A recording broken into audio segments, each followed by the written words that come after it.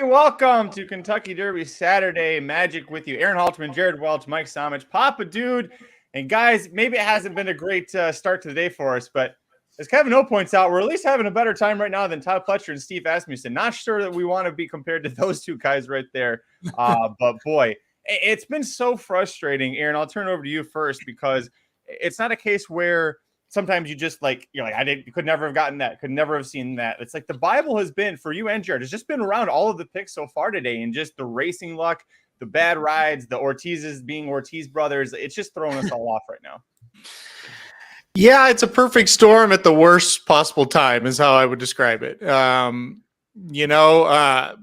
Anejo kind of struggles out of the gate a little bit in the first race, closes up really nicely, but doesn't get there. If he gets there, that's $300 profit right there. So, I mean, that killed you.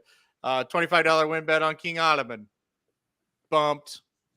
Just kind of doesn't make, kind of gets bumped and stopped. Jared's bet on Goodnight Olive. I have no idea how you could describe what Irad did there. And Goodnight Olive just had to win or get second, not even win, and so it's been infuriating without any doubt. It's, as Mark said, it's been horrible, and we're not here to lie. The luck hasn't been there today. It just hasn't.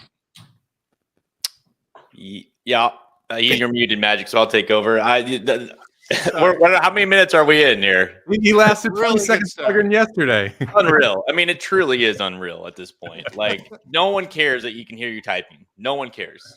Just keep it off mute.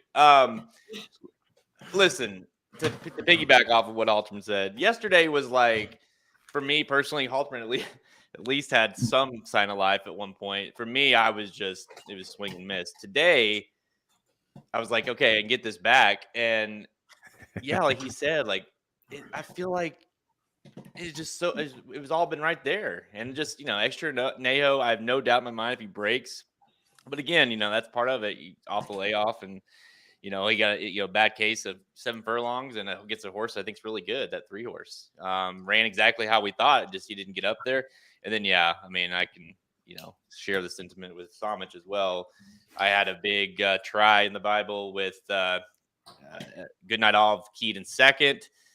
Really, the whole stretch, I thought I had it. I had no doubt, because I also had her at even a bigger base, her on top. So I was like, win or second, I've got this. This is it. And it's like, dude, how do you not get out? Why he didn't take her out and think that he could just go, it blows my mind. So, yeah, it's just been one of those days. Very easily could be up 300 plus right now. Instead, I'm down 100. And, I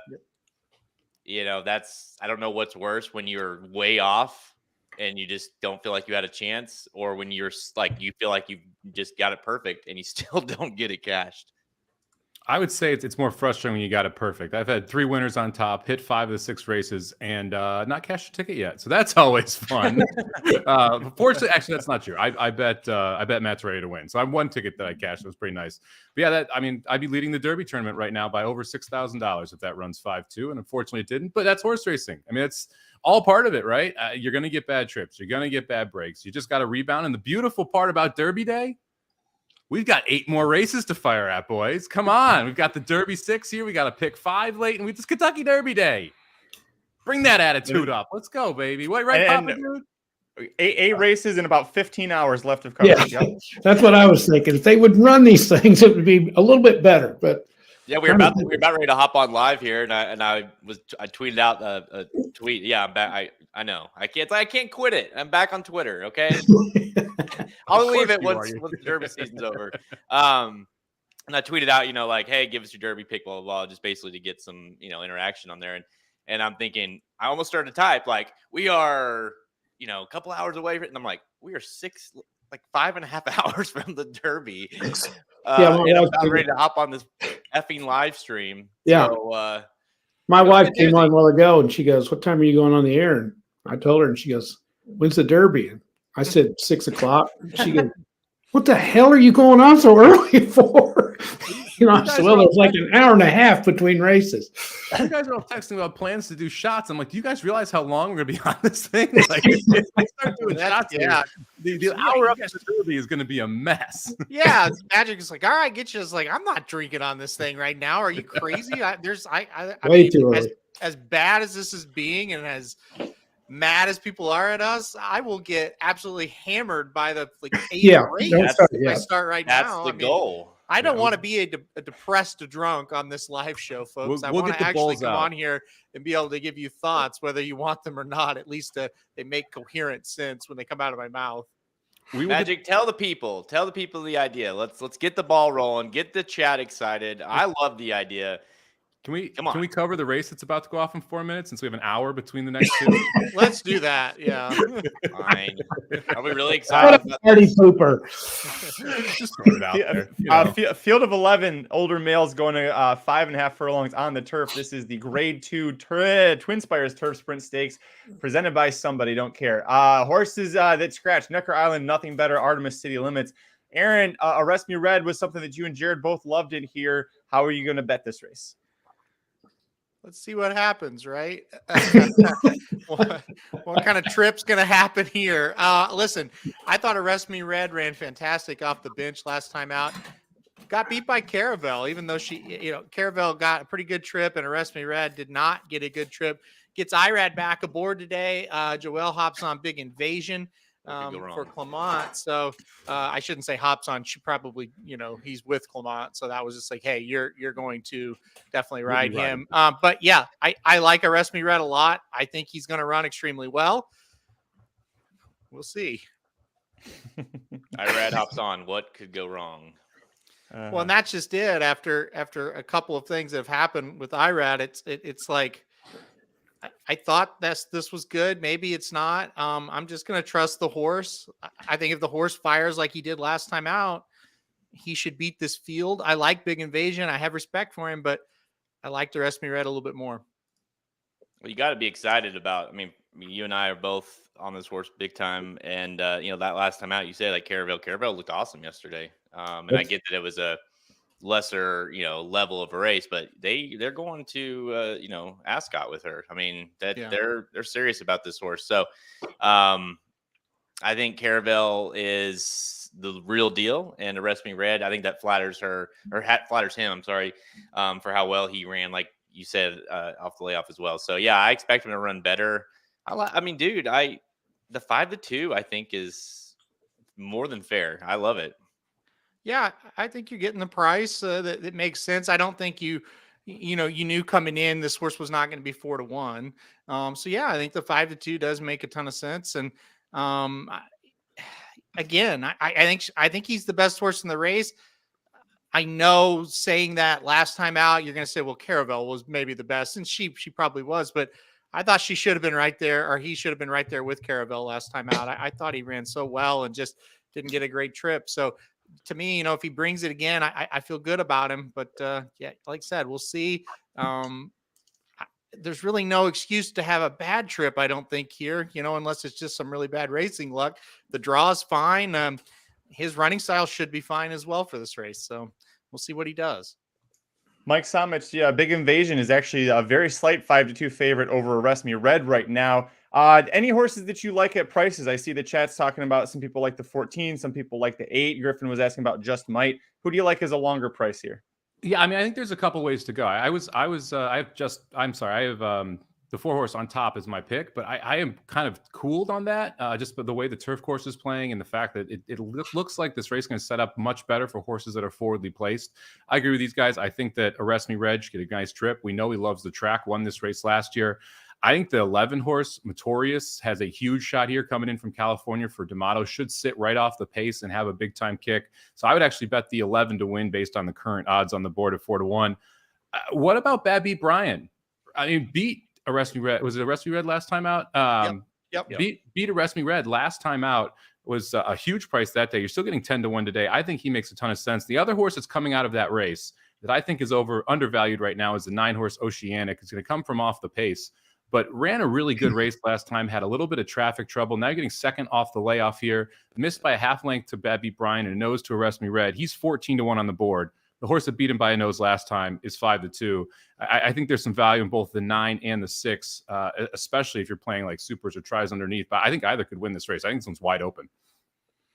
Papa Dude, what about you? Well, I'm a little worried about the 4 and the competition factor. Been in much lesser races. It's only ran in a grade stakes once and lost by 6 lengths. So it's got to step up and prove it. Definitely talented horse. I'm with Arrest Me Red too. I also like Mike's pick on Notorious. And if you're a name better, you got to throw in the 1, No Balls. You remember we talked about No Balls on the Daily Show. That was only a couple weeks ago, and that horse did no running whatsoever. No, so he didn't. We'll probably come back and air in this spot today. So we'll see. He did, last time he was at Churchill Downs on the turf, won an allowance race, gate to wire with Corrales in the saddle, and he's back. He got third off the layoff, so big curious there. All right, here we go. We are loaded up. The pace is going to be interesting here as well. You've got 5 or 6 horses that want to go. There goes Karatari. Break. He's on the front. If No Balls wins, I'm leaving the chat. Much better break this time for Arrest Me Red. Yeah, Big What's Invasion that? got a nice spot there too, a little bit closer than I was expecting. If No Balls wins, it's going to be a very short day for me. That'd be a We were perfect on him board last to time, do it. Papa Dude. No, I picked Beer Can Man. or Oh, something. that's right. That's right. I was on No Balls. That's right. I drew it out of a hat. It was between that and the Beer Can, whatever he was. I remember that now. Yeah. Bad Beat Brian's getting a phenomenal trip here. Yeah, he is. With the Arrest Me Red goes swinging a little wide. Here goes What? No Balls. Oh my God. Now, No Balls' problem last time out was he hit a wall about the 16th Come on with this hole. 11. Find your way through, Pratt. Go get him. Go get him. Don't try to go up the rail. Now go by. He's still not going to get there. God, can you believe this? Yeah, All what right, a Papa trip Dude, on thanks that for 11. joining us. Your wife Well, will be so happy that you had a very Sunday, short day. Golly. This is What a trip on that 11, man. special. Where was the 10? Where was the 4? 10 was in a great spot off the turn and just didn't have anything left. He just ran in place. 4 looked like the 4 had a Rosario style trip and that he got. Yep, wow. Yeah. Actually, the the 11 11 came down and shut off the 4. The Yeah. 11 came Terrible to the trip. hole. This is Yeah, terrible ride on the 4 from Joel. Shocking. Terrible ride. Ugh. Man, that 11 was the best horse in that race. 111, 214. God. Go Bears Go was a horse that I had thought about. I thought the horse would run pretty well and did. Yeah. This kind of race doesn't bother me one damn bit. But this race was wide open. I'm surprised the one went gate to wire. But I mean, this was one of those wide open races where you can kind of take a shot somewhere. So I'm not shocked the price wins. I'm surprised the one was able to go gate to wire, though. I thought it was going to be someone coming from off the pace if you're going to get a price. Yeah, just a really it's unbelievable how poorly No Balls kind of showed up at Keeneland a couple of weeks ago. And when this horse was entered back for Ravelli, I thought, well, he must think that the horse will run a little bit better. But again, it's just, even if you thought this horse was going to run a huge race, it was hard to get to this one because even his best races weren't quite good enough to beat a few of these in here, I thought. Alex says she had a pick 6 ticket. She was about to press send on that included No Balls, but she didn't submit it. So Alex is ready to start drinking with the rest of us.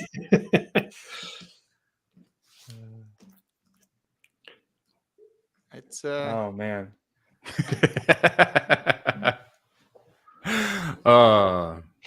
That's unbelievable. Very cool, Richard. yeah. I thought Go Bears Go ran well. I just yeah, Go Bears Go ran very well. Yeah, very, very well. And your horse you talked about there, Somich Matorius. I thought that horse was fantastic, but I just I don't I'm sorry, I'm really just at a loss right now. 11 just had to weave too much. I mean, that's the problem. If 11 gets loose down the middle, I bet he runs down the 1, but Yeah. never got loose until a little too late and kind of went inside, then went outside, and welcome to Trip World. Well, and also, again, something that you've brought up a lot, including yesterday, Mike, is that the model horses are still running really, really well when they're shipping out here, especially the turf ones. We've got I can't remember off the top of my head, but he's got Hong Kong Harry and Earl's Rock in the Old Forester Bourbon Turf Classic. That's right. I love that comment. No balls to the walls. The window. That got to me. That was a good one. You made me laugh. That's the first laugh of the day right there. Wait, I thought I gave you the laugh with my Irad Jose comment earlier. Well, yeah, but I wasn't in that bad of a mood when you sent that one. So Fair enough. Yeah, it's the worst. It's the worst. This is the worst. This is the It's way. the worst. It's crazy. It is. Aaron, you mentioned you were live in the Belmont Pick 5. Who do you have there? Hey, yeah, let's talk about Belmont. That's a great idea. It'll help you We got an relax. hour to the next Churchill race. We got Belmont. We got Gulfstream going. Do you have a Absolutely. horse running today we can watch? A horse running no, today we can watch? I've got 2, 3, 6, 7 in this race at Belmont's. Was able to go 4 deep here. Went a little bit short in some of the other races. I mean, just played the logical horses in this leg, trying to get through. It's not easy. It's 6.5 furlong allowance race here. First beautiful day we've had at Belmont. It's been really rainy, but we're on the turf and the track's fast today, so that's good. Yeah, I have the 6 in tournaments. This kicks off the early birds over on horse tourneys. I like that 6. So hopefully you can get the 7-2 price home, which is one of the better ones you got going. Yep. Yeah, that would be good. Only using 2 horses in the next leg. So certainly that'd be just fine with me to get that 6 home, because got a shorter price and like an 8-1 shot in the next leg that we're using. So Always We'll see. interesting when they decide to keep it on the horse that's going to the bathroom on the track on the feed. I personally love it. I think it's great. Big Gray. We'll describe it for the people here. Big Gray taking a shit on the track right now at Belmont. Yeah. We still got it on him.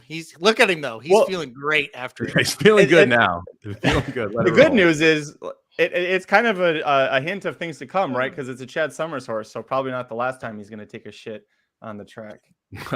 Oh, magic. Brian asking the question. Haven't is even started Snowball- drinking yet, folks. Is Snowball's gelded? He was actually gelded before he ever raced. So I'm going to go ahead and assume that is actually where they came up with the name No Balls. Give him credit. Is that your puke bucket magic for 5 hours? You know, from it now? might be. This is the popcorn bucket, but it might turn into the puke bucket before this day gets over. Are you making popcorn today? I don't know how well it shows up on camera. Actually, I sit here and point, but maybe you can't actually see it. That's amazing. That's a great idea. Yeah. Send some over here. I actually In should there. probably order lunch since I don't think I'm going to be making anything while we're on this live stream. Oh, and now you can see it. Yeah. Well, the good thing is you're in California. You get anything delivered that you want. Very true. I'll get some Chipotle so I can be that 5 horse in a couple hours. Chipotle away. They're going to the gate at Belmont, so it was good timing to kind of transition over to this. You used the which one did you say? The 6? The 6, yeah, and the Radio 3 was, Red? 3 was my alt. 6 and the 3 was my alt. So I like those two. I thought the 6 was the right price. They're going to be the right price. Getting 4-1 right now. Yeah. Oh, that's good. And this kind of a shorter field, I'd say for a tournament, that's probably pretty good. 4-1. I don't know. I don't play in them, but that's good, right? Good price. If it wins, it is. Well, it's not Churchill, so probably it'll win. You guys started at saying Spaceballs before the Breeders' Cup. Yeah. What horse was that? Space Blues. Space Blues. That's right. Yes. Spaceballs. Yes. I love that movie. That's a great movie. I think I may watch it. It's So just let's- act like let's- I'm watching Churchill. Real quick, Throw it up on the feed here. In between races, we'll just watch it like an hour at a time. That would be more Baseball. fun. Yes. Jared and Aaron, I got a question for you. Sure. So you guys both taking Tappa Trice in the Derby, right? Mm-hmm. Are we concerned about how the Churchill track is playing? I mean, I don't get too much into the track stuff, to be honest with you. amongst many things I'm concerned about. Yeah. I mean, at this point, I can't. What do I know? Like, I'm not, but maybe I should be. I don't know. Well, I'll tell a little story. We were off the air, and Somich and I sat and watched the 13th race yesterday, and the horse that we had was like 2 lengths ahead, just cruising on the lead. And I was like, "Yeah, there's How no did way he this not horse win can that? lose." Track bias. 2 closers at 16-1 and 18-1 from Tampa came from the clouds and beat it. So I mean, how can I even really comment? I don't know. Yeah, where's the track bias there? Yeah, well, that's the I one. feel like side. most of the time people want track bias when it fits their narrative a little bit, Yeah. Good horses win races, I think. It's not necessarily now if it's like claiming races and stuff, I think I can get a little more on board with the track biases and stuff. But when you have, good horses, I just have a hard time getting there with track bias. We also on these big days, I think more people say track bias as well. But you have all the speed that's bred into these horses that in the U.S. specifically, that makes forwardly placed horses generally are going to be better when you're getting all the grade 1 horses. Come on. Come on, Get rid of Sid. this too. Come on, Get rid of Sid. this too. You got it, Somich. This 6 is to home, baby. Let's go. win. JL. I was laughing at Magic too, shaking that popcorn up. All right. What's there the we go. flavor? What do you put on it? Magic. Orville yeah. Redenbacher popcorn oil. Oh yeah, it's a go-to over here. Yep. That is I good. thought that was going to be hot sauce for a second, and I was going to have some feelings about it. Oof. If it's Gotta not have that. Cholula, I'm too much of a bitch to eat it. Cholula is the only thing I can handle. Yeah. Nice race, Somich. 7-2 winner for your tournament there. Live in the pick There we go. 5. 1 race to go there at Belmont. So that's good. Hey now. Good, Don't good. worry, Belmont's running. Yeah, exactly. Exactly. That's Um, what saved me yesterday too, was Belmont. Yeah. $78.42 on no balls to the win. $34.62 to place. Easily your biggest pick payoff so far. And anyone who's stuck, real quick, $26,000 super high 5 carryover going into this race. So if you want to hit a super high 5 for a bunch of money, this is your chance to do it in the Pate Mile, which is usually a really easy race to hit, right, Jared? Oh yeah, totally. I guarantee it's gonna hit. So Yeah, the exacta comes back $1,000. The try for 50 cents pays just short of $3,000. The dollar superfecta pays $49,000 in that turf race. It's incredible. Who got 4th? I don't even remember. 14 horse, Noble something. Oh, yeah. Reflection, Noble Reflection. Noble Reflection. There it is. There's so many nobles, it's hard to keep them straight now. Yes. No balls, Noble Reflection, I was just thinking like Noble Mission, but okay. Good to see our friend Amateur Alchemist finally back in the chat after getting banned yesterday. Yeah, who possibly could have done that, Magic? I sent them an email after the when I figured out how to fix it, and I was like, I'm really sorry. And they're like, oh, we didn't even notice. All right. I just want to make sure that he knows that like Halterman and I, well, we all did, but Halterman and I, we stood up for you, okay? When he muted, I'm like, what are you doing? That guy's awesome. Like, come on, Yeah. Magic. So On air, they said, what did he do wrong? Nothing. He didn't do it wrong. I did it wrong. No, I saw it. It happened immediately, and I sent it in the private messages. I was like, why did you just do that? I didn't see that he made any comment that would have been a ban type of thing. By the way, if he's talking, I don't know, are you talking about the Funny Doug year amateur? Because if you are, that's the most money I did not make that I should have made thanks to that effing horse. You may actually get banned if you're talking about the Funny Duck here. Yeah, this is bannable material actually. I played a big pick 3 into the Derby that year, and it was this race. That year was this race, the turf race. Who was that horse? Yoshida, right? Yep. Yeah. Yoshida, and then Justify. And I had and again, it was Asmussen horse. It was like 30-1. Went overseas later. Yeah. I cannot remember. I'm gonna have to look that up now. But anyways, I had that horse and played into that, and I think the pick 3 would have paid. What was that like? It was massive. It was like $7,000 or something. Yeah, it was going to be massive. New York Central. New York Central. I knew it was New York Central. Funny Duck, who, by the way, correct me if I'm wrong, never even sniffed the winner's circle again. Correct. He never hit the board again in 1, 2, 3, 4, 5, 6, 7. 0 for 9 hitting the board. Yep. And real quick question for you guys. Magic, will start with you. Your current favorite, Kangaroo Court, in the Pat Day Mile, 7-2. What do you think of that? Well, apparently he's going to win because I didn't use this horse. I don't understand that one. That is wow. I mean, this is what's struggling for me is not the fact that Tim Yakteen hasn't supposedly have never won outside of California. Not that there's a lot of speed. His horse has never faced open company. He's been beaten up on the same damn 3-year-old, 2-year-old Calibreds that, like, I was there at Del Mar when he broke his maiden and it looked really great, but never once did I sit there and think, now there's the Pat Day Mile winner next year. It's like, probably win a couple of Calbred stakes. And I mean, this is the logical choice for them to do it, but guys, I don't see how this is 7-2 at all. I thought you'd be all over him because you were the paddock host that day at Del Mar when he won, and so I thought you would be really excited. No, I get it. I think he's good. I think he's got a ton of talent, but this is a crazy jump up for sure. Now the flip side of it is it's probably not the best Pat Day Mile we've ever had. You know, like where there's not like a Jackie's Warrior in here or a Jack Christopher in here where it's like, oh boy, you're really in for it. But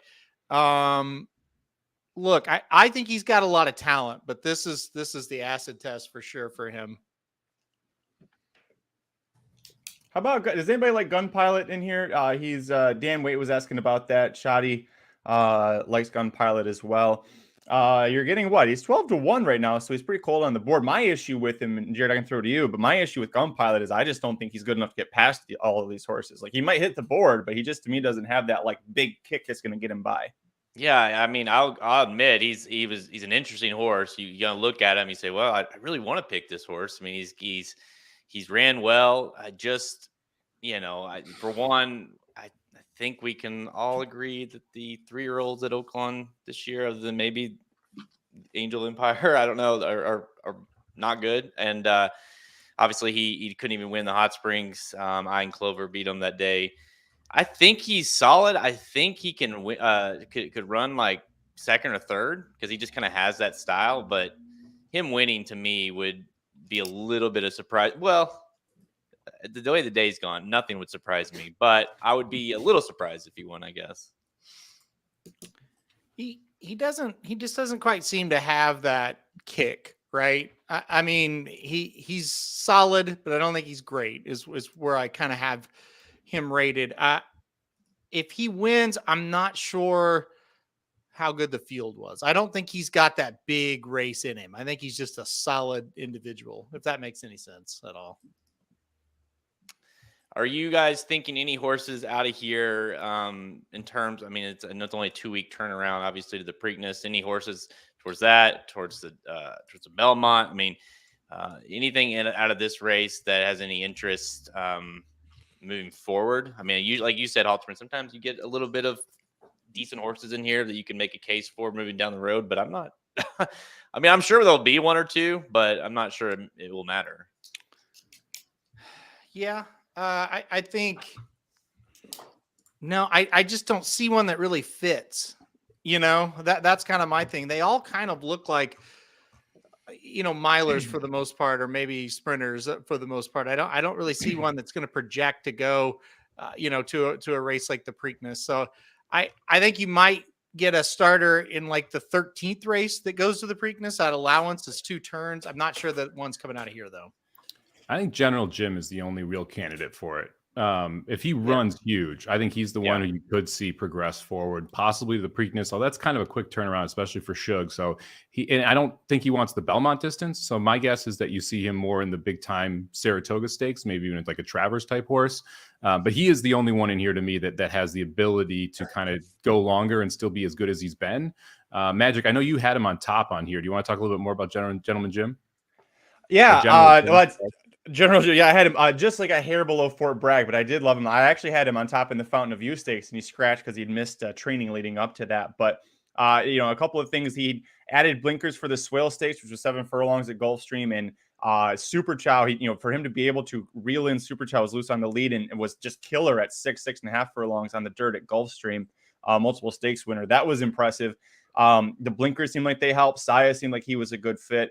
A horse that maybe if he doesn't, Belmont, I agree with you, is probably too far for him, but you could see this horse or a couple of these horses go to the Woody Stevens as well. But General Jim was a horse that even, Aaron turned me on to him too, because about just the nice progression that he was showing. Mucho Macho Man, he had just a horrible trip where he was blocked pretty much the entire stretch. He came off the turn in size, was trying to go up the rail, and there just was absolutely nothing there for him to do. So a pretty rough trip, but he's drawn outside at it should, he's going to be outside of Fort Bragg, which I think will help him. He'll have plenty of targets. It's just a matter of if he's good enough off the layoff. We haven't seen him in 3 months.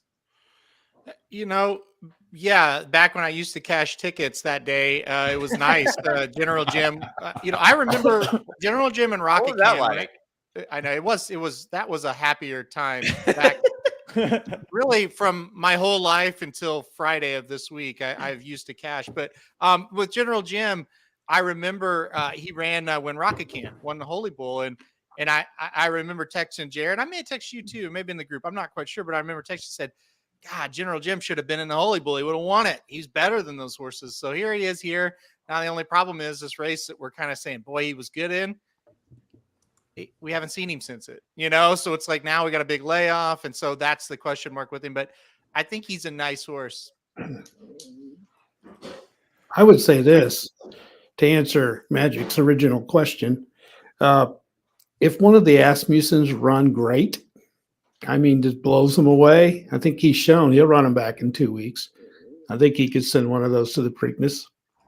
I think Echo again is a horse that he still believes is a big time horse, and he did kind of put it all together. I wouldn't be shocked, Papa Dude, if he won. If he was real impressive, he would have to be very impressive. Yeah. Gun Pilot. I don't know. I don't know about him. Maybe. I don't think he's very good. Asmussen has not been wonderful in Kentucky the last 3 weeks. Yeah, well, there's that too. Who, Asmussen? Yeah, he had a bad Keeneland, and it's not been. Yeah, he's down this year. He's down. He doesn't have what he's had at all levels. Yeah, he was not very good at Oaklawn for him. Can't even blame it on Extra Neho now. That horse came back and he didn't break all that well, but still. I thought he ran okay. He ran like a horse that is going to be really good. I mean, I don't think he disappointed necessarily, even though he did lose. I mean, I would have loved this, but he has some ability, you can tell. Yeah. He was making up ground. It's just he faced a good horse and got the jump on him a little bit. And when you handicap that race, it looked like Extra Neho would be right there on his hip, and Extra Neho was like 6 behind him. So yeah, you kind of knew when they broke. You're like, because that 3 is good, right? If there was trash in the race other than him, you'd say, well, he could still make that up. But when that 3 kind of kicked away, you knew he'd have to be really good. Yeah. Unfortunately, we can't blame. Unfortunately, we can't blame Ricardo since Tyler Gaffleon was aboard. We could blame Tyler though, if you guys want to do that. We can still blame Ricardo. We could blame Ricardo. Yeah. Anyone have any interest in the 13 Damon's Mound? 2 races going 1 turn at Churchill and Saratoga. Looked dominant in both of those. Goes 2 turns over Churchill. Not great. Clearly quit. Tried the turf last time. Wasn't great. Now we're getting back to 1 turn on the dirt. 24-1 on the board right now. Anyone have any interest there in Damon's Mound? This was a hyped horse at Saratoga last year. Anything can happen. That's for sure. I didn't understand why they brought him back and put him on turf. That was a weird move to me. her a low percent. Like I know Cassie does that, but no offense to Michelle Lovell, she's not Mark Cassie. So No, she's 13% dirt to turf. You kind of maybe were just trying it, but it did seem like an odd spot to put that horse back in. I think Damon's Mound took advantage of the 2-year, like being just a little bit more developed than the other 2-year-olds. That's kind of where my stance was on him. This is an awfully tough race after a weird race last time out, right? If he comes back as a $100,000 stake or something like that, you're like, okay, maybe he can kind of get back to what he's been doing. But this is a toughie. This is a tough ask for Damon's Mound. So looked like a good horse last year, though. I agree. No argument. Didn't Gulfport blow the turn in the Saratoga Special? Yep. But yeah, and then Damon's Mound came around the inside. Yeah. Gulfport was like 20 wide, and he just kind of snuck up the rail. Yeah. And then the two of them burned each other out in the Iroquois after that. Yes. Yeah. Sylvain says we need Red Bull. A good time to talk about the if you see down below on the banner, for every $25 tip we get, someone on this feed is taking a shot. We're going to rotate that so that we spread out the joy there. And if every $100 tip, we're all taking a shot. So we got that deal on the table for everybody as well. I know that not everybody has the balls that I do, but I'm sitting here. I'm ready. I got my captain. I got my lucky Delmar shot glass. So I'm ready to go. I want to see that pour on screen, Magic. He's already. That's an empty bottle that he's put apple juice in, guys. Yeah, exactly. Be convinced. And Mark Just says still the fundamental listen. problem right here. Nobody has any money right now. He couldn't be more right. I couldn't buy his the real strategy is wait an hour, I'll start drinking anyway. So. Well, just thank goodness I don't have to tip anything because I couldn't. So. Oh boy. We all feel that way, Shoddy. We all wish we hadn't bet money on put money on these bets. Let's be honest. I think you'd have more fun tipping this than betting and losing. I mean, at least you win with this. So if you do 1,000, we can make every one you do has to go to Magic. How about that? Hey, I was fun yesterday on the show. Once I was what was that? I had 6 shots worth of captain by the time the stream was done. Yeah. You're always fun. What are you talking about? Yeah. Oh, thanks. What is also fun? We're still 23 minutes to post to this stupid race here. How about we talk about the all 3-year-old pick 3? Because that race starts with we got the American Turf and the Kentucky Derby. Did anybody play that? I know there was something that Vinny previewed for us for the website. I have not played it, but now that you mentioned it, I may just have to. There you go. Well, we got 23 minutes. Let's jump into who we actually like in this race. We've kind of just thrown some horses out there. I've got Fort Bragg on top. I like the 7 quite a bit here, specifically because of the Florida Derby effort. I thought he was way better than that looked on paper. If you go back and you watch the break, completely misses the break, swings inside of the 6 and 7, guns it to the lead, and I thought held on pretty well, all things considered. So I'm on the 7 here. I'm using 5 and 7 to start out the pick 5, and then singling the 7 a lot of stuff as well. Am I the only one on Fort Bragg today? No, I had him on top 2. But just Aaron, you and who I. did you like? I like General Jim. I'm going to stick with General Jim in this spot. I think this is a really good horse. I think if anybody's kind of a better than just a little bit above average type of horse, I think it is General Jim. I thought he really looked good last time out. He beat a horse that's a really good sprinter last time out, especially a really good sprinter at Gulfstream Park. And if you remember that day, I can't remember what that horse went off at, but General Jim was not the favorite because here, I'm going to look it up now for you. It's Super Chow, I think 4-5. So General Jim was not the favorite that day. So and he dominated that horse. Very easy win. I just feel like if he shows up with his number 1 effort here, he's going to get the job done. So, look, it's a tough race. I can't really say, oh, Fort Bragg, that's a terrible horse or anything like that. I just think General Jim might be a little bit better. Jared, where'd you end up top? Yep, that's I'm kind of on the same boat with him. I looked at this race probably more than I did any other race on the card, just because I could not come up with a horse, and ultimately I just fell on General Jim just because I do like that horse, and a horse that I like, like Halterman mentioned earlier when he won that swell. I thought, man, this is a horse that they could have ran in that prep race and won. So I think I'm concerned about why we haven't seen him. That's probably the bigger concern. But I do believe that he's talented. So 4-1's fair for me on him. I don't love a lot in here, so it's more than anything. I was somewhat interested in Gilmore. Anyone? I'm gonna go get a glass. Gilmore? You cover this. You got this, Jared. Just keep talking. Okay. $100. I'll take it for 100. Oh, did we get one? Oh, shit. We got one. $100. I'm taking one. That's worth it. All right, fine. Now you're gonna get me in a terrible mood though, because after I have this one drink, I'm gonna go get some Coke, and we're just gonna start doing it. Well, I'll go ahead with my pick. Okay. Okay, go ahead. Wait, are you swift hitter? You can't do coke on stream. What are you doing? I think General Jim's the safest bet for sure. I went with Kangaroo Court, which is against everything I always bet, because I don't usually bet one that's not proven it anywhere else but California, and against California breds. But I like the fact that he's won 3 in a row. I don't really like anything else in the race, so I went ahead and took him. I do think Fort Bragg is very interesting. He's been running against much tougher than this, I think. And I wouldn't be surprised to see Echo again run good today. But I went with Kangaroo Court. And again, maybe it'll work because it's going against everything I ever do. So I went with him. Amateur taking the 2. Do we have any thoughts on the 2 before we take the shot? Tall boy. I think he's talking about the 1 because he says the state's. Oh, sorry, I read that as state bred, stateside form on Tall Boy. Just wasn't a great horse over here before he went overseas. Did run a couple of nice races over at Maidan.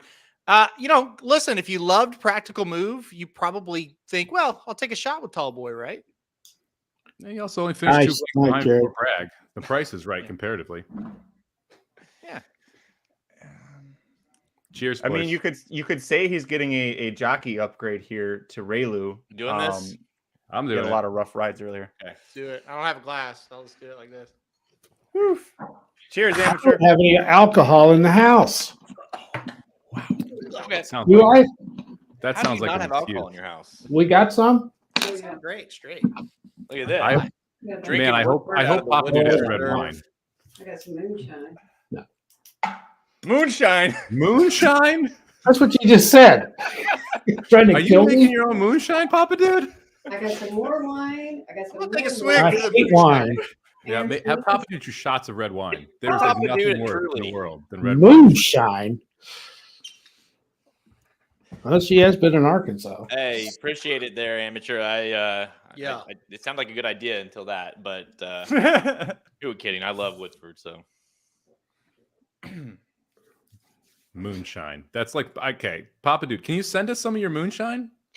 Well, I didn't know we had any. So To be honest, that is a phenomenal liquor name. Papa Dude's Moonshine. Like it's a brand. okay, here it is, right here. Old Smoky Moonshine, right Try there. that out. Yeah, come on. You got to at least take a sip of it. Yeah. Oh, And that's like got to that, be 100 years old. Try that Well, out. then it probably is like weak now. We'll tell you what happens in the Derby tomorrow, Papa Dude. Yeah. Okay. Oh, wait a minute. It's apple pie moonshine. Oh, I bet that's not real moonshine. That's not the real No, thing. that's commercialized. This is Apple probably pie moonshine. kind of like this comment. We can play 6 innings of an MLB game between races at this point. That's a good point. Now I know somebody brought it yesterday. We were bitching about the time in between races too with the Oaks stuff, and someone brought up that it's because the lines at Churchill get so long for betting. But it's 2023. Like the lines can't be that long. Everybody's betting on their phone. Everybody's betting at home. Like I don't know why you would just do that. I don't know. There was 0 signal at Churchill last year. It was a train wreck trying to bet on your phone last year when we were there. 4-1 right now on Angel of Empire, your favorite in the Kentucky Derby. $15 million in the pool. So already pretty mature there in the Kentucky Derby pool. 15 million bet to win. Angel of Empire, currently your 4-1 favorite. I think it's a 9-5 on tap at Trice is your second choice. So those two. What do you think the favorite goes off at in the Derby today, Jared? Well, and with the Forte, obviously, you said like it's going to be, I was looking back, because I like to look back, to get an idea like Will Pays might be and of different bets.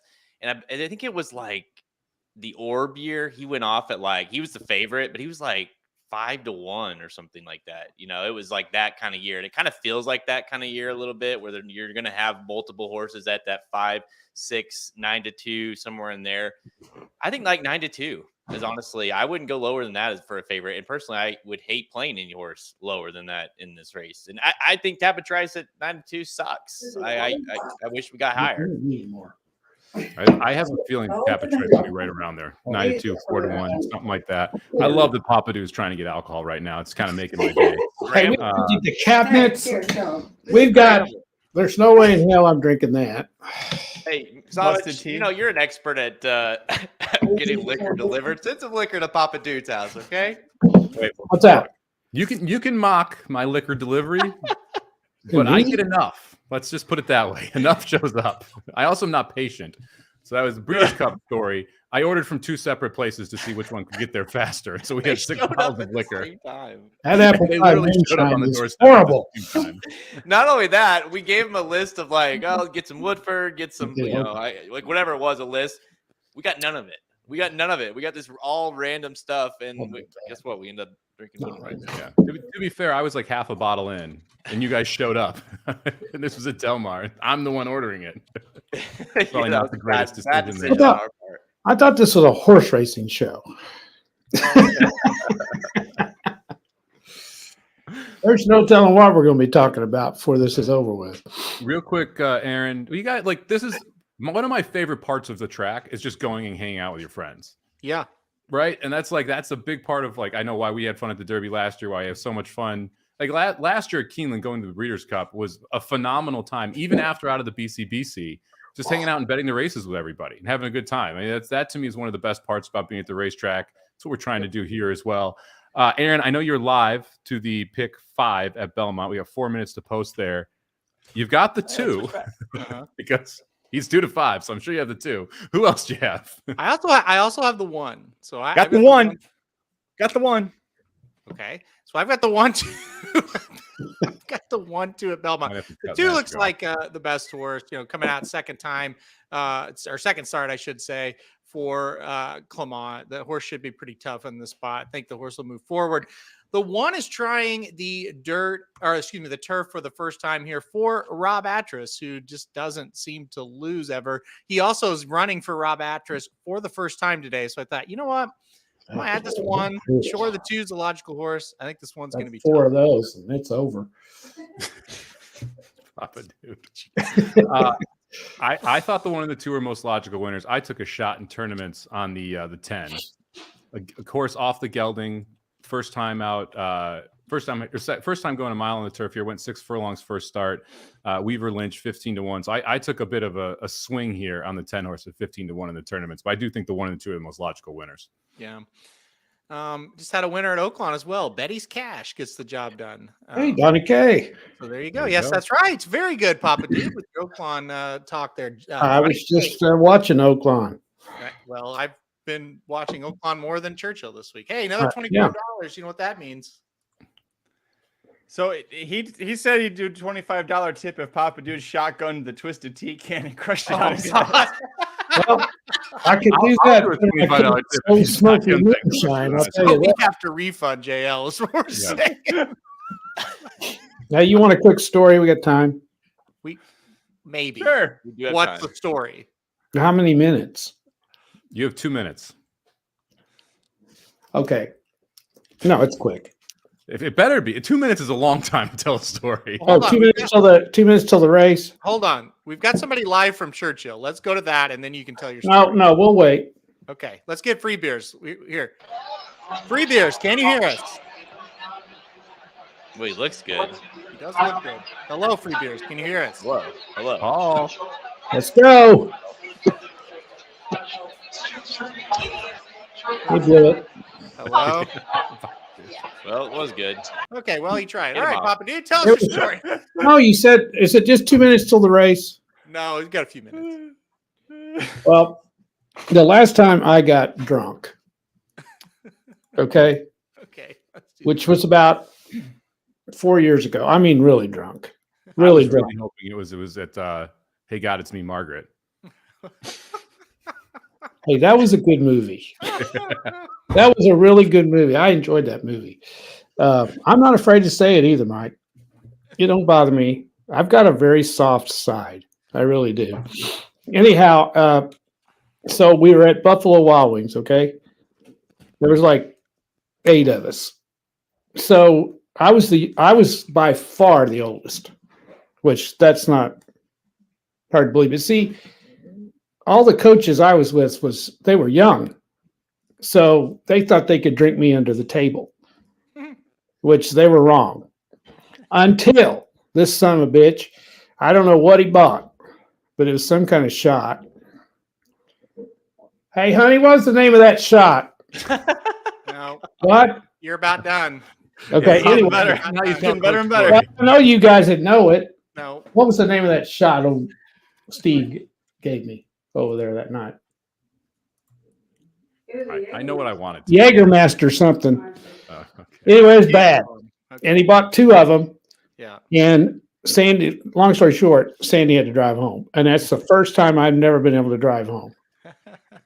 Yeah, Jägermeister, that was like just post-college days when you thought it was cool to drink Jägermeister and you do shots of that. It is disgusting. I had it again like 5 years ago. It is nasty. Yeah, Jaeger I know bombs. what you're saying. Oh.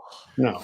Huh? No, don't tell them what I was saying. And Ron, I agree with you. I do enjoy the longer post times when you're at the track and you're hanging out and you're having a good time. You're running around the track. 'Cause I mean, I know we were all like the Derby last year, or at least Aaron, Jared, and I were. It didn't feel like it was that long between the post times because we were doing everything, right? So, Well, you so were it was drunk. fast to be there. You gotta go get drinks, and you're meeting people, and you're talking to people, and whatever. And before you know it, yeah, they fly by. But when you're just sitting here on when you're not there, it feels forever. Hey, Jared, remember that day? I think you were there when it was Derby Day and we all had that $20 show parlay going. Were you there that day? Yes, Wasn't that fun? That was fun. Yeah, was that the same? I can't remember if that was the same time or not. What you and I wussed out, and we're like, let's just cash it out. That was me. Yep. Yeah. Yeah. Halter got so mad at us because Oh, he got mad. God, he got mad. You're not allowed to cash out show parlays. No. Criminal. That's criminal. All right, we're loading the gate post Here we go. at Belmont. 2 over the 110 try.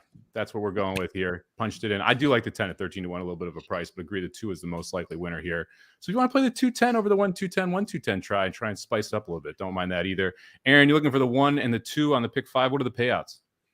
Let's see. I'm sure the 2 is just massive. The 1 is going to pay out about $800. The 2 Whoa. is going to be about $250. All right. That's better than I thought it'd be on the 2 horse there. Yeah. Yeah. I got to be honest. I kind of like having Belmont back now. Like the turf course there, you got a lot of one-turn stuff. The turf course will be a little funky, but it's nice to have that course up there back after being at Aqueduct for so long and having the turf racing there. I agree. Thank you, Aaron. I appreciate that. Hey, I was getting ready to do the shot for JL. So I know Papa Dude's not able to crush a can on his head right now. So All right, there you go. Magic's going to Or take this any one other down. time. Good job, Magic. woo. I didn't even know we could do this. This is fun. Shout out to our friend Amateur Alchemist, who after getting banned from the feed yesterday offered this idea up. that was a great idea. All right. We here say that now. We've still got Wow. 4.5 hours to go. Yeah, the problem is if we do crush a race, it's going to the shots are coming. We might have to increase the tip amounts. Get All him right, here we in go. Don't worry about that part, Yeah. Somich. Okay, don't worry about that. Okay, we're good. All right, looks I don't like think this is I'm what my me wife going meant when with, she said play just the tip. I'm me going with a 2-7 exacta box at Belmont. We'll talk about Churchill here in a second, right after the Belmont race. We are 7 minutes to post there, so we'll jump over there, rip through who we think the contenders are, who we like as prices, and then we will get back to the shenanigans after that. Ooh. Oh, that was Let's okay. go, there, I thought 9. that was the 10 horse that did that. Good break for the 2 and the 1. That's what we're looking for. 10 horse seems a little disinterested. Maybe need to geld them again.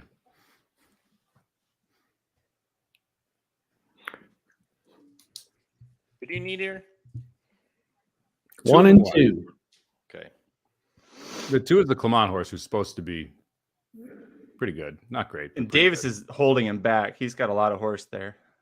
Well, it's like funny it. too. We talked about this a lot on the Magic Mike show last year. When everyone was gone, Dylan Davis got all the good Clement mounts. And then whenever he shipped out and like Rosario wasn't shipping with him, Dylan Davis went to like Woodbine and went all over the place and was just getting all of those massive Clement horses. And they were winning at prices too. You're getting like 6-1, 7-1, 8-1 consistently with them. Is that the 10 there moving a little bit?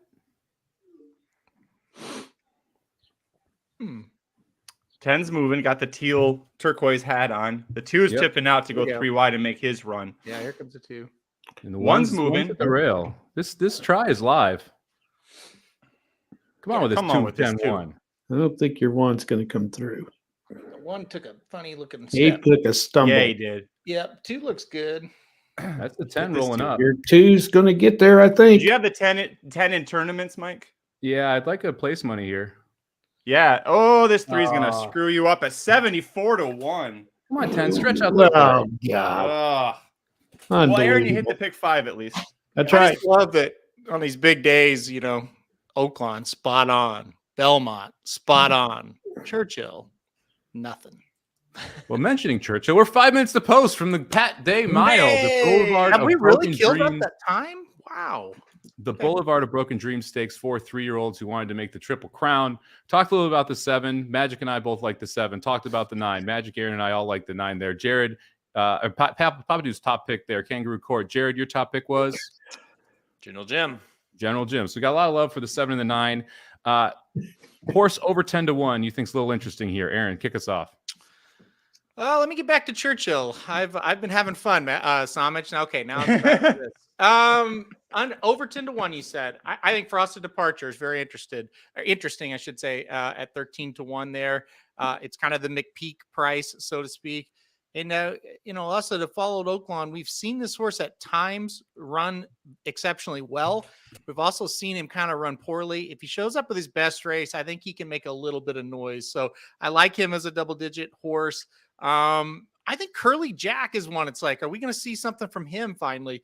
You know, he's 14-1 back at excuse me, gosh, back at Churchill. Shots, man. Back at Churchill. So we'll see with him.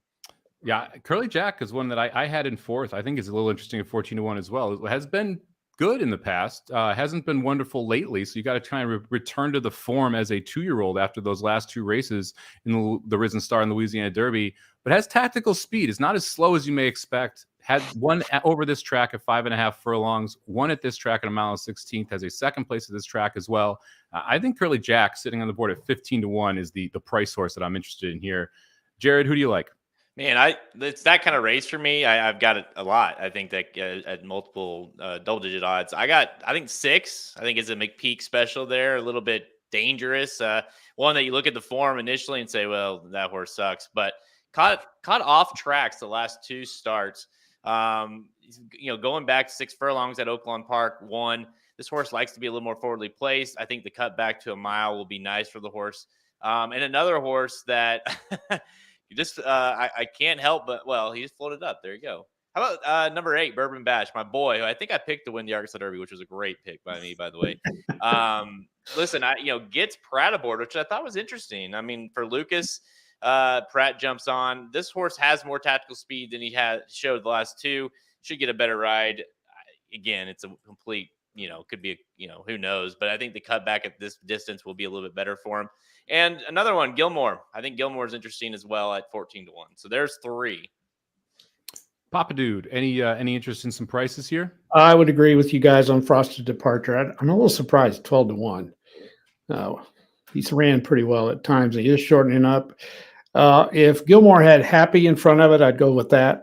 Happy Gilmore, but not going to do it. The thing with Lucas, I heard him talking about Bourbon Bash one time. He wasn't real high on the horse, but he is shortening the horse up. So that's an interesting pick as well. I don't think he's going to win, but he could screw up some trifectas. But I would go with Frosted Departure for sure. I do like when Lucas gets a jockey like Flavian Pratt. It does usually kind of lean towards the horse is going to run a little bit better than what you think, right? It's like you'll kind of see the running line. And it's a jock or two that it's like, yeah, whatever. And then Flavian gets aboard and the horse runs a little bit better, or it's Rosario or somebody like that. It just, I thought that last time he was going shorter and before kind of got jumped up in company in the Rebel and the Arkansas Derby, he ran a nice race. Still, that was the Gun Pilot, but this horse is one that could make sense getting, obviously gets the best jockey. Pratt rode this horse on when he broke his maiden at Saratoga, won by 8 lengths, going 6 furlongs. So Pratt jumping aboard.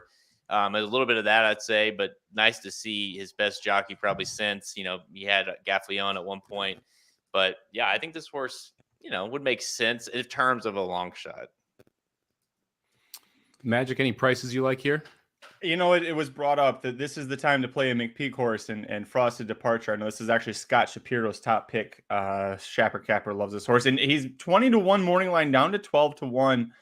11-1 now. So that to me, he's still in that double digit range where you're getting those big bomb odds on him, but there's enough steam on this horse to make it interesting. And I forget who brought it up. I think it was Jared, that if you scratch off those sloppy tracks, those wet tracks that he was on, he's a good horse when he's on fast. It's just a matter of if he's going to be good enough. This isn't a Pat Day Mile where we're sitting here thinking there's really a super world beater. We'll see.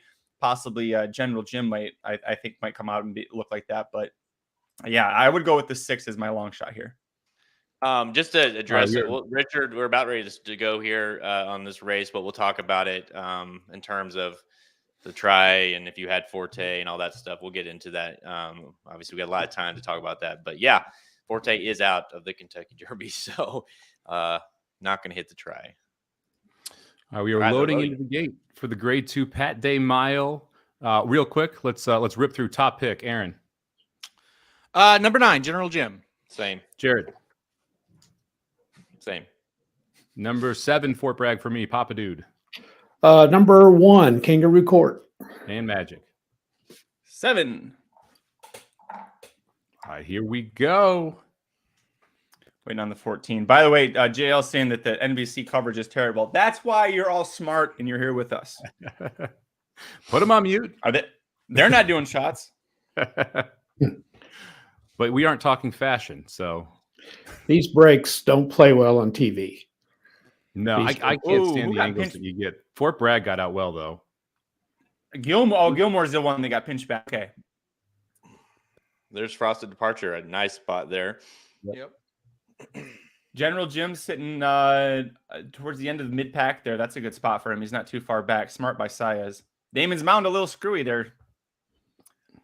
Horses don't like when they go past that. They come out of the chute and there's a crossover. Who is that? Who was that? 11.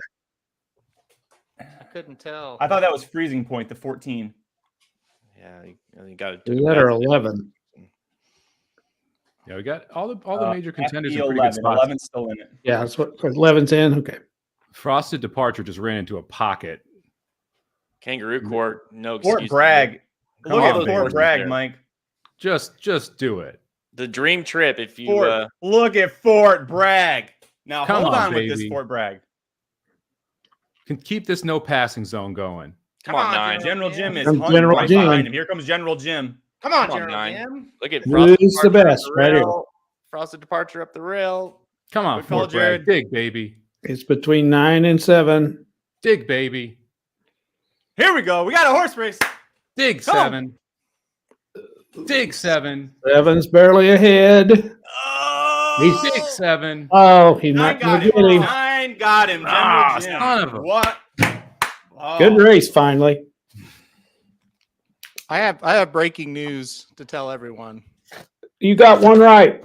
I just had that winner. Hey, there's shots all around. Bourbon Bash. Things came through. All right.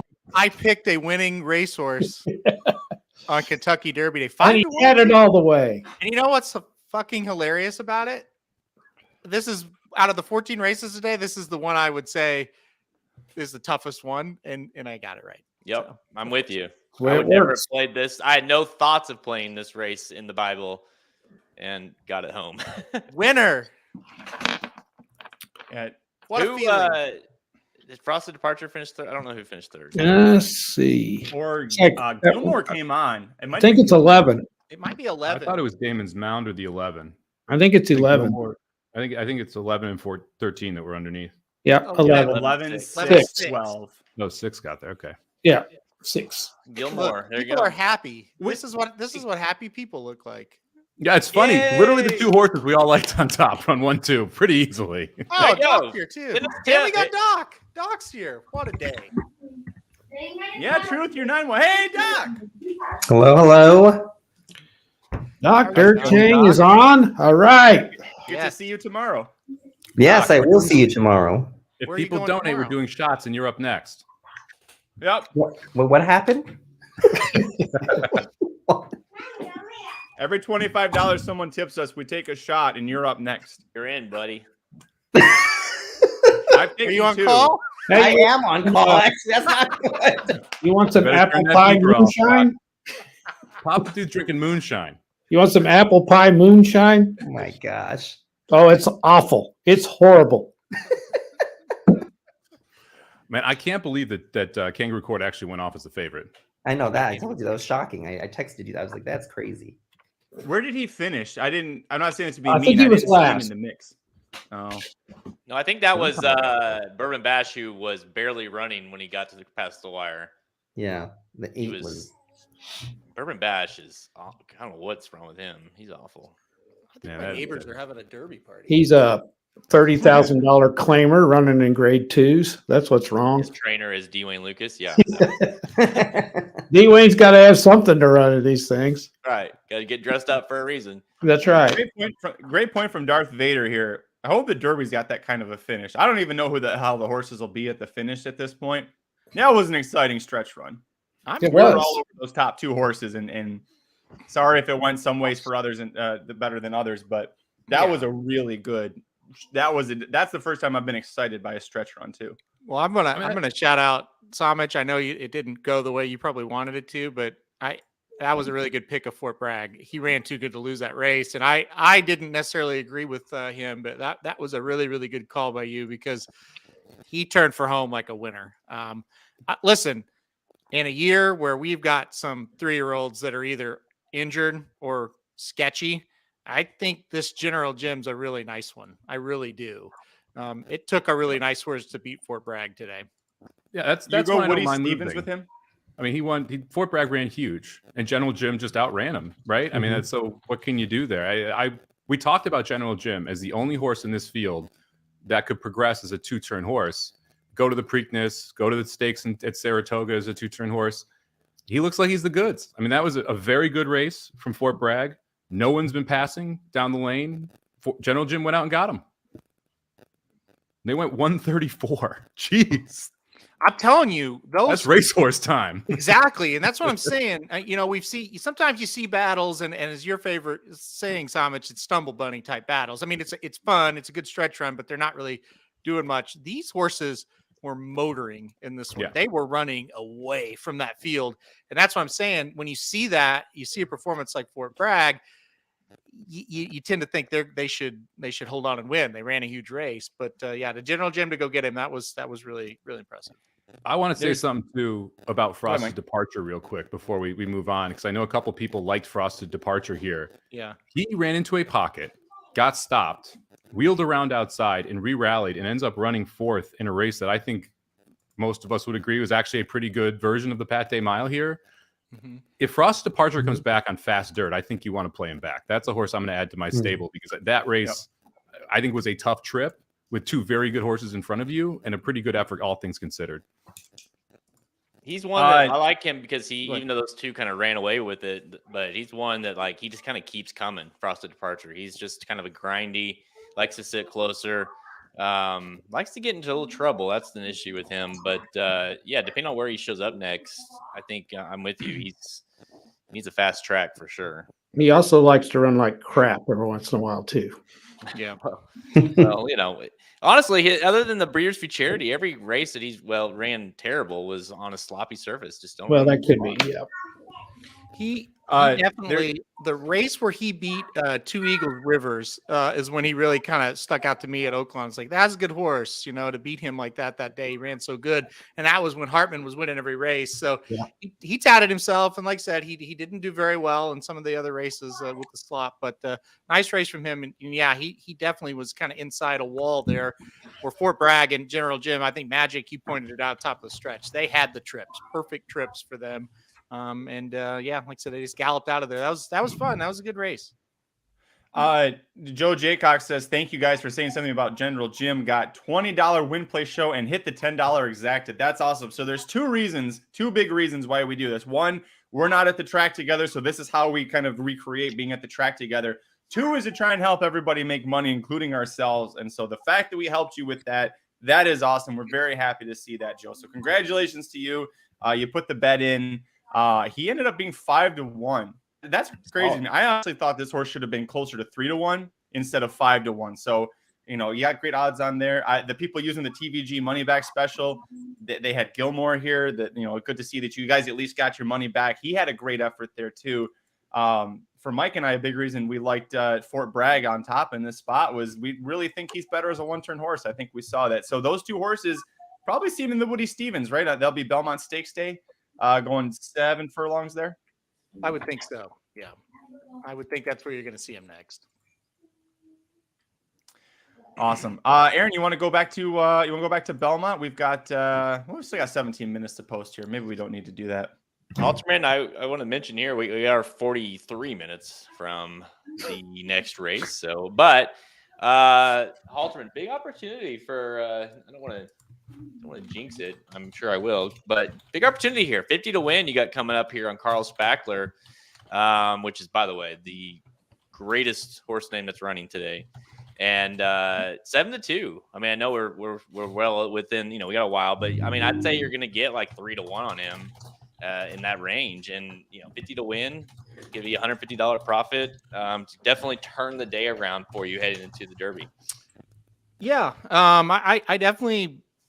I mean, you said you don't want to jinx it. I think we're past it. I don't know how we could jinx it. Yeah, right. But yeah, listen, I felt like this was a majorly tough race, but I felt like this horse just could be a little bit better. He could be the one superstar in the race. And the big reason why I put this race as a bet for me and a play for me is because of what you just said. The odds were going to be there. I knew with the race being tough, you were going to get the price that you wanted to get. I also liked his running style. A lot of these Chad Brown horses come from way out of it. This horse has been able to sit a little bit closer to the pace, if not right on that pace, and still have that big kick. So it was a lot of things I really liked about him in the spot. But again, the price was the big one. And, when you're setting up these guide bankrolls, you do kind of have in mind of, hey, you got to pick a spot where it's like, this is a horse that it's Derby Day. It's a tough field. He's going to be a bigger price than maybe what he should be, at least in my opinion. So I went with it. I hope he stays at 7-2. And as bad as it's been, if he wins, I'm kind of right back in it with a shot, at least going into the Derby. This is probably the race I'm most excited to watch outside of the Derby on today's card. I mean, I think Carl Spackler could be a star. I'm excited to see how Major Dude comes back on the turf. I'm interested in Mendelssohn's March, who is 26-1, one of the longest shots on the board. I think the 5 is a little bit interesting as a gate to wire prospect. I know a ton of people that love the 4, Talk of the Nation. Like this could be a very, very fun race. Yeah, and that ultimately you kind of laid it out there is why I like Carl Spackler on top. I couldn't pull the trigger on any sort of win bet because I just like too many in here. Far Bridge is another one that I think is interesting at 10, sitting there at 10-1 for Rosario and Pletcher. There's a lot of options in here, and I think that's why you're going to get the price, like you said, Halterman. But you're going to have to earn this one. Well, yeah, I mean, I think that's one thing about it. When you sit here and you have, you get close. Sometimes maybe one goes your way. And that's kind of what I've just been sitting here thinking the whole time is, due to kind of win a close one, this would be a really good place to start. There's no doubt about it. I mean, we'll see. Again, I like the horse. I really like the horse. So we'll see if he can kind of back up that opinion. He's a horse that for a Chad Brown turfer, he's got a little bit more early speed than what we're used to seeing from some of his. And again, that really stood out to me in a big way. But as Somich said, this field is tough. It's nails. Let's talk about Farbridge real quick for a second. 7-2 on the morning line, 10-1 on the board right now. We talked about this horse quite a bit on the Magic Mike show, so I'd love to get some opinions from the other four of you guys here. Interesting horse, because this was a Calumet bred horse that it was in Christophe Clement's care for the first 2 races of his career, and they privately sell it, which was kind of surprising to me, because this is a English Channel out of a Kitten's Joy mare, and they love to breed horses. This seems like one of those that you'd want to keep, especially after winning 2 races. So just, I guess, general question for the group, anyone jump in here. Is that for me, that was a big concern. One of the main reasons I didn't use Farbridge in my multi-race stuff. Does anyone else have that concern? Doesn't bother them? No thoughts on it when handicapping? Whatever the take is, love to hear it.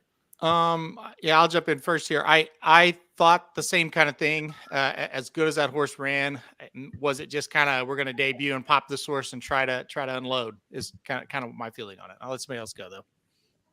Doc, Yeah, you want to jump in? I like the horse, so I'm a little surprised by the 7-2 morning line to the 10-1.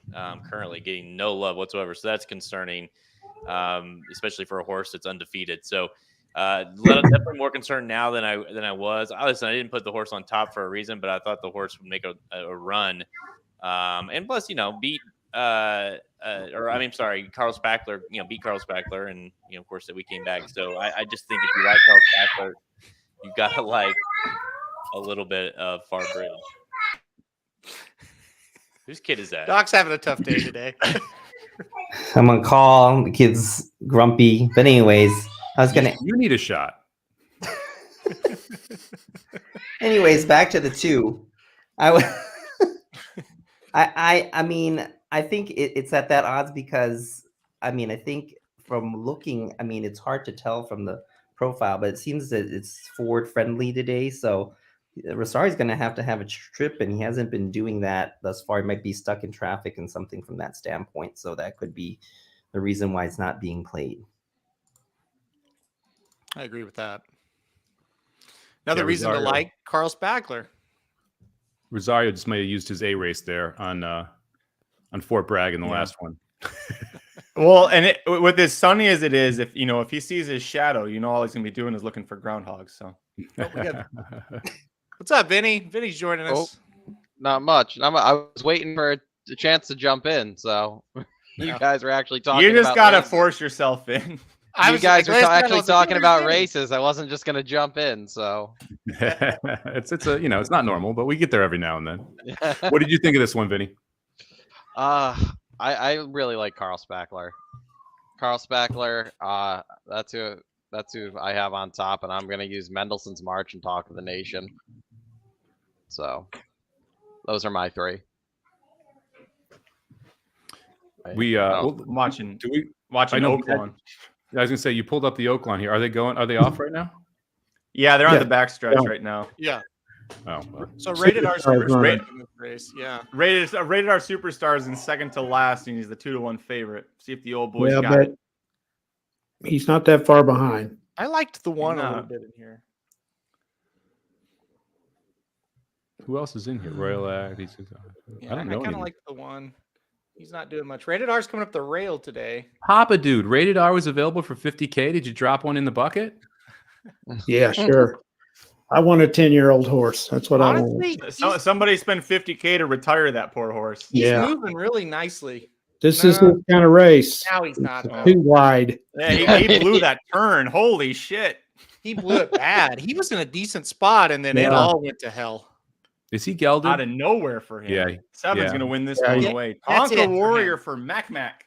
How do you geld a horse named Rated R Superstar? You're taking away his next career. Getting McPeak horse. That's how you do it. He ruined that horse. That horse might have been a superstar. All right, Aaron, you've been hot at Belmont. Let's jump over there real quick. We got 8 minutes to post. We'll talk a little bit about that and then head back over to Churchill Downs, talk more about the American turf here. You want to kind of set the table here? Current favorite, the 3 horse at 8-5. We're going to Belmont, my favorite track today, and we're going to see if we could get something done here. So, yeah, all right, we just got the 2. We got the 2 home in the last race. So the 5, is the 5 not the favorite? The 5's three? currently 2-1. The 3 horse is taking the money right now, 9-5. Wow. That's interesting. Okay, well, I went 1-5. I did not use the 3 in this race, so that could be good for me. I used the 1 Film Star. Going to go for 2 in a row here. First off, the claim for Linda Rice. This horse won very easily at that 75K claiming level at Keeneland. Now goes to an allowance at Belmont. I didn't think it was that much of a step up. So I used the 5. I used the 1, and I also used the 5. This one's dropping out of Stakes Company into the allowance ranks here. Prince of Pharaohs, I had this horse in 3rd. It's a first off the claim for Dutrow. So welcome back to Rick Dutrow. I'm sure everybody's excited. Maybe that's why we're seeing it. Is this the first horse maybe for him? It might be. I was about to say that. Is this his first horse? It seemed like Doc's there may have been nodding, one too. other one, but I don't think so, actually. Yeah. Is this that Dutrow? Because it's junior. Yep. No, it That's is. senior. Yeah, it is. Yeah. It is? Okay. Oh, it's junior. Yep. Can I make a case for the 6 real quick? You can, sure. There is a lot of speed in this race. Bezos is going to guarantee a fast pace. It feels like the 3 Prince of Pharaohs wants to go. It feels like the 5 Barisi wants to go. Vermont off a layoff, getting 6-1 off a 4-1 morning line, and really the only horse that can effectively close. I kind of like the cutback from mile 16 to a mile here. I think South Street at 6-1 is worth a win bet. Doc, you're shaking your head. Yes, I love that. Oh yeah, I should have used this one in the contest, but I went with the 3 instead. But looking at it, how this race is shaping out, is pace, speed, and then this horse is going to come rolling down. It looks like, but at 6-1, it's a great price. Vinny, did you look at Belmont today? No. What are you doing? Did not. What's the matter? Sorry, You're I from New York. did not. I did not look at Belmont. Jeez. So, hey, Take 2 of us, Finny. You I've got changed the good name news to and I've Real got Quick bad news. Churchill or something. hey, I've got good news and I've got bad news for everybody. Are you ready? Boy, The good news is Dan just Venmoed the racing dudes $100. Okay, so that's good news. The bad news is that means we all have to take another shot. Hey, I got an Vinny. idea too. Okay. Let's take a shot to Rated R Superstar. That might have been his final race. I like it. That's nice. He's one of All my right, should we wait favorite till all-time Jared's horses. back? Yeah, we'll wait till Jared's back. Yeah. I don't want to miss out on the fun. Sorry, Pop, dude. I didn't mean to talk over you. I know you love Rated R Superstar. He's my favorite. Vinny, if you'd like to partake in a shot anytime someone donates, we are doing shots on the stream too. Oh, Despite nice. I told him before he came on he needed to grab Yeah, a shot glass the- and some alcohol. Yeah, Yeah, Aaron and I'm Jared were a ready. little low energy, so we figured we'd get like 3 shots in them, and this thing would get interesting. Hey, Vinny, I'll show you Really how all much can of a do water. drinker. Vinny, I'll show you how much of a drinker I am, okay? Yeah. When they started this bullshit, I didn't have anything here in the house to drink. I don't drink anymore. So my wife found Old Smoky Moonshine. I don't know if you can see that. Oh wow. Yeah, it's awful. And I'm saving this one. This is a little shooter of some kind. Papa, you got to hold it in front of the camera. I don't know where the camera is. There we go. There. And this looks very tasty. Oh. This moonshine is horrible. I mean, It looks like you might pop that alcohol. I'm going to be honest. Jared, we have to What? take a shot. What? We have to take a shot. Dan sent us $100. oh, sorry. Who did it? Who did it? Dan did. Dan. And this is to Rated R Superstar also. Probably going to be retired. So, real quick, a story on Dan. Because listen to us, he bet the exacta in that race for $75. Is that what he said? No, $25. He bet a $25 What did it- exacta. What did it pay? I didn't see what the exact paid. He made almost $1,800. So he said, Whoa! Whoa, And he only tipped 100. let me The be problem clear is he's about been playing the something, rest though. of our bets today too, so he's only got $100 to spare. Let's be clear about one thing, though. He sent it to Halterman. That's Correct. it. Halterman- Yes. So Halterman has to take a shot for each of us? So No, Halterman is no, is- no. Take the shots, not us. That's fair. All right. Cheers, boys. okay, here we go. So Rated R Superstar. Doc, you can have some water. I will. Yes. Oh, God, that stuff is awful.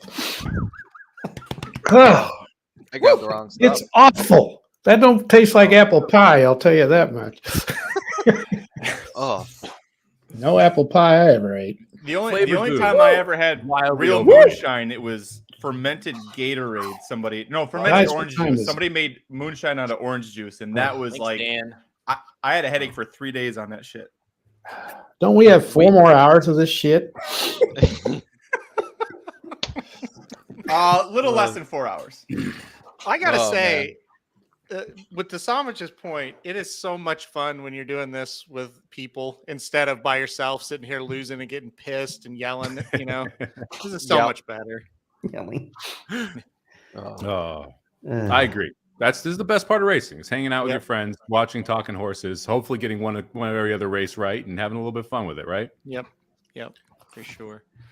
Somebody, All right, so we're- Papa Dude, before the Preakness, we're gonna get you some actual alcohol. Don't worry. No. I'll be prepared. Casamigos, Papa Dude. Casamigos. Yeah, I'll be ready next time. Casamigos, you won't even know that the Preakness exists by the time. I the thought race this on. was a. You'll wake I up thought by the this was a Belmont. I thought this was a professional show. No, you're not wrong. You're with us 5 days Listen, a week. I'm Why so did you think this listen. was professional? I'm so stupid. Well, you all know that. I texted Aaron. No I one said, argued. I said, "Do you guys dress up for this?" Because I saw Jared yesterday, and I thought, "Hell, I don't want to come on here looking like a bum." Yeah, after And the then way it Dan goes, yesterday "Yeah, went, I man." decided I'm not. So You're the second best dressed person on this stream behind me, Papa Dude. You're looking great. I know. I usually do, but I got a polo on. This is dressed up as it gets. I'm usually in a tank top. All right, we got about 28 minutes here to the next to Churchill. We talked a little bit about the Belmont race there. Jared, I'm guessing, did you look at Belmont at all today? We got 1 minute to post at Belmont. did not. Did not. Okay, so Okay. Aaron has the That's one good, Jared. and the 9. Yeah. I'm sorry, Aaron has the 1 and the 5 to roll through the pick 5s here. Also, the kick off of the pick 6, Doc. If you want to get a ticket in real quick, go ahead and shoot me that over. I don't know if you looked at the rest of the card or not. But we got. But don't tell the rest of us, Doc. Hey, don't one tell more the rest thing. of us. before you're we talking get serious, stocks? wait a minute. I got another bet. He ain't texting me. Starting right now, $25. My bet. I'll be the last person that goes and takes a pee.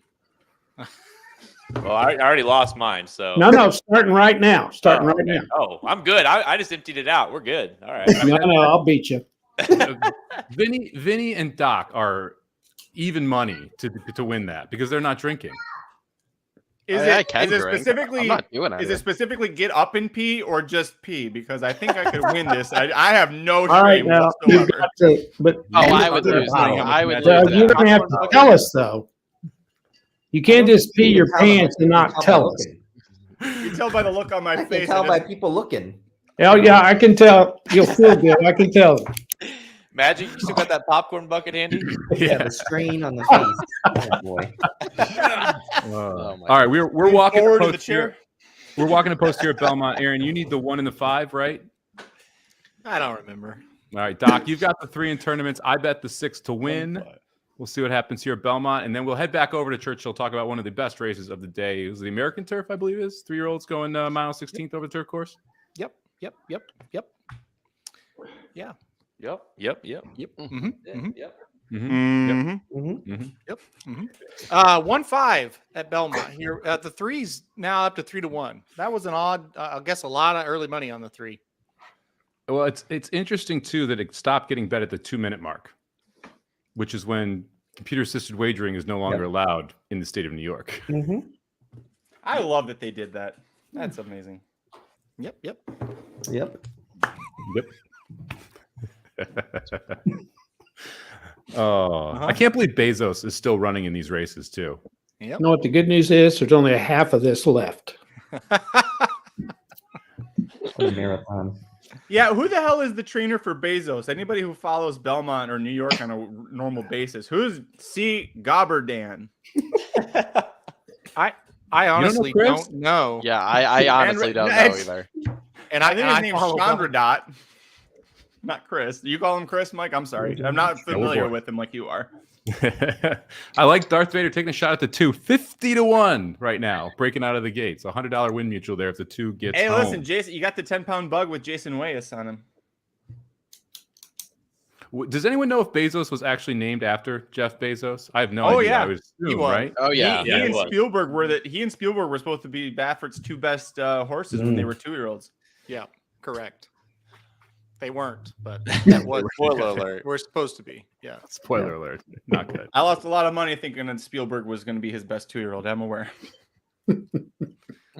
I hate to hear that, Magic. You have to like losing money if you like horse racing. I feel like. Yep. I would say I you have to be like that the okay owner of with losing. Bezos is Bezos Stables LLC. Mm, Yeah, you have to be okay with it. That's a better way to put it. Does it happen? You have to be an idiot. it can happen. Yeah. Chandra. All You right. also have to be an idiot. You don't All right, here we have go, much of a life. That's why I can't understand Dr. Tang. He's the only one on here that's got a life. He actually does something for society. For some people, curing cancer is too easy. Yeah. Unbelievable. Fine. He contributes right to out the the good of the country. Bezos, gate to wire. Look at Bezos. Speaking of Spielberg, the one's name is Film Star. Yep. Yeah, that's good. Come How's on. Linda Rice still training? Anyway, that's another story. No, Yeah. I know. Justice for That's- Linda. That's been a story for like what, 5 years, 5-6 years now. Yeah. I heard they're going to do the rule on the appeal next week, though. Okay. Yeah. So bringing down Okay. Safi and Rice at the same time. Wonderful. Hey, Vinny, when does Sappy get to Saratoga? Oh. I mean, he was awful. What was it? Like, was it last year or 2 years ago there? He was like 1 for 39 or something like that up here. Yeah. Like, he was terrible. Like, I have like every show I'm on that I like that there's a major Safi horse in the race. If it's not a Gulfstream, I fade. If he Yep. beats me outside of Gulfstream, he beats me. Yeah. Like I was, Yep. I'm kind of mad Yeah. Wedabario scratched because he was going to take money, and I didn't think he had a shot to win. Yep. So Come on with this one. Yeah, speaking of terrible, how about this 6? Yeah. This Didn't six show. is like miles Great. and miles back. Why am I watching this race? This 3 is going to win by an open lengths. Yeah. Look at Dutro. this. So I Dutro, picked it in the getting it done. tournaments. It's Fucking back, Dutro. Dutro. Jesus. welcome back, Wow. Dutro. He's and- back. And as you I'm said, with so the eight- happy. I'm with the- so happy we let that son of a bitch back in the sport. Great. Mike was right on with the CPUs. It popped up right at the 2-minute mark. I wonder Yep. why. Yep. And then didn't get bet anymore and Yep. walks across the line at 3-1. Mm-hmm. Hmm. Logging into racing. All right, let's jump Twitter over account. to Churchill Downs. We've got 22 minutes to post here.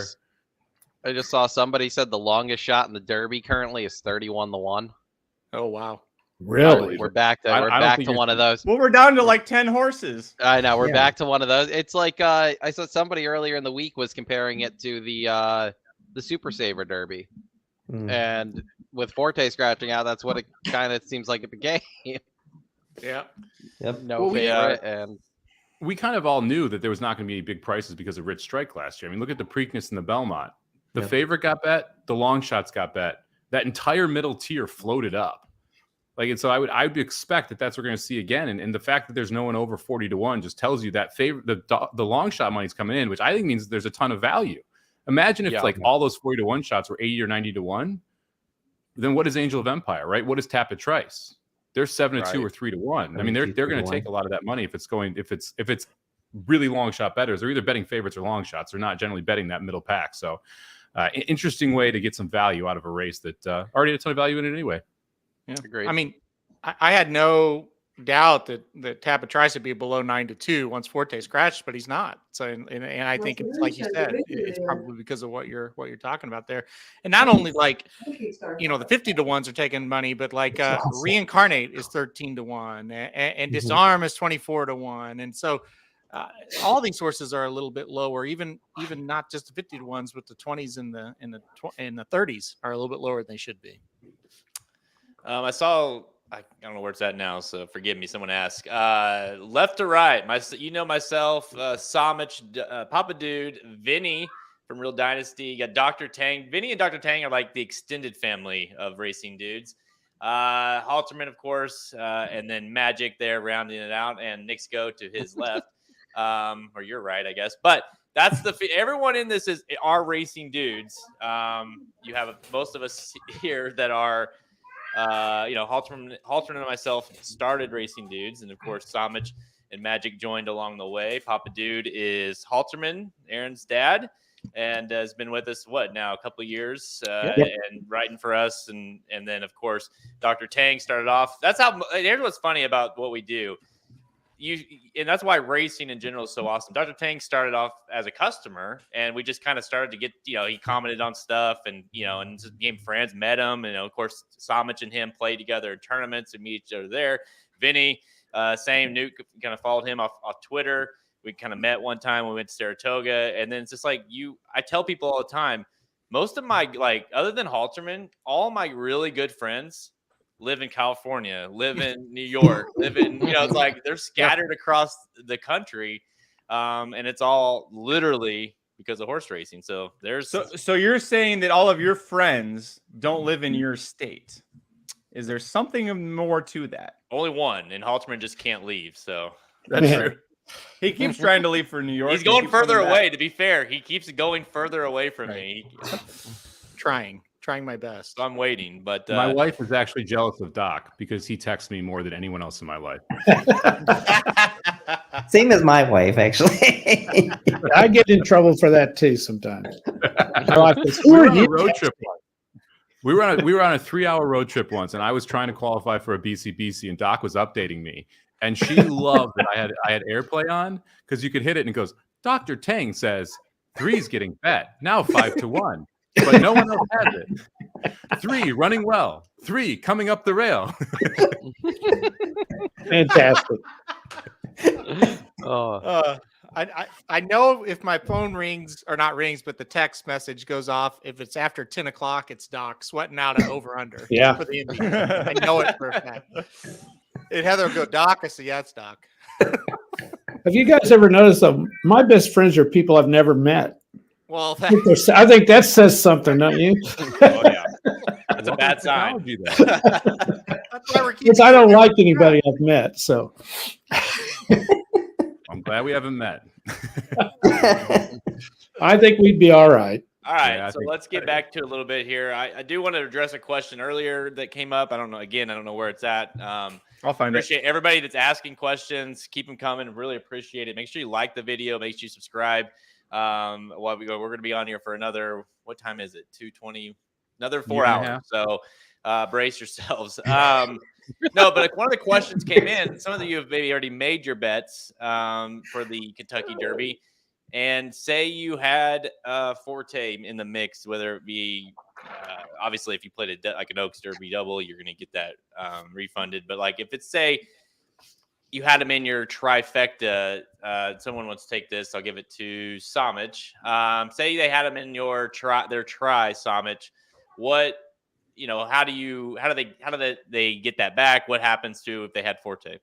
All right, I'm gonna just rip through all the different options. Okay. So that it just covers it, right? Win bet, you get refunded. Win play show, you get refunded. Exacta or trifecta or superfecta, you get back the amount of money that you would have had on that horse. So if you played one horse over 3 horses over 3 horses, and one of the 3 horses scratches, you get back the money from all the combinations that have now scratched, but the rest of your ticket is still live. Same with the superfecta as well. So you get some money back, but the rest of your ticket is still live as long as you still have enough horses in that ticket. In the Derby Oaks double, if you have Forte, you'll get a consolation payout. You don't get the post-time favorite.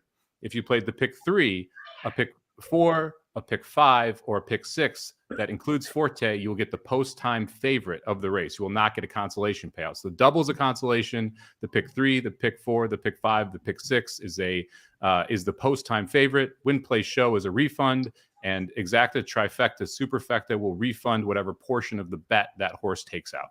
Yeah, and to further that, really cool thing that can happen if you it helps as well. Some people, Somobombs hit yesterday, and people were like, "Oh, you know what? Like, we got an email like, well, he posted it for $1, and it was only 50 cents listed." Well, that's because a horse scratched that was on his ticket, so he got the favorite. The favorite won. So if you have a 50-cent ticket and say the pick 3, pick 4, pick 5, all of a sudden it goes to $1 ticket because of having the horse again, assuming you had that horse in your ticket already. So kind of a nice part about it. Say you have tap it twice, he goes off the favorite, you have it again, right? So kind of a nice way to get that back if you are playing those multi-race wagers. So let's see. Picks of this. Let's go to the race now that we are. What are we? 15 minutes to post the American Turf.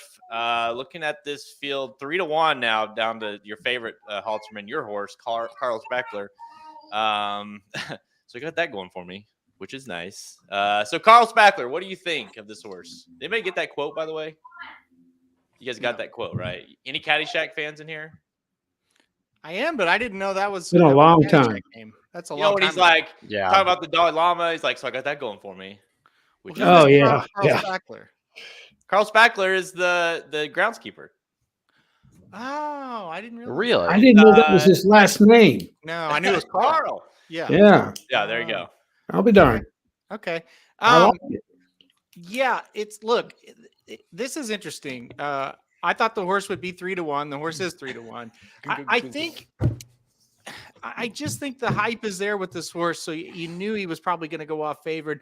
Major Dude there at 7-2. Listen, I think it's going to be a 2-horse race between these two. I really think they're better than everybody else in here. Major Dude, he's looked fantastic when on the turf. Didn't run too bad on the synthetic last time either. So if you're supporting him, I can't really sit here and argue it. I think he makes a lot of sense. But I just think Carl Speckler is going to be a really, really nice horse. I think he's a future star.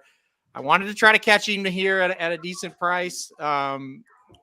I just hope he runs well. He's got the running style that I think it's going to take to win this one. So I like him. I think he's going to fit pretty well on this turf course the way it's playing.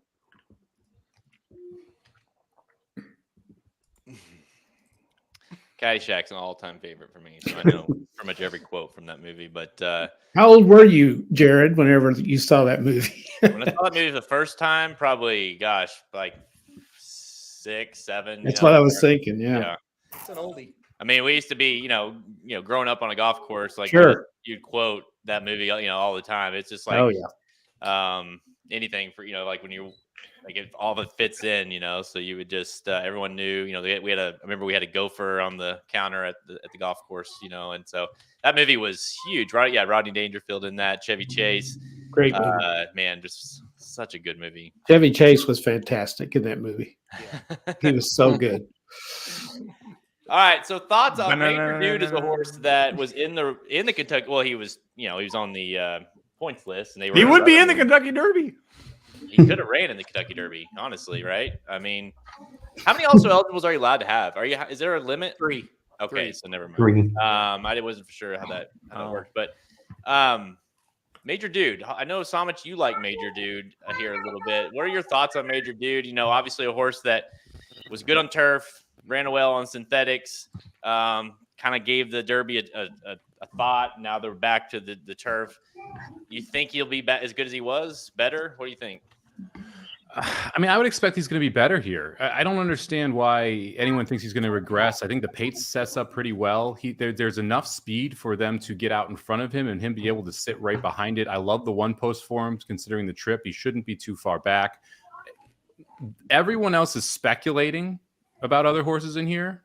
Major Dude's already done it, right? And so it's the question of, and I agree on the Carl Speckler love here, right? But it's the question of, we don't know if he's that good yet. He could be better than Major Dude. We know Major Dude is the best horse in the race. It's just a question of, from back form, it's a question of whether or not someone will be able to jump over him here. So for me, it's one of those races where if you think he's the best horse, and now you're getting 7-2, I'm starting to lean toward liking him on top. Although, I think the 11 and the 1 could very much be the best 2 horses in this race. The biggest issue for me are the prices, because there's a boatload of them. I mean, the 3, 4, and 5 are all legitimate prices in my mind. Johannes should be on the lead. I think he's faster than most stash. Talk of the Nation should sit a good trip, back-to-back wins at Tampa. And then you go to Mendelssohn's March, debuts on turf, runs twice on dirt. He's better on turf. And now he's getting back to that surface, and he's sitting on the board one of the highest prices out there. So I'm kind of debating how to attack the race from a tournament perspective. Is it a big win bet for me on the 1 or the 11? Is it a big 111 exacta? Do I try and find some way to play the 1 over a couple prices in the try? Do I play doubles? I mean, this is a wide open betting race again. Reminds me of that turf race, except I don't think it's as wide open as that turf race was when we saw no balls win. Hope not. I don't really want to see a 35-1, 37-1 shot win this one. Well, what's the 3 horses odds? 25 to 1. Okay. Yeah. Yeah.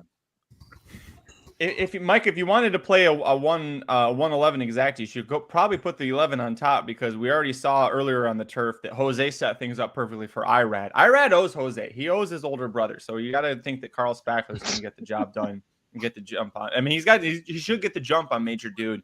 And we saw in that maiden win for Carl Spackler that once he hits the front and once he gets those legs moving, he's a freaking freight train.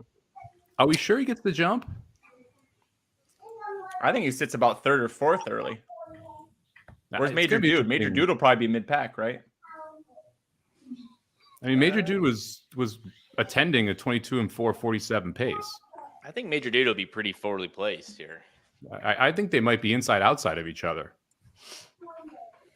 There's a horse that's, coming in out of the Mountain 8th race he was pretty close to as well. They went quick there. I think he'll be geared up. I especially drawing the rail, they're going to have to move him a little bit early on. So I think he's going to be closer to the pace than at least Somich and I maybe think so.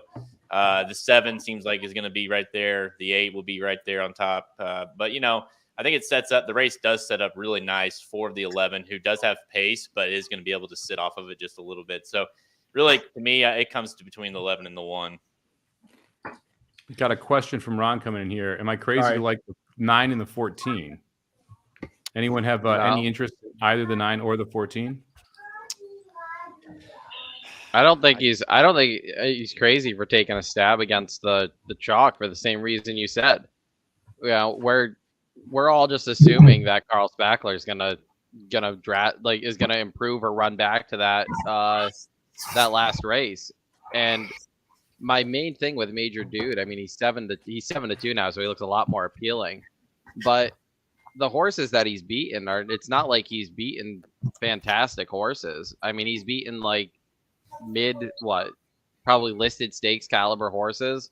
We're beating Duke in Colorado. Duke in Colorado is not exactly he's not exactly a top turf horse of this class.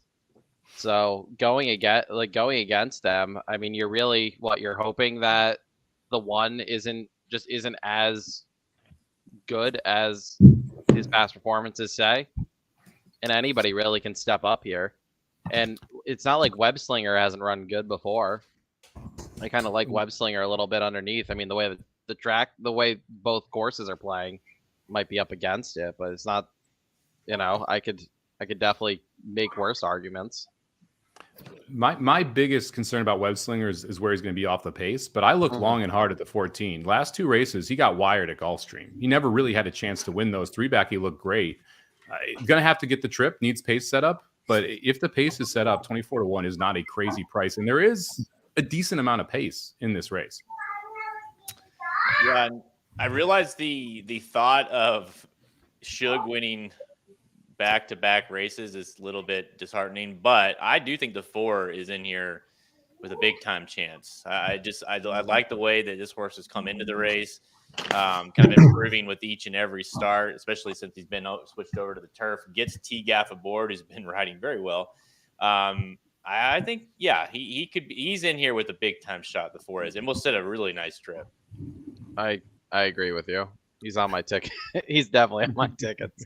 Yeah, he's getting bet down from the 10-1. I knew we were going to get the 10-1, but 5-1 currently. I think, and again, to get back to it, and another reason why I just couldn't play a win here, because I can make a list of horses I like in this race that could all make that you can make case for. So it's going to be a hell of a race, though.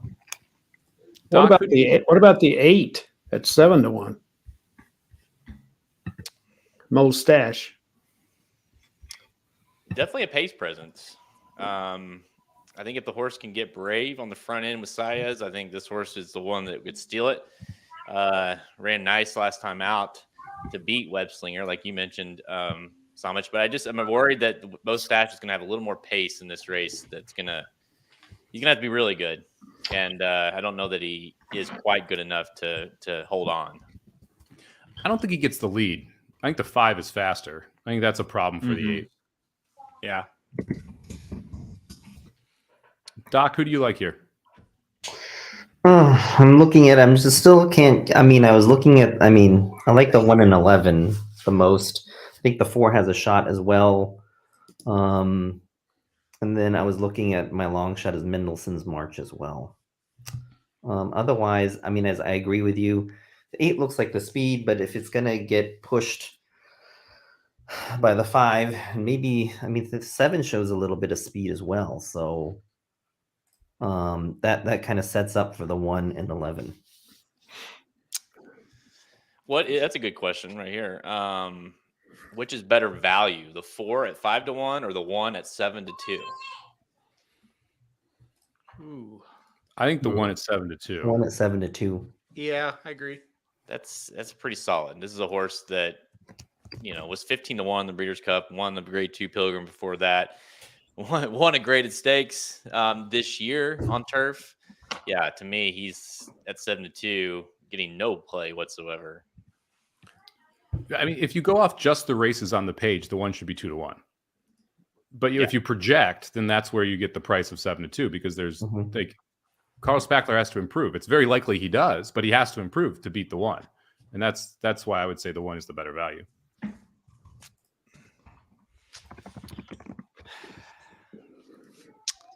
This is surprising to me. I noticed this too, that Far Bridge off a 7-2 morning line is now 7-1, and it's the first time Pletcher, and Pletcher got him and put him in this spot. Like this should be a grade 1 race. Like there's some grade 1s where you're like, this should be a grade 3. This feels like this should be a grade 1 field almost. So I think the 2 at 7, I didn't use him, but the 2 at 7-1 is, if you're looking for a price play, that might go that way. Do we know why he got taken away from Clement? He got bought. He got bought? Calumet Farm owned him, and then they sold it, which is why Mike and I both didn't use him in our Yeah, I thought I remember hearing. I thought I remember you guys saying something along those lines on one of your shows.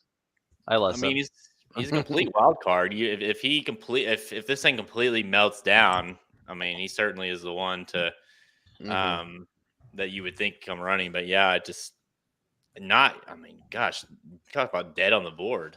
Goodness, I mean, this horse had no action. Yeah. Hey, has Rosario won? Go ahead. Has Rosario won this weekend? No. Nope. The 7 Fort Bragg was his best finish last race. Okay. What about a question for the NHC people? I don't think Pletcher's had one either. The NHC guys, Dr. Tane, Mike Somich. If you're playing live NHC here, who's your pick in this field? You going with the 5 for the speed angle at 8-1? Depends where I am. It's either the 5 or the 3. Yep. Depends where I am. I think at 26-1, I can't pass up the 3 because if you hit this and everybody's taking the 1, you're going to have a huge advantage. Sorry to cut you off, Doc. The 4 just scratched. Late scratch. The 4 is out. Wow. That's huge. Well, that sucks. Yeah, that's a horse that changes things. Yeah, talked about had a big time chance. Hey, one less horse to possibly Worry upset. about. Yeah, it also hurts your price on whoever you're taking, though. That's a That's lot true. of Now money. he's at 5-2 now. Carl Spackler. Yeah. 3-1 on the other one. We always talk about exactas and how there's value sometimes in the exactas. Yep. There is no value in the 111 exacta. Nope. It could totally win. It is paying 9-1 both ways. Yeah. That is wildly short in this aggressive of a field. When you think in the first race of the day, the 3-1 of the 1-3 exacta was paying 6-1, but you're getting 9-1 in this field for that. That's not good. No, not at all.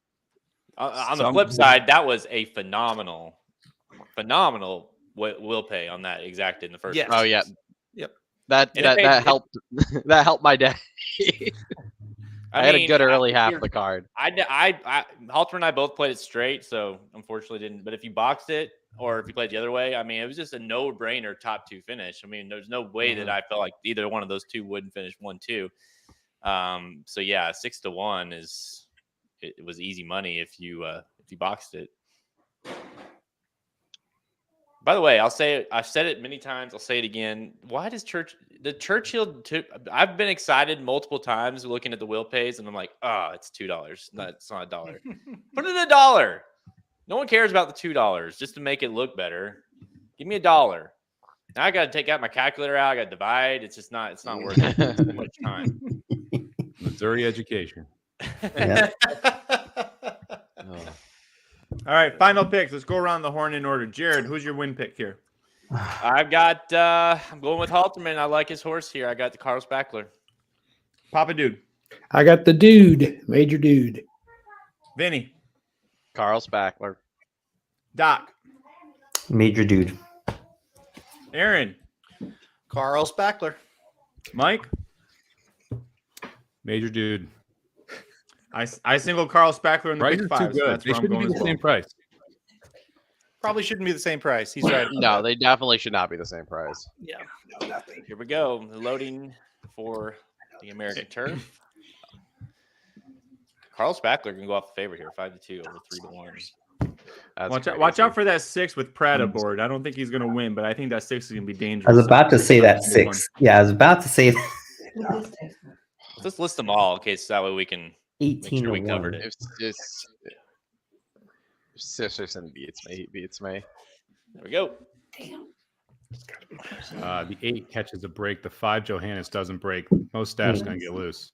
The 8 caught a flyer out of the gate. Goodness. Yep. Yep. Am I behind you? Where is the 5? Is he in the Yeah, race? I'm behind you. I'm behind Oh you my guys. God, the He's- 5 is way back there. Yeah, he missed the break. Not having a good trip. Carl at all. Spackler, look at this. You got a three across the track. Hey, he's going to be second or third going into the turn. Come on. Oh, He's yeah. going to be fourth going out of it because he's so wide. Yeah. So I'm behind you guys. Major The Dude 5 got that pinched pocket at trip the- right behind him. Yep. Yeah, Major 5 Dude got is pinched at the gate. he's going to be tough.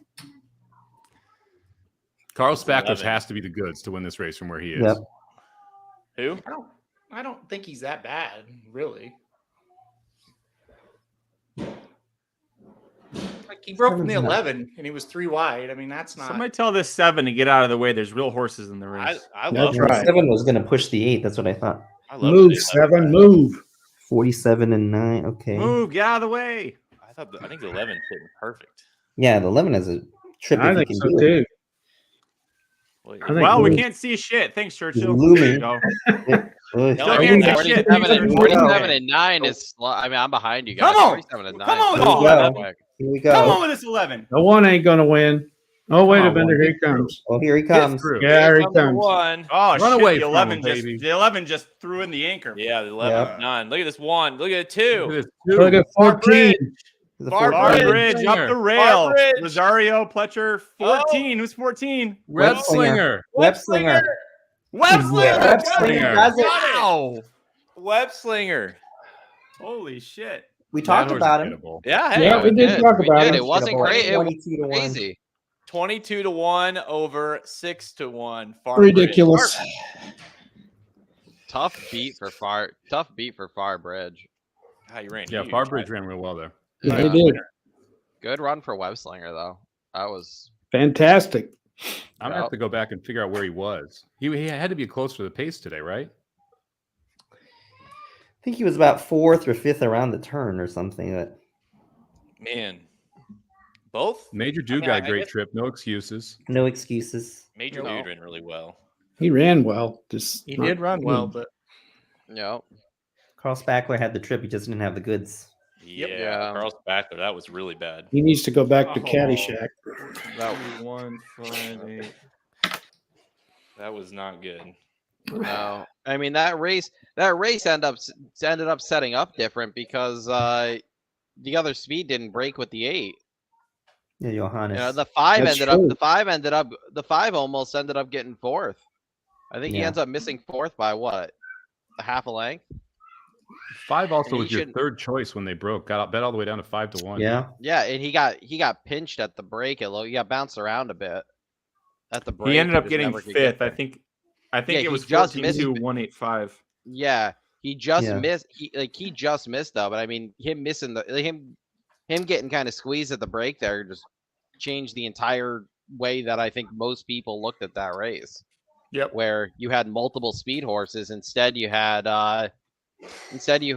Mo Stash run a 48.5 basically, and I mean he should have been able to hold on there, but I don't think Major Dude ran that bad considering what happened in front of him. I don't think. Yeah, he wasn't bad. He ran a good race. I mean, I think if you back Major Dude, you thought you were going to win at points during the stretch for sure. If you back the 2, you're really, really upset. That's a tough beat for the 2. Yes. Mhm. Yeah. Because the 2 got, didn't get a great trip, had to go up the rail, looked like he was just not gonna get through, got through, looked like he was going away, and then here comes the 14 on the outside and nails him. Yeah, that's a tough beat, especially you got sitting there at 6-1.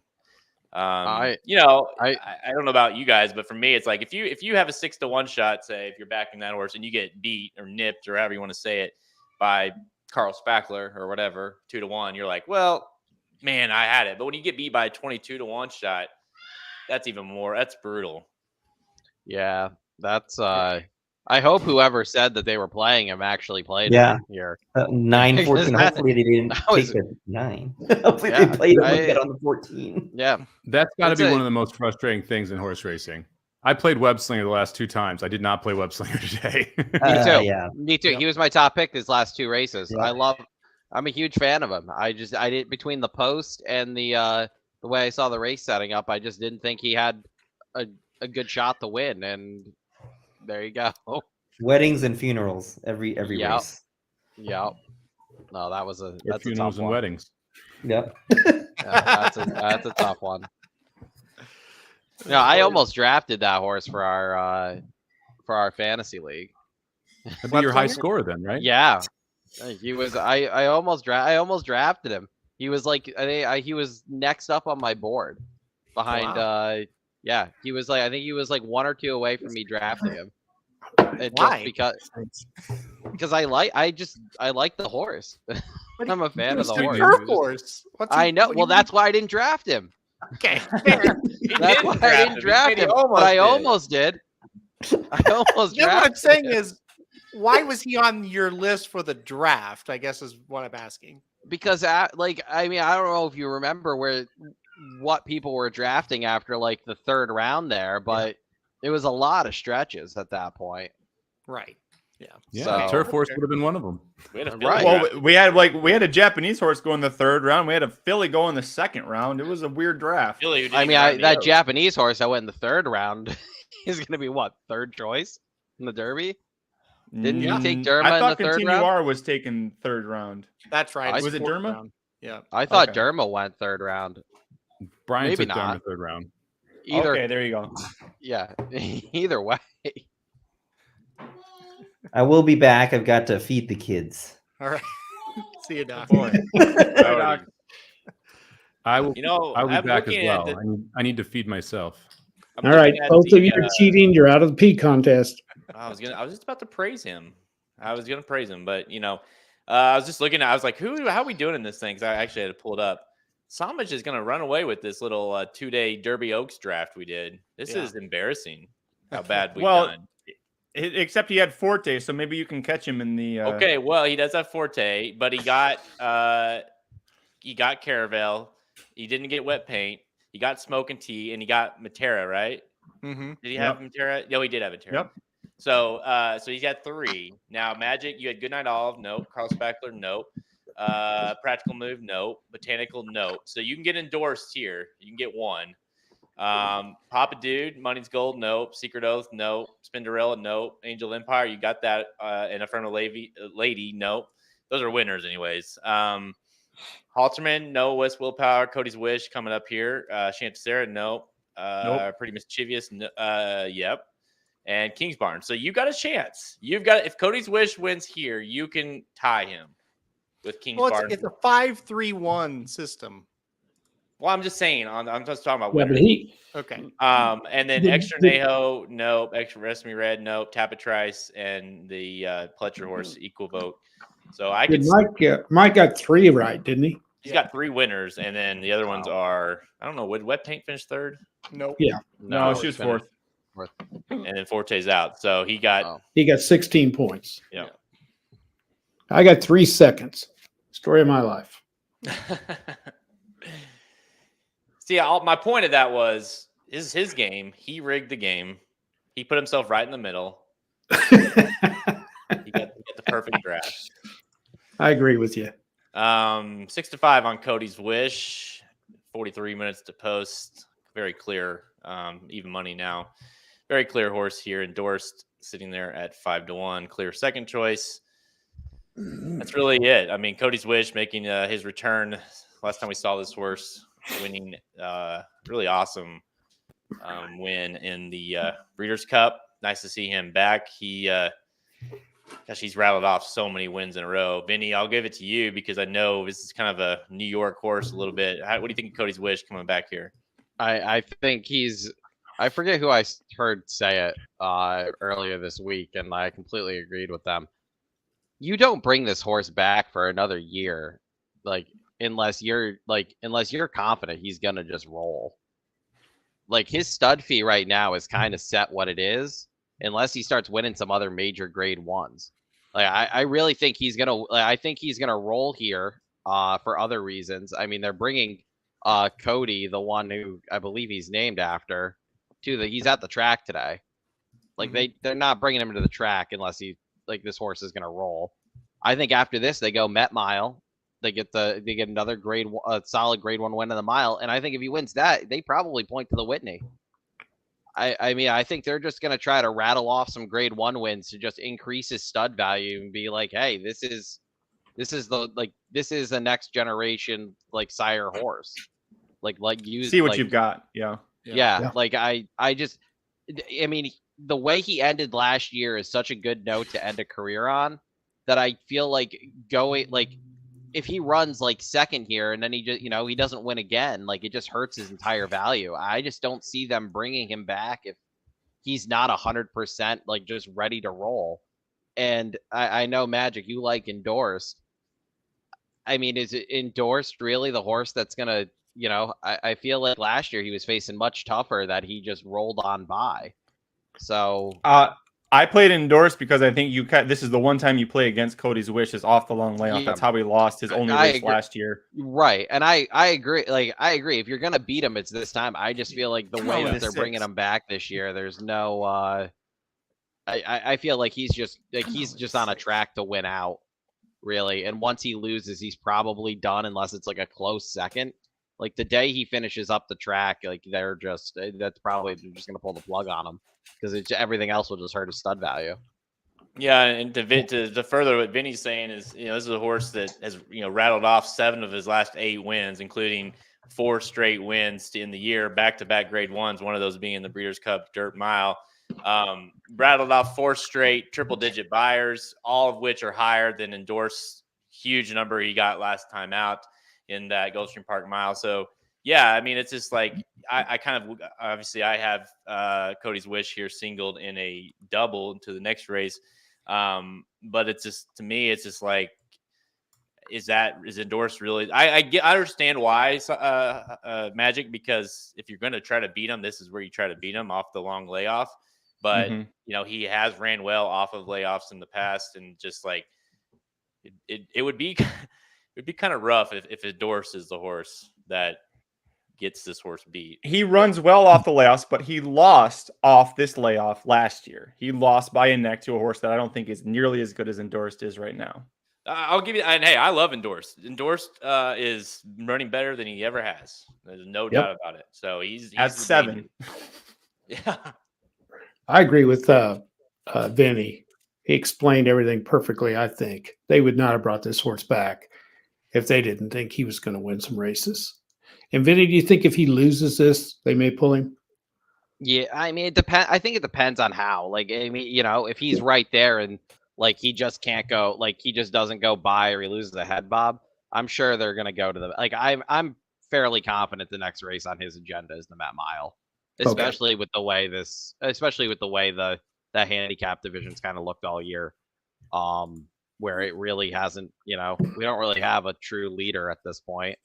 So I think this is kind of going to be when that was a while ago when Mind Your Biscuits took a shot at the Whitney. I would be shocked if he wins here and he runs well in the Met Mile, if they don't take a shot trying him 2 turns.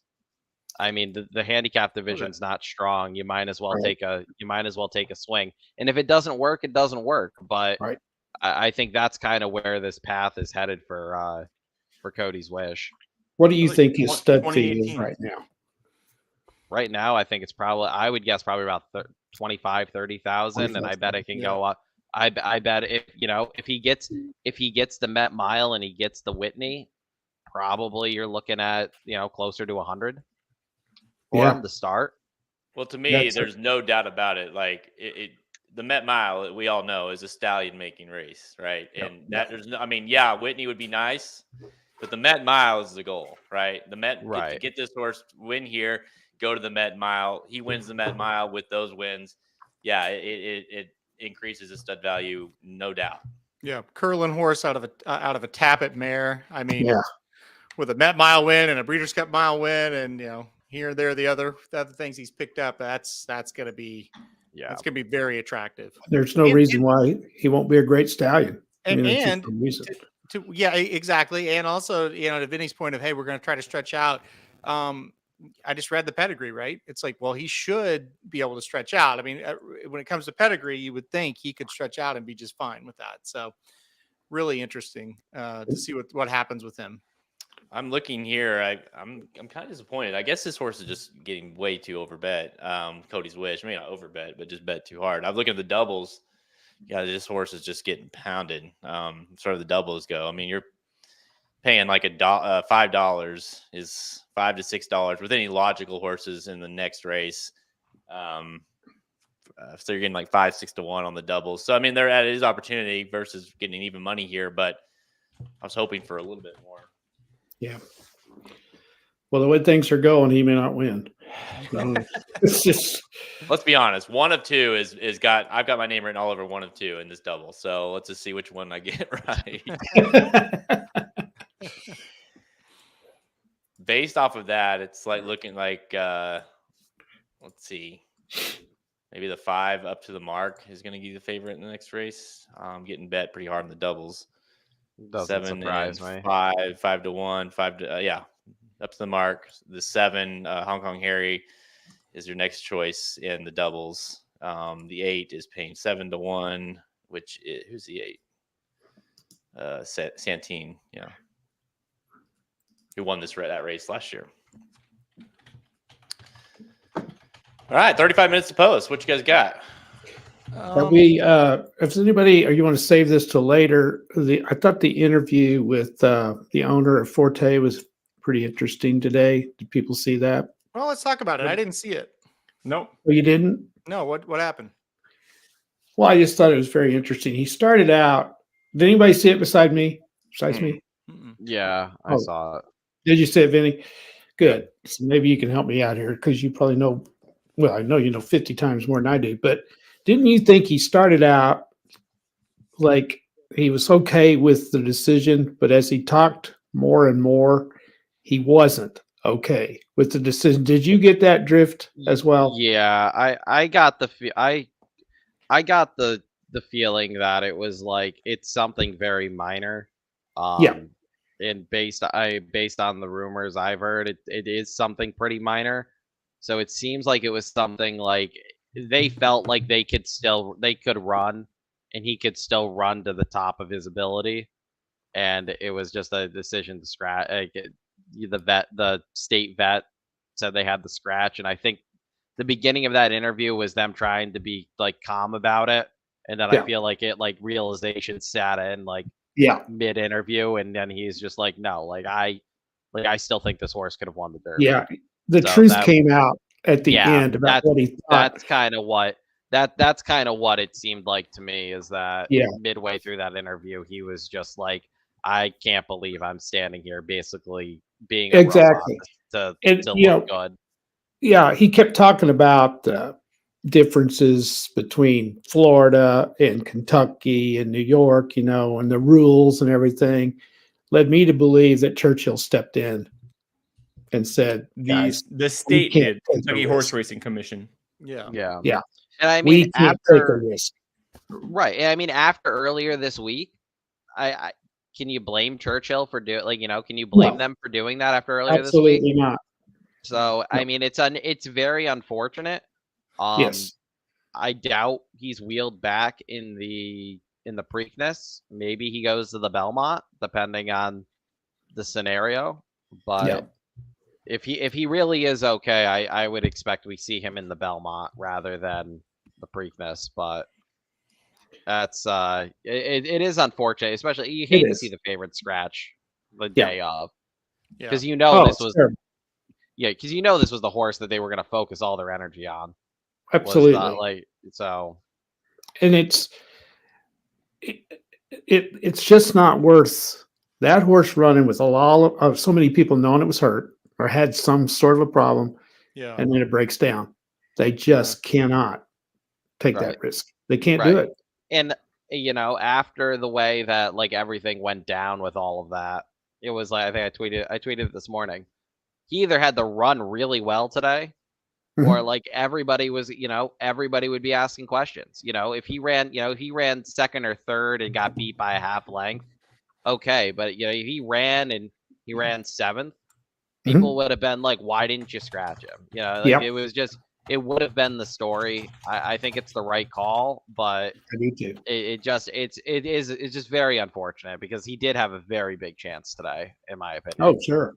Well, I think it's kind of a deal that we heard, you know, trainer versus owner situation, where I think the people in the barn kind of knew this was going to be the result. He was going to have to scratch, and the owner kept pushing not to. And when that happens, and you've got that conflict, it gets up to the vet, right? The vet's going to have to make that decision for the owner, and it's kind of, this is how horse racing is. There's people that are with these horses every single day in the barn, taking care of them, whether it's an owner, you know, a groom, a hot walker, an exercise rider.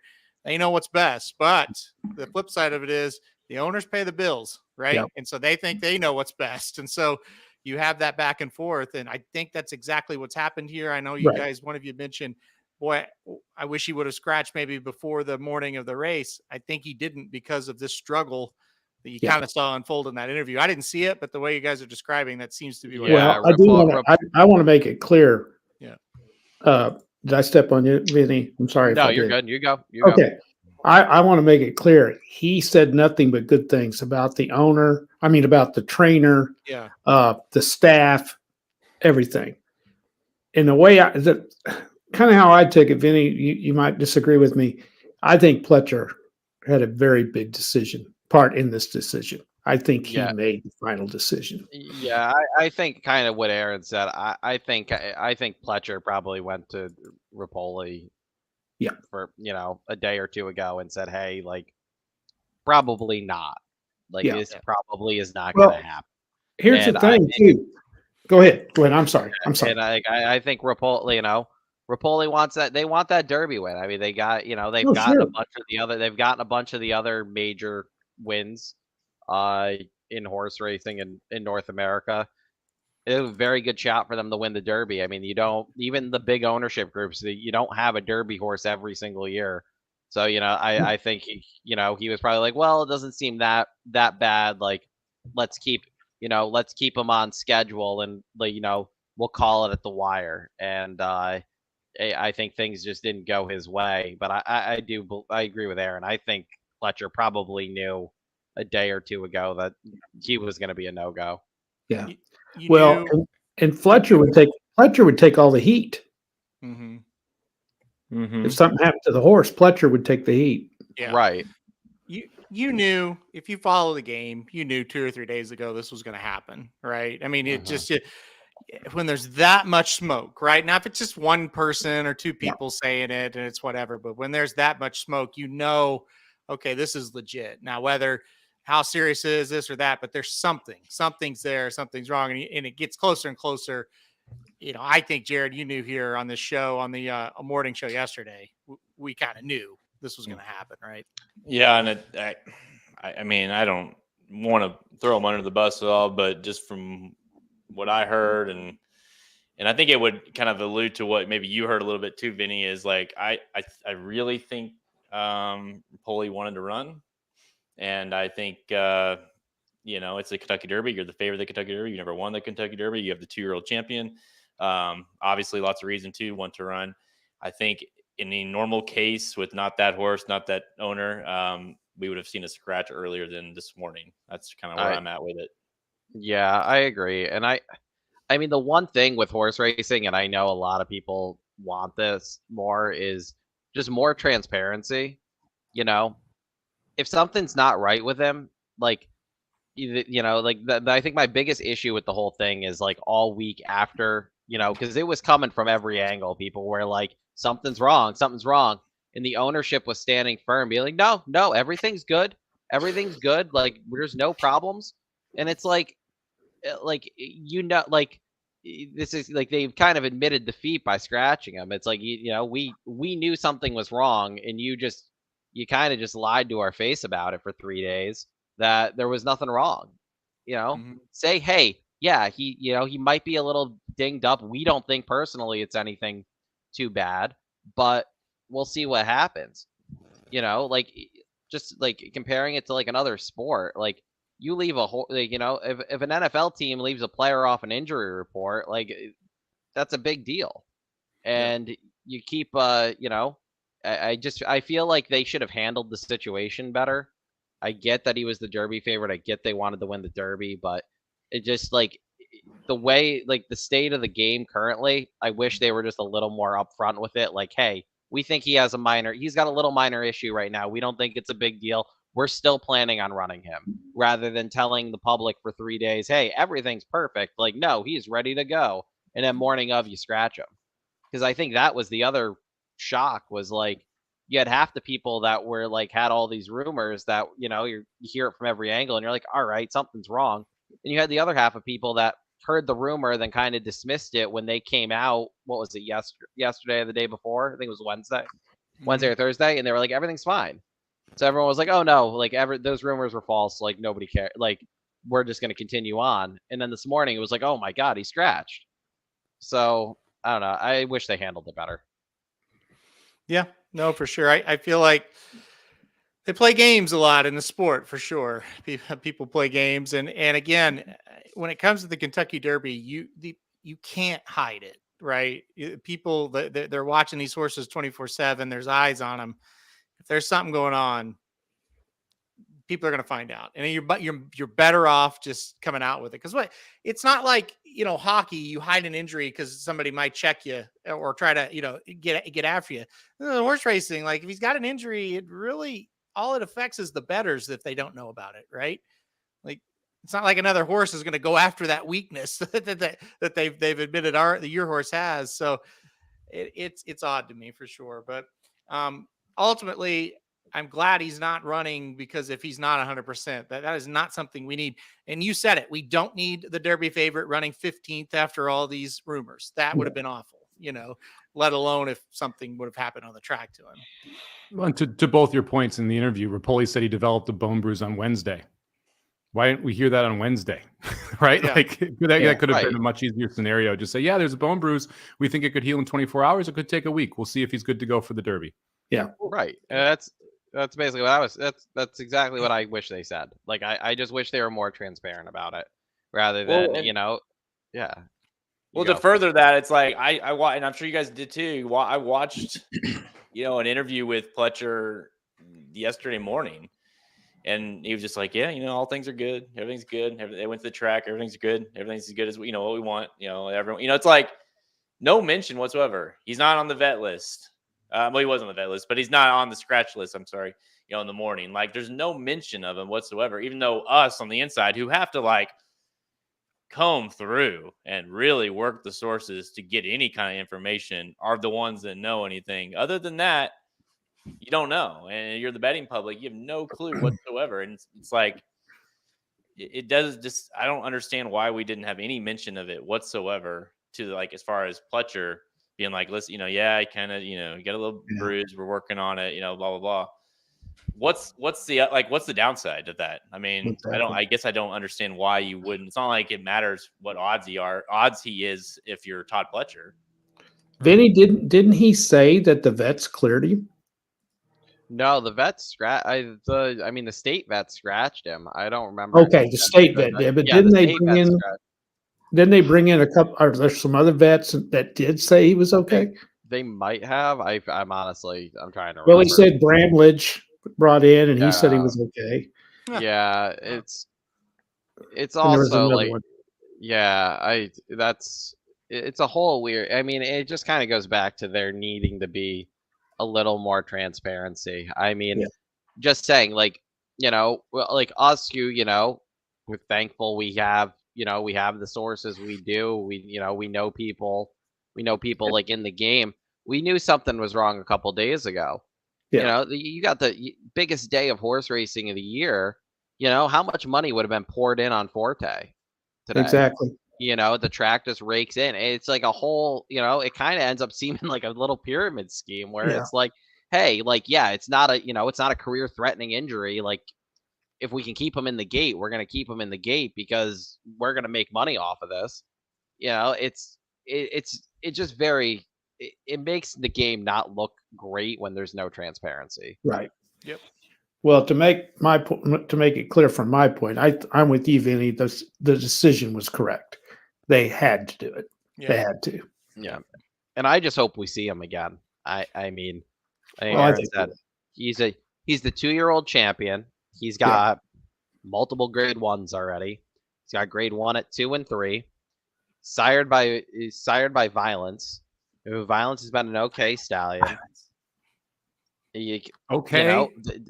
He's been okay. He's been okay. Well, I mean, the same thing happened to Violence. I don't. I mean, I'd have to go back and look, but if I recall, I don't know if he scratched after he. I don't know if he ever ran again after. Maybe he ran one more time after he. What did he lose? Was it the Florida Derby he got hurt in, or was it the Fountain of Youth? Violence. I can't remember. I thought he got hurt after he won. Yeah, I think he got hurt after he lost or beat him in one of the preps, and then he scratched out of everything, if I remember correctly. He was a champion and a scholar, and is undervalued as a sire, and I won't hear anything else about it. All right. You're accurate. He took you out. Oh. You're accurate though. He was 3 for 3 and he lost the Fountain of Youth, and then was hurt out of that race. Yeah. Did he ever run again after that? I don't remember. Nope. Yeah. He did So not. I mean, 2-year-old champion, you already have you're already gonna have people wanting a stud like the breed deal for that. He won the Florida Derby. You're gonna have that's 2 major grade 1s. Yep. I mean, I hope it's not like a Mo Donegal situation where he goes away and they keep saying, "Oh, we're gonna bring him back, and they never bring him back. I hope they wheel him back, and if he really is, it's only a little bruise and they can run him. I hope we see him in the Belmont. It'd be nice to have him at least some point in the next 5 weeks for sure, because he does bring that star power, and that kind of. I'll transition to this real quick. But Somich, I know we all got asked this on Sharp Money this week on VSiN. How do you grade this field? From a talent perspective, A through F, and I think you were around like the C range. Now he's out, and it's like that star power is totally gone. What do you grade it as now? That is probably a D plus. Yeah. I mean, with the asterisk that if Dermisot Gatke airs, that could go up. Yeah. But I think that's the only way that the field goes up. It's not the U.S. based horses that are going to change my mind. I think we kind of know what they all are. And I guess I should say one other exception, that could be Tapit Trice, who I'm lower on than I think everyone here because of the draw. But if he breaks the way I think he does and he airs the field, then he could be a superstar too. And I think down the line, he's got a really good shot at being a superstar. I'm just not sure he's mentally ready to be there right now. So there's a couple horses that could adjust that up. But for the most part, I kind of think we know what this field is. And it's a fun race, a great betting race, not knocking the Derby. But this isn't a group of world beaters that we're going to see. This is more of a cloud computing type year without Forte than it is, a Justify type year. Right. Jared, what do you think now with the scratch? I mean, but even before the scratch, I don't know that it was like super special. I think it was okay, but I honestly think our best horses are not in this race when it comes to 3-year-olds. I think if First Mission was in the race, I would pick him to win. I think if Go Rocket Ride was in the race, I'd pick him to win. And that's 2 I can list off right off the top of my head. So I just think it is what it is. Like, they've earned the right to be in here. I do agree. I do think Tapit Trice has got a real chance to be like a big time summer horse, for sure. But overall, it's lacking a little bit for me. I think you got a lot of like West Virginia Derby type run type horses. That seems to be what this field is. If you want, I mean, just being honest, like be honest, like if First Mission say he somehow got in the race, or like the Lexington was a week before or whatever, like, and somehow he's in. Tell me someone in this group that's not picking him to win this race. Well, Yeah, that's a fair First point. Mission, Loggins, Cave Rock, Extra Neho, like a bunch of horses that were toward the top of this class late last year, early this year. Now you add Forte to that list, aren't in the race. And that's where I think that the knock of the race comes from, not the overall class, but the fact that we don't have those horses that were supposed to be those horses in the race now. And and I agree. Like, look, yeah, you can't really judge these horses till the end of the year, but you can judge them based on what they've done coming into the race. And coming into this race, this group has accomplished less than what we've seen from past groups, and there isn't that one superstar standout in the group either that could really take that group over the edge. Well, and yeah, just to further the comment here, I totally agree with what that comment said, but we're judging them right now, right here and now. The question was, what is this field like right here and now? There's no way you can argue that it's an A+ field. I think look, if we're being too hard on them, okay, maybe we will get proven wrong, and we'll see some nice performances today. But we've done this a lot, guys. All of us on the stream have done this a lot now. We've been through this year after year after year. This is just it just hasn't come together this year. And then the final kind of stake through the heart, right, was Forte today. Yeah. It's just like, that's one that, and again, if Forte runs here and wins, it's like, well, listen, maybe these horses aren't great, but he's really good, and now we don't have that. So yeah, it's going to be interesting. I think I said it to you guys this morning. I think it is a race that kind of sets up for somebody might romp. Somebody might just step up and run a really strong race today, and the rest of these aren't very good, and we see a romp. I don't think that's out of the question, because if somebody does take that step up, I think they could run away with it. Yeah. I think we had a star. I think he was. I think he was pretty accomplished. 6 out of 7 ain't bad. I don't think there's been too many. There's been 6 out of 7 come into this. Not only that, we lost Practical Move as well. Well, So that's another thing. If you want to it talk really about hurt star this power, that was 3 stakes wins in a row, 3 graded stakes wins in a row.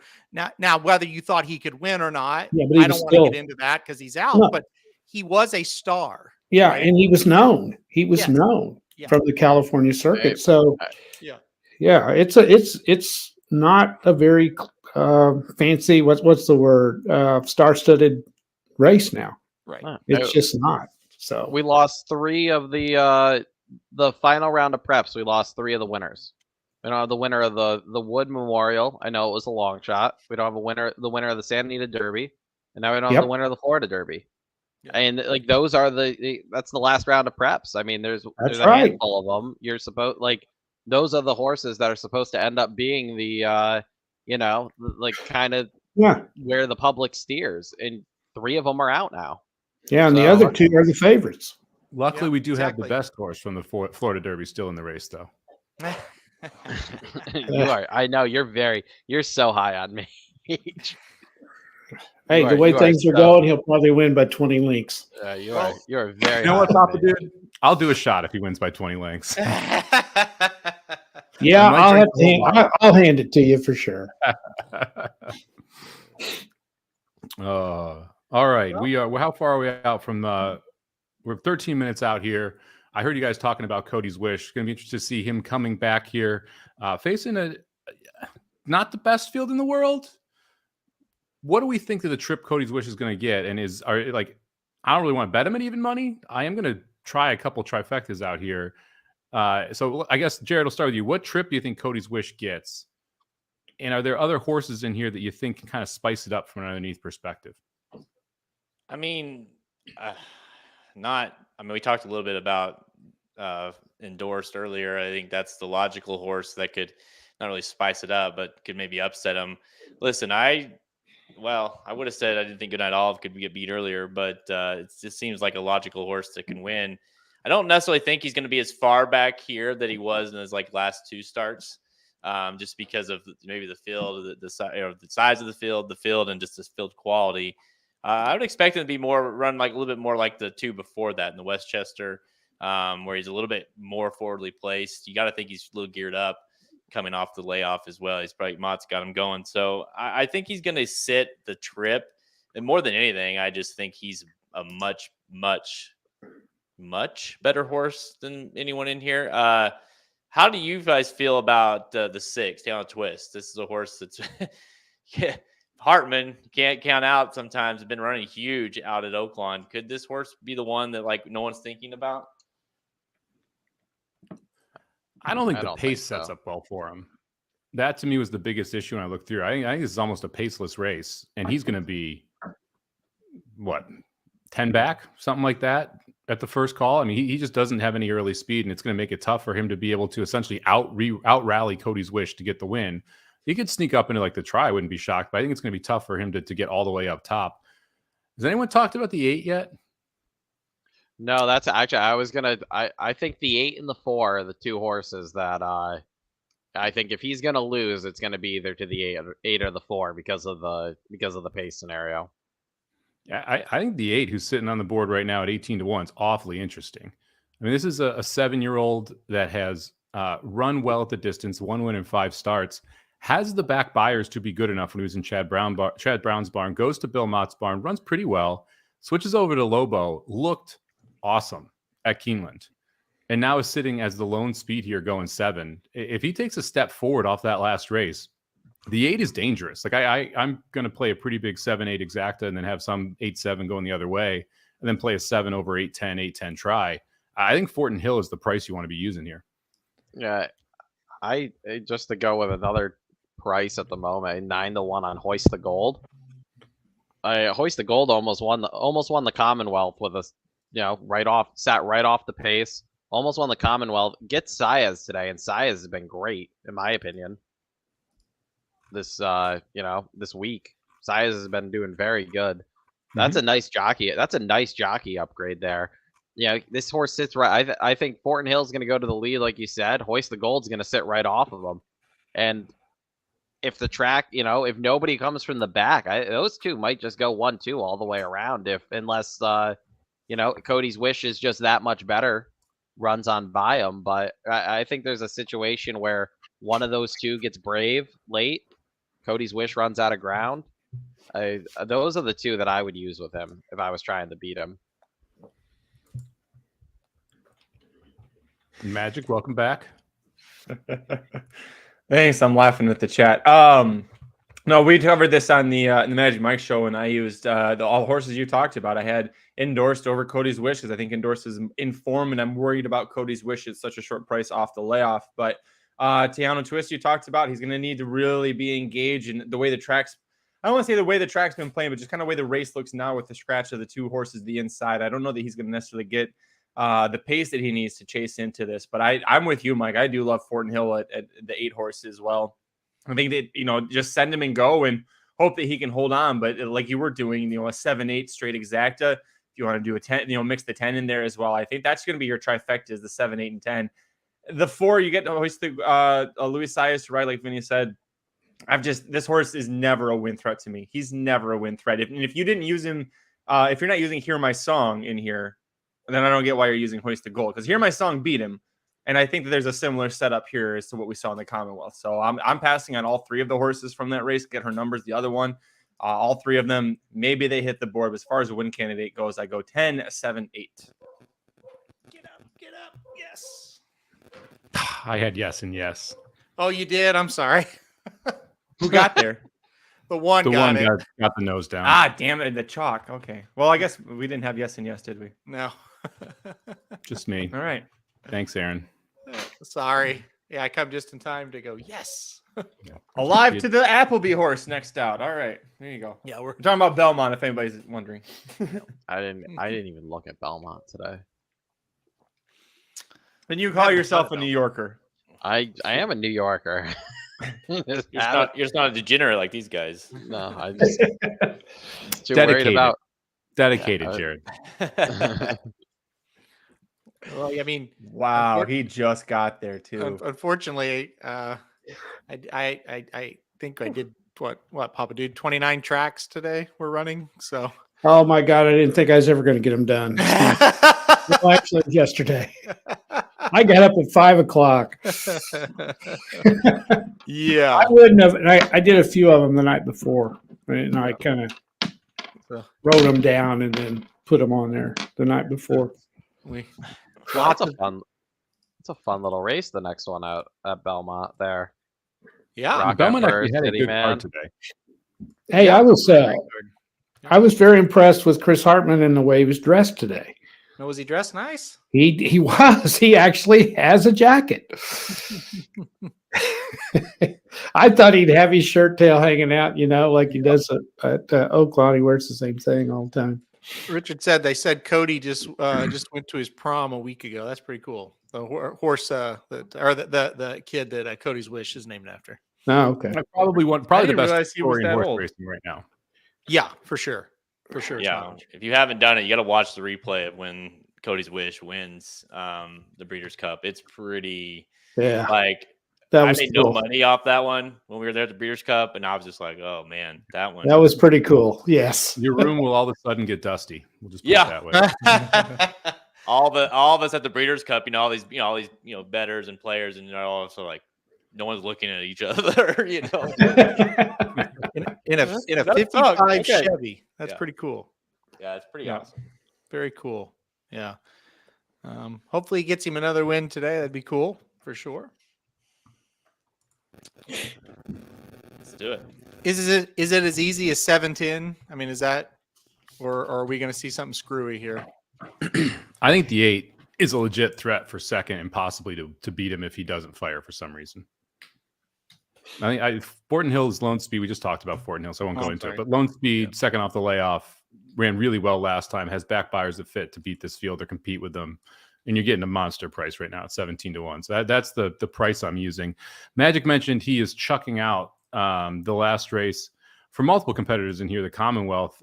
Jared, any thoughts on the Commonwealth trio? Hear me sing, hoist the gold, and get her number. Anyone that you think can get a piece here? Yeah, so I liked, especially when the scratch of White Barrio kind of got me into Hear Me Song a little bit, but not really to win. I think underneath, possibly. I think kind of the way Magic laid it out, just the pace of the race might hurt Hear Me Song a little bit too much in terms of being able to pick up the pieces. But at 17-1, I don't hate using this horse underneath. Certainly not if you want to get creative and play like you're talking about, playing exactas with the 7, playing a 7-3 exacta, something like that. If you think the horse can get up there, I don't think the horse can win, but that race last time out was nice. Aaron, did you chuck the race or use anyone from there?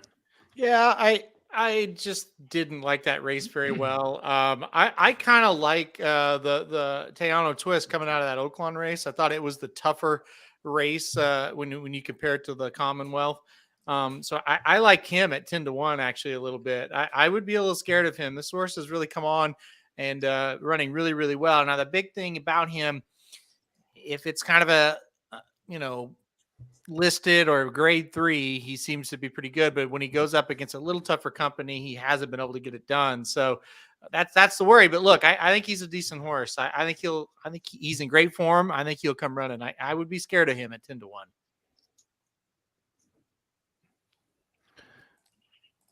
Yeah, if it's not Cody's Wish, it's going to get interesting. The trip for Teano Twist is going to be the key. It's how far back will he be able to run it up here. Got over $1.5 million here in the late pick 5 pool going. The doubles, I know we mentioned this earlier with Cody's Wish, but if you look at the doubles right now, not wonderful. $5 to the 5, 6 to the 7, 7 to the 8. I thought it was kind of interesting. The 7-6, the other D'Amato horse is 47-1. That seems wildly high when you consider the other doubles that are going on. So I don't hate a flyer on the 7-6 here at 47-1. Yeah, that's a pretty good number for sure. That next race is a toughie. That's a real tough race. That could go a ton of different ways, I feel like. I'm clicking away so I can bet over here. Sorry, I'll buy you some time. I'm playing supers with the 7 over the 4, 8, 10, 4, 8, 10, 4, 8, 10, and then I'm coming back with the 8 over the 7, 4, 10, 7, 4, 10, 7, 4, 10, essentially. There you go. Sure. Yeah. Mm-hmm. Mm-hmm. Yep. All right, they're King of going to the hill over gate. here. Hey, Magic. I forgot you were here.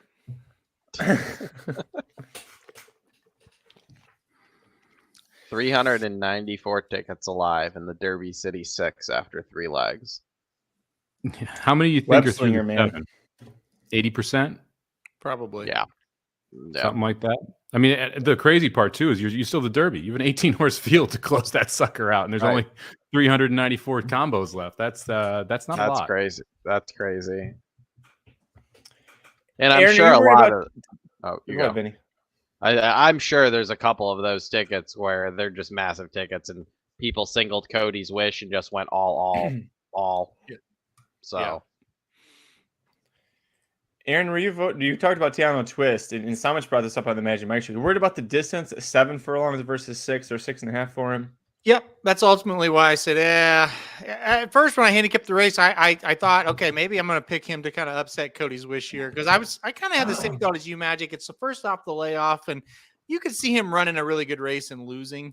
But yeah, you looked at the distance for Tiano, and it's like, yeah, it's probably not the ultimate or the perfect distance for him. And then, with endorsed, just like I was kind of leaning towards what Vinny said. Is it really going to be endorsed that knocks him off? I just couldn't quite get there. So I was kind of there. But yeah, Tiano Twist, probably not the perfect distance for him. Just realized it's a grade 1. I've got to actually do work on this race. First time all day, Magic? Second time. Second grade 1 of the day. I did more work with the undercard than the actual races that we thought mattered here. All right, here we go. We're walking in here for the grade 1 Churchill Downs presented by Ford. Gotta get a better name for this. Am I the Churchill. only one going away from Cody's wish on top? I've got the 10 on top. Yes. I think so. I'm the only heartless bastard here. Got it. Could have told you that beforehand, but yes, that makes sense. And Nobody they there, are off. did you? Nice What shot is that there, gate? Churchill. Yeah, what is that gate angle? Jeez. They've been doing that the Remember- whole time. It's so bad. Even Yeah, right I have here, no idea what like, happened. what am I supposed to see out of this? 4 and the 8 are out, but why are you not? Oh, jeez. 7s Yeah. and last. That's not ideal. No. Well, Yeah, did- three you and didn't think three he'd and be four. that close, did you? He always comes from off the pace. I kind of thought he'd be ahead of last. Yeah. Wow. Well, let's not That get is snappy awful. at each other. They're not. They're not They're going not that cooking quick. either. No, No. 22, almost a 23. That's not. We saw 22 flat. There he Earlier goes. He's moving. He's moving. Yeah. Yeah, but He woke up. Where's endorsed? Okay, he's sitting He's- the catbirds. He's actually fading. Endorse is fading off. Yeah, he is. Yeah. The issue might be. Did these two the in 8 front. actually go in the gate? Did we confirm that the 8 was in this race at any point? He's on the rail in third to last. He broke well, and they didn't send him. Oh, Cody looks like he's gonna. Yeah. He's going to Come on, smoke Cody. them, I think. Cody, Go Go looks get like- these buddy. horses, Cody. Go get Come these on, horses. Cody. He got Come it. on, Cody. Come He's on, Cody. got He's got it. He's got it. Tejano's trying. Nice. This is Yeah, here comes history. Tejano up here for second. Yeah. nice Tejano ran very good. He Very ran good. great. He did. What a He run. He ran. may not He get ran. second. No. Hey. No, hoist the gold. 7-4. Four did. What a monster. 7-4. Hoist Well, the what gold. a Great Yeah. job, horse. Cody. Yeah. Great job. That's Yeah, it's a story that keeps getting better and better. I thought Great Vinny, horse. you articulated it very well, Vinny. Leading up to the race, and I think you're absolutely right where they're going to target him. And Vinny, I'm sitting here thinking how fun Whitney Day is going to be. You and I, and hopefully a lot of other people on the stream sitting here Oh, I watching hope him so. try it.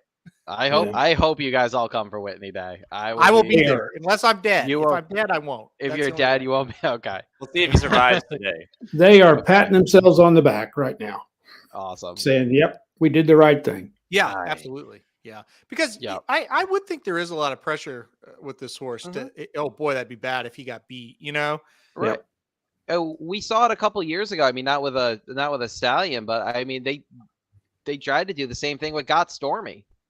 Yeah. They tried to bring Got Stormy back, and she very clearly had lost the step. They brought her back. She got beat, and she just disappeared.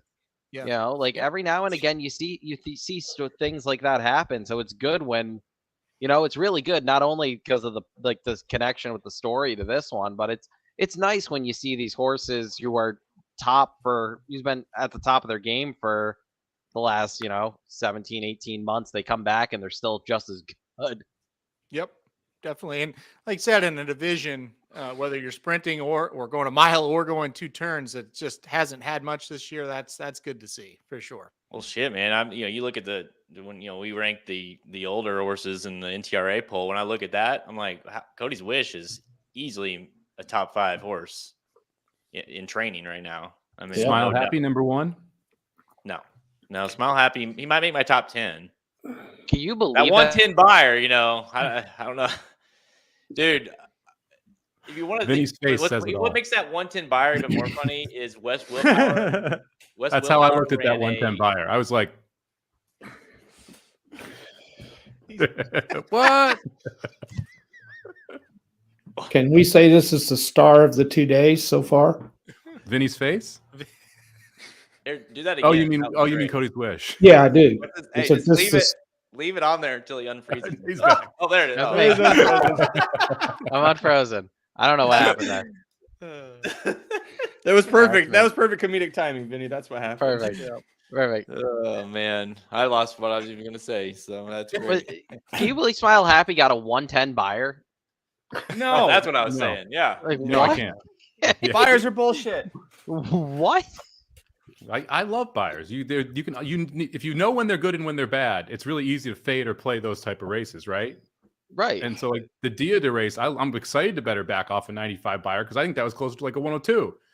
And Smile Happy, I'm excited to fade, including the horses that ran behind him, because they're 110, 108, 100, and those were like 102, 100, 198. Like it's just, dude, if you know how to run it back, it's easy to play against that stuff. West Willpower got a 106. A 106. That's a career high. Not one of us in this group kids' party. Not one of us watched that race and said, "Whoa, that looked like a 106 to me." Like, come on, 96 if we're grasping. No, I think he ran a 106, and we just got real unlucky that he lost. Even though right when he lost, we're like, what a shit show. That was awful.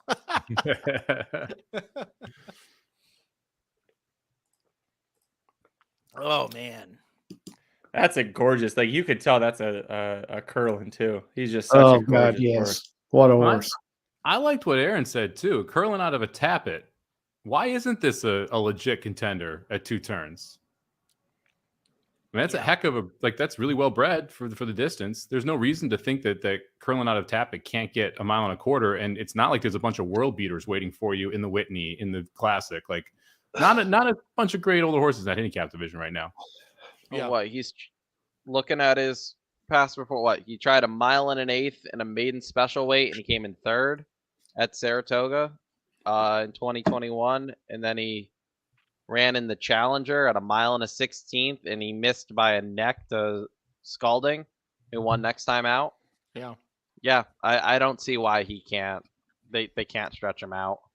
He could end up being very dangerous this year in that division. Oh. Yeah, this is a horse that ran a 104, a 102, a 112, and a 106 in his last 4 races. I would say that race there was every bit of a 105 or somewhere in that department. Yep. Yeah. I mean, that was probably a 122 based off the 110. over under 110. Yeah. If we give Smile Happy a 110 and we don't give this horse a 130, then I don't even want to follow it anymore. It's disrespectful to Cody. That's what I say. What a horse. They had him on TV. I don't think anybody else watched on NBC, but they had Cody on TV there. It was pretty cool. Yeah, I saw him on there. He looked happy. Yeah. It's crazy, man. He has a special bond with that horse, and that's what horse racing's all about. Stuff like this. So a really good moment for sure. And boy, Papa Dude, we always tell the story about Curlin and how he got me into the game, and I think you to a certain extent to a different level than you were. Mm-hmm. He just keeps producing these horses, and He's as they get older, they just keep getting better. Yeah, unbelievable. What a sire. I don't think we knew what we were seeing when we saw him. Really, No, absolutely not. No. How, You I know, remember the shame of it is, he came back and ran as a 4-year-old, but he didn't run at Oaklawn. yeah, He ran at Saratoga though. I know. And I didn't know what Saratoga was until I he think he ran at went to- Saratoga. Didn't Yeah, he take him? I got the poster still. They gave Yeah. out posters. I'll never forget that day we were down there and we didn't know much for sure. You didn't know anything, and I didn't know very much. Yep. Remember that guy telling us, "Wait till you see this horse. Yeah. He's a beast." He kept saying, "He's a beast." Yeah. It was one of the Oaklawn regulars, and he came up, and I don't know why he talked to us. He goes, "Oh, because we were saying, oh, we've had a good time, and he goes, just wait till this one comes out. Yeah. He goes, this is a beast." Yeah. And he definitely was. And boy, he's produced some good ones, and this is another one, man. Cody's Wish. I don't know. He may be one of his best he's ever produced. He's something else. Yep. Well, Haltern, we got another winner. Yeah, Good start to the pick 4. Yeah, I think I'm gonna sign autographs at parties after this picture. I'd like to know what we're going to talk about for 2.5 hours. Well, I tell you what, I feel like Papa Dude was 100-1 to save us with content today. And I felt like that when you brought up the Rapoli interview, that was a 15-minute piece of content that was really good. So you need to think of something else like that. Well, Magic, do you want to rip through some of the previews for the Derby horses? Oh, Yeah. no, that's boring. No, yes. That's boring. By the way, I'm about to lose I don't know who else still in the running, but I don't think we should. I've got to pee, so I'm about to lose that. So Me too. I think we need to talk about who's going to win the NBA game tonight, who's going to win the hockey game. Oh, We're not doing that. Who's even left in the Derby that we can tell? You want me to do tap it Trice first? Where did Shasta Sara finish? I did want to. Vinny, you want to just text me and you? Right. Well, the Heat are up 14 with a minute left in the second. Can we just call that game and start the Lakers Warriors game? God, Can I tell you, being a Lakers fan, how frustrating Anthony Davis has been this playoffs? It's like one game he plays like a top 5 center of all time, and the next game he plays like Michael Olmacandy. Absolutely. It's terrible. It's absolutely terrible. Yep. If he plays well, they win. We'll do this and we'll go to commercial break for a little bit. Shadi asked, what's the correct way to have your toilet paper? Hanging over, hanging under, or just chilling on the toilet tank? I agree. There are 2 wrong answers and 1 right answer. Well, now listen. There's 3 correct answers. Give the bathroom. It's a win. What were the choices? Hangover. What do you mean? What do you mean hangover? Like this way, or It's the same damn thing. No. All right. Listen. There's only 1 right answer unless you have a cat. Okay. So you don't put it on the sink. Yes. Hold on, Papa Dude. Vinny knows. So the answer was over, right? Yes. Now it's under because if your it's cat over, the cat will not Oh, okay. I got take it. it all off the roll. Magic, as someone who watches South Park, I'm kind of surprised you didn't have the Butters clip queued up where Butters talks about the way he sits on the toilet seat. Jared, do you care? No. Do you just try to get it on the hook the best way or whatever you're putting it on? Listen, let me go. I got 2 little boys that live with me, and if I have a toilet paper roll 1 that's on there or 2 doesn't have poop on it already, it's a win. I'm just happy to have it in my bathroom. What kind of animals am I working with here? No. You have no idea. They're like wild hyenas. Okay. How does I'm the just poop excited get that I on the don't have toilet to get a new paper roll roll every time I go into the toilet. Into the I've bathroom. had $1 for every time I've had to ask, how did the poop get blank? I wouldn't have to be betting horses. Okay. You guys really make me want to have kids. Oh no, he's talking about himself, not his kids. Yeah. He wakes up the next morning and he's just Kids are even worse, Vinny.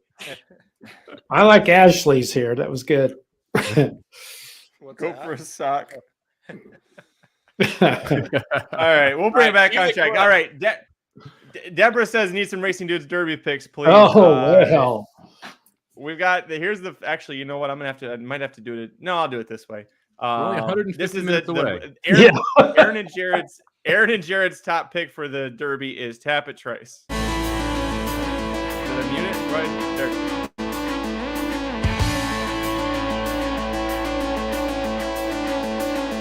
They're off in the Kentucky Derby.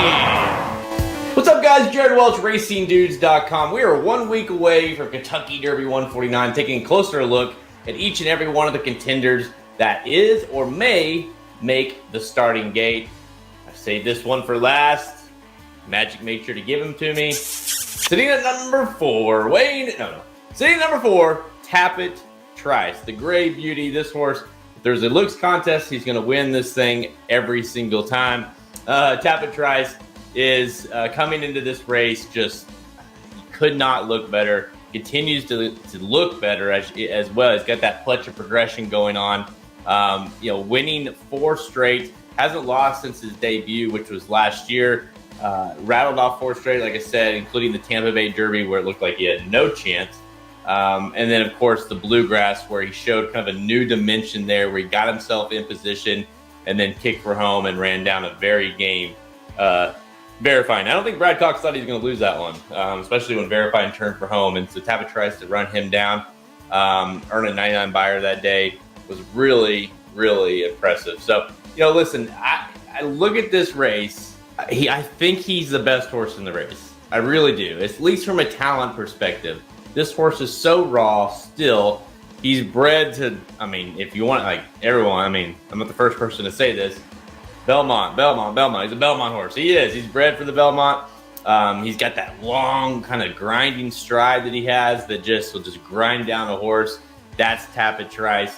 That's why he's so dangerous, because if he can get himself in a position in the Kentucky Derby, now that's a big if, I don't know how you hold him off. Let's say he's in the turn of the Kentucky Derby, in the far turn of the Kentucky Derby, and he's sitting in that position that he was, say, third, linked off, third, off the lead.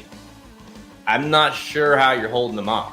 I don't know how you hold, he's a horse that he just keeps coming. He just keeps coming. Now, let's look at the cons. He's improving, right? But he's still so green. And he's shown he hates the gate. He can't break from the gate. Even the Bluegrass, he didn't break well. Sias just had to ride the shit out of him to get him in the position to kind of now start the race. Now, I was very impressed with how he did it in the far, the backside, where he kind of got himself in position better than he did in the Tampa Bay Derby, where it felt like Sias had to motor him home the whole time. So that was encouraging, but your question is, 1, where is he going to break from? We'll find that out on Monday, his post position.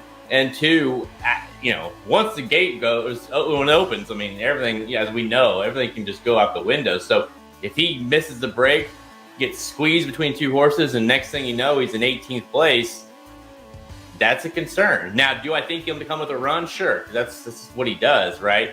But can he pass 18 horses to win the Kentucky Derby?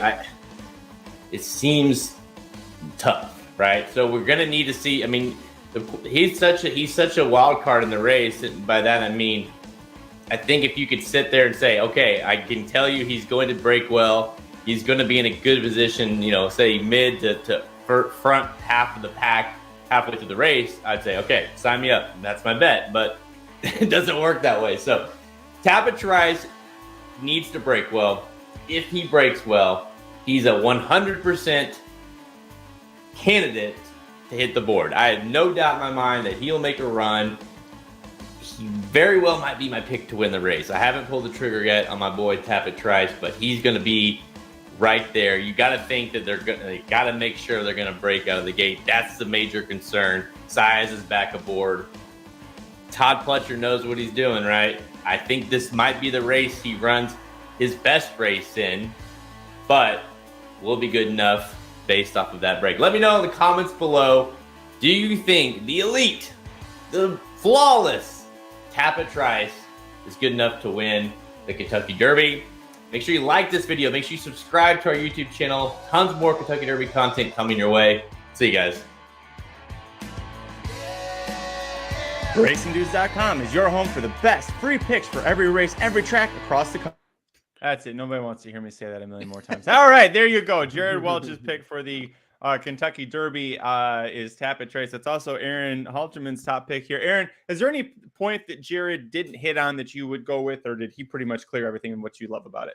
I wasn't listening to him. Actually, I wasn't paying a whole lot of attention. So I'll go ahead and just say what I like about him. Look, I get it. Definitely could have a bad trip. Definitely could. I can't argue that. I think there is a better chance that he gets a bluegrass-like trip. Here's why I like him in this race specifically today. I don't love this field. I think as long as he's not last, in which Somich believes he will be last when they go into that first turn, as long as he's mid-pack and he can kind of be the similar spot that he was in the bluegrass, I think they'll do the same thing where they kind of move him up the backstretch. And he's a horse that has proven that he can make 2 moves in a race. And that is very important when trying to win the Kentucky Derby. So that's where it was for me. I think he can get decent enough early position, move him to the outside of the backstretch, make a move, get into about that 3rd and 4th spot, and then just hold off and try to kick on at the stretch. If you go back and watch the bluegrass, that's exactly what he did. I think he can do it again. And I think even Somich would admit if he gets that trip, he is going to be tough in the stretch. He's got a big, long stride. They're going to have a hard time holding him off and it's a big if, that he can get to that position. Yeah, I mean the break's the key for Tapit Trice. He's got to be mid-pack, right? And if he can find a way to be mid-pack, then he's dangerous. If he can't, he's a chuck, right? And so that's the big question of whether or not you think it as the favorite, that's worth it, right? And so that to me is where it kind of comes down to here. I think the scratch of Forte actually hurts Tapit Trice more than almost anyone on the board from a value perspective, because it looked like Angel of Empire was going to be your second pick, and you're going to get 7-8 to 1 on Tapit Trice, and then all of a sudden it's like, well, I get 7-8 to 1 if he breaks. Yeah, that's kind of worth it, right? But then if you're staring at 4 to 1, and all of a sudden you're like, well, he hasn't broken yet. He's 0 for 5. We sure this is what we want? I mean, that's where I think that the Tapit Trice discussion kind of takes the 2 different turns. Yeah, it's 2 different things, right? Forte scratches, so that's a horse you don't have to worry about beating, positive. But if you weren't worried about him really anyway, negative, because that price gets kind of, bet down. But look, at this point, who are you going to bet, right? I mean, they got to bet somebody, and Angel of Empire, Tapit Trice are the 2 that are getting gravitated to so far, and that makes sense. Those are the 2 horses right now. I hear you. He's not a horse that's we're going to at the end of this thing go, man, he's real agile. He was going in and out, and we'd know that's not him. Like, he's a big lumberer, and he's going to have to get it worked out. Saez is doing well today. He's riding well. Hopefully he can give him some kind of trip and at least give us a little bit of thrill, those that have backed him. Yeah, we may have to mute right when they break out of the gate, because there will be a lot of expletives if Tapit Trice or Mage misses the break, and they're the 2 most likely to miss the break. So we'll see how that goes. Yeah, I mean, he could, and I'm not. I said when I did my picks for the race, the preview, I said, look, if he gets a bad trip, I'm not going to be sitting here going, well, God, how did that happen? I'm really surprised. He's a candidate for a bad trip. I can't argue that, I can't. And if that happens, it happens. I can't worry about it too much. I had to go with the horse who I thought was the best from a talent perspective, and I think that's him. And then it'll fall where it falls. Yep. Sorry, I'm sitting here trying to update the Cody's Wish race still. Let me ask you this, Somich. There was a question. Do you have an update on your super effective pick, because Forte is out? Yeah, the one I gave out all over the place is the 8 Mage on top of 6 Kingsbarns, 14 Angel of Empire, 17 Dermasotagate, over 3 2 Fills, 6 Kingsbarns, 14 Angel of Empire, 17 Dermasotagate, over 3 2 Fills, 6 Kingsbarns, 14 Angel of Empire, 17 Dermasotagate, and 22 Mandarin Hero. It's $27, I believe, for $1. Going through and doing, excuse me, all these replays up on our YouTube channel. Godolphin's having themselves a good weekend so far. There's a lot of Godolphin blue that I'm posting in these pictures. You had Cody's Wish, you had Battered Rhea, Pretty Mischievous. You had the horse that just won at Dr. Tang's house. Just all sorts of things. How's it going over there, Doc? Good. I'm back. God, It's been a little too quiet. We missed you. what was that? Sorry, it was the chair. I was closing the door because my kids are still going nuts. It's almost nap time for them. So I snuck back in for a little bit. I love it. It was good. That was funny. Funny. Aaron, 1 minute to a pretty good race at Belmont. If you guys, I was wanna gonna say, let's transition jump real there. quick. Yeah. Appleby brought over Ottoman Fleet, who's 4-5 here. So we'll see if this horse can do a little bit of running. Pretty good record overseas, and I think it's going to come up here with a big chance. Appleby, though, lost a couple at Keeneland. Still ran okay, but we'll see if it has any better luck here in New York. They're walking to the turf now. Doc, I know this is a tournament race. Who'd you take in the tournaments? I took the 2 to go wire to wire. Yeah. 2 currently at 12-1. I took the 7, 8-1 on the morning line, 23-1 now. It was 8-1. It looks like I thought it was 15-1. Oh, I'm looking Morning at that's line. Ocala Dream, right? Oh, I'm looking at the wrong race. I'm sorry. Oh. I was like, Ever argue with a doctor? Yeah. what did you take then? I took Keystone Field. I took the 7. Oh, the 7 at 15-1. Okay. Yeah. Yeah. The horse had run on the turf a bunch before. Last couple are out on the dirt. Has tactical speed. It's Mike Maker going 1.5 miles. Pretty nice little group. You know, Dyna Drive, a horse that was a big score for us on Whitney Day at Saratoga. You got Fort Washington, not a bad horse for Shug. Rock Emperor is in this race for Chad. That's still running. Can't believe that. City Man, who was horrible last time we saw him, but has been good in the past. So this is a good one. It's a really good race. It's unfortunate the 9 scratch because I know with the Rockets you were trying to beat Law Professor there. So the pick 3 will pay to the 3. Not looking too hot. It's all the Well, chalk beforehand. he was a main track only entry. Yeah, he was yeah. Oh, he was MTO. Okay. Yeah, I was gonna say were they gonna run him on turf? No. They're off. It's going to be Maker into the first turn here, Doc. Yeah, that's what I Nope. thought. Never mind. 8 crossed over on us. Tide of the Sea goes up. Ugh. Well, that's a horse that is set in many. Didn't he used to be a maker? Yes. Yeah. Yes, he did. Yep. He's a fan, as Aaron was saying, of setting the pace and then stopping badly. Yeah. He set 100 pace races or 100 paces in these races. Let's say that 3 times. It's a rhyme. They're going quick too. Yeah. Belmont, very underrated track. I like it. It's a pretty place. Well, maybe not now as they get to the construction part of it, but usually it's pretty. I'm excited to get back to it. It's been a track that I have not focused on because of Churchill this week, and tomorrow's going to be Belmont's going to be a focus track for me. I'm excited to start handicapping it more in depth again. Yeah, it's been fun. I've been enjoying it for sure. It's all the old names, the old New York breds. It's like, oh yeah, I remember him. Hadn't capped Aqueduct in a while, you know. And the 7's done. Yeah, 3 making a big move here. 6, the 1. There's a few. The 5, Rock Emperor's kind of got the jump on some of these other ones, but Yep. see if he can hold them off. 3's going to go up the rail. Who's that on the outside? Is that Full City of Man? run. City Man, the 6. Yeah, 3's got this if he can get through there cleanly. 3 got through. Yeah, he's got it. Yeah, ooh, Ew. He's the only one moving. great effort by the 3. Yeah. I mean, eight ran a hell of a race. Yeah.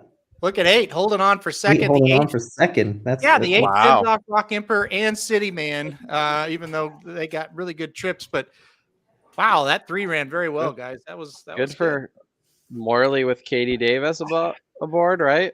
Yep. Yep. Wow, that's nice. Yep. You know, as I sit here and watch this and think about what my emails are going to look like after this thing's over, I really wish we were at Belmont today for the big day. That would have been much happier. I think I have like 6 of the 8 of the 9 winners on top. hit 2 pick 5s, a pick 3. Yeah. Anyway, all right. Was that good? As of like 2 minutes ago, the longest shot on the board right now is Jace's Road and King Russell are both 30-1. What is Everybody Ray's else is- Cane? How is this horse not last in the betting? I don't get that. Ray's Cane is 29-1. Okay, well that makes me. Close.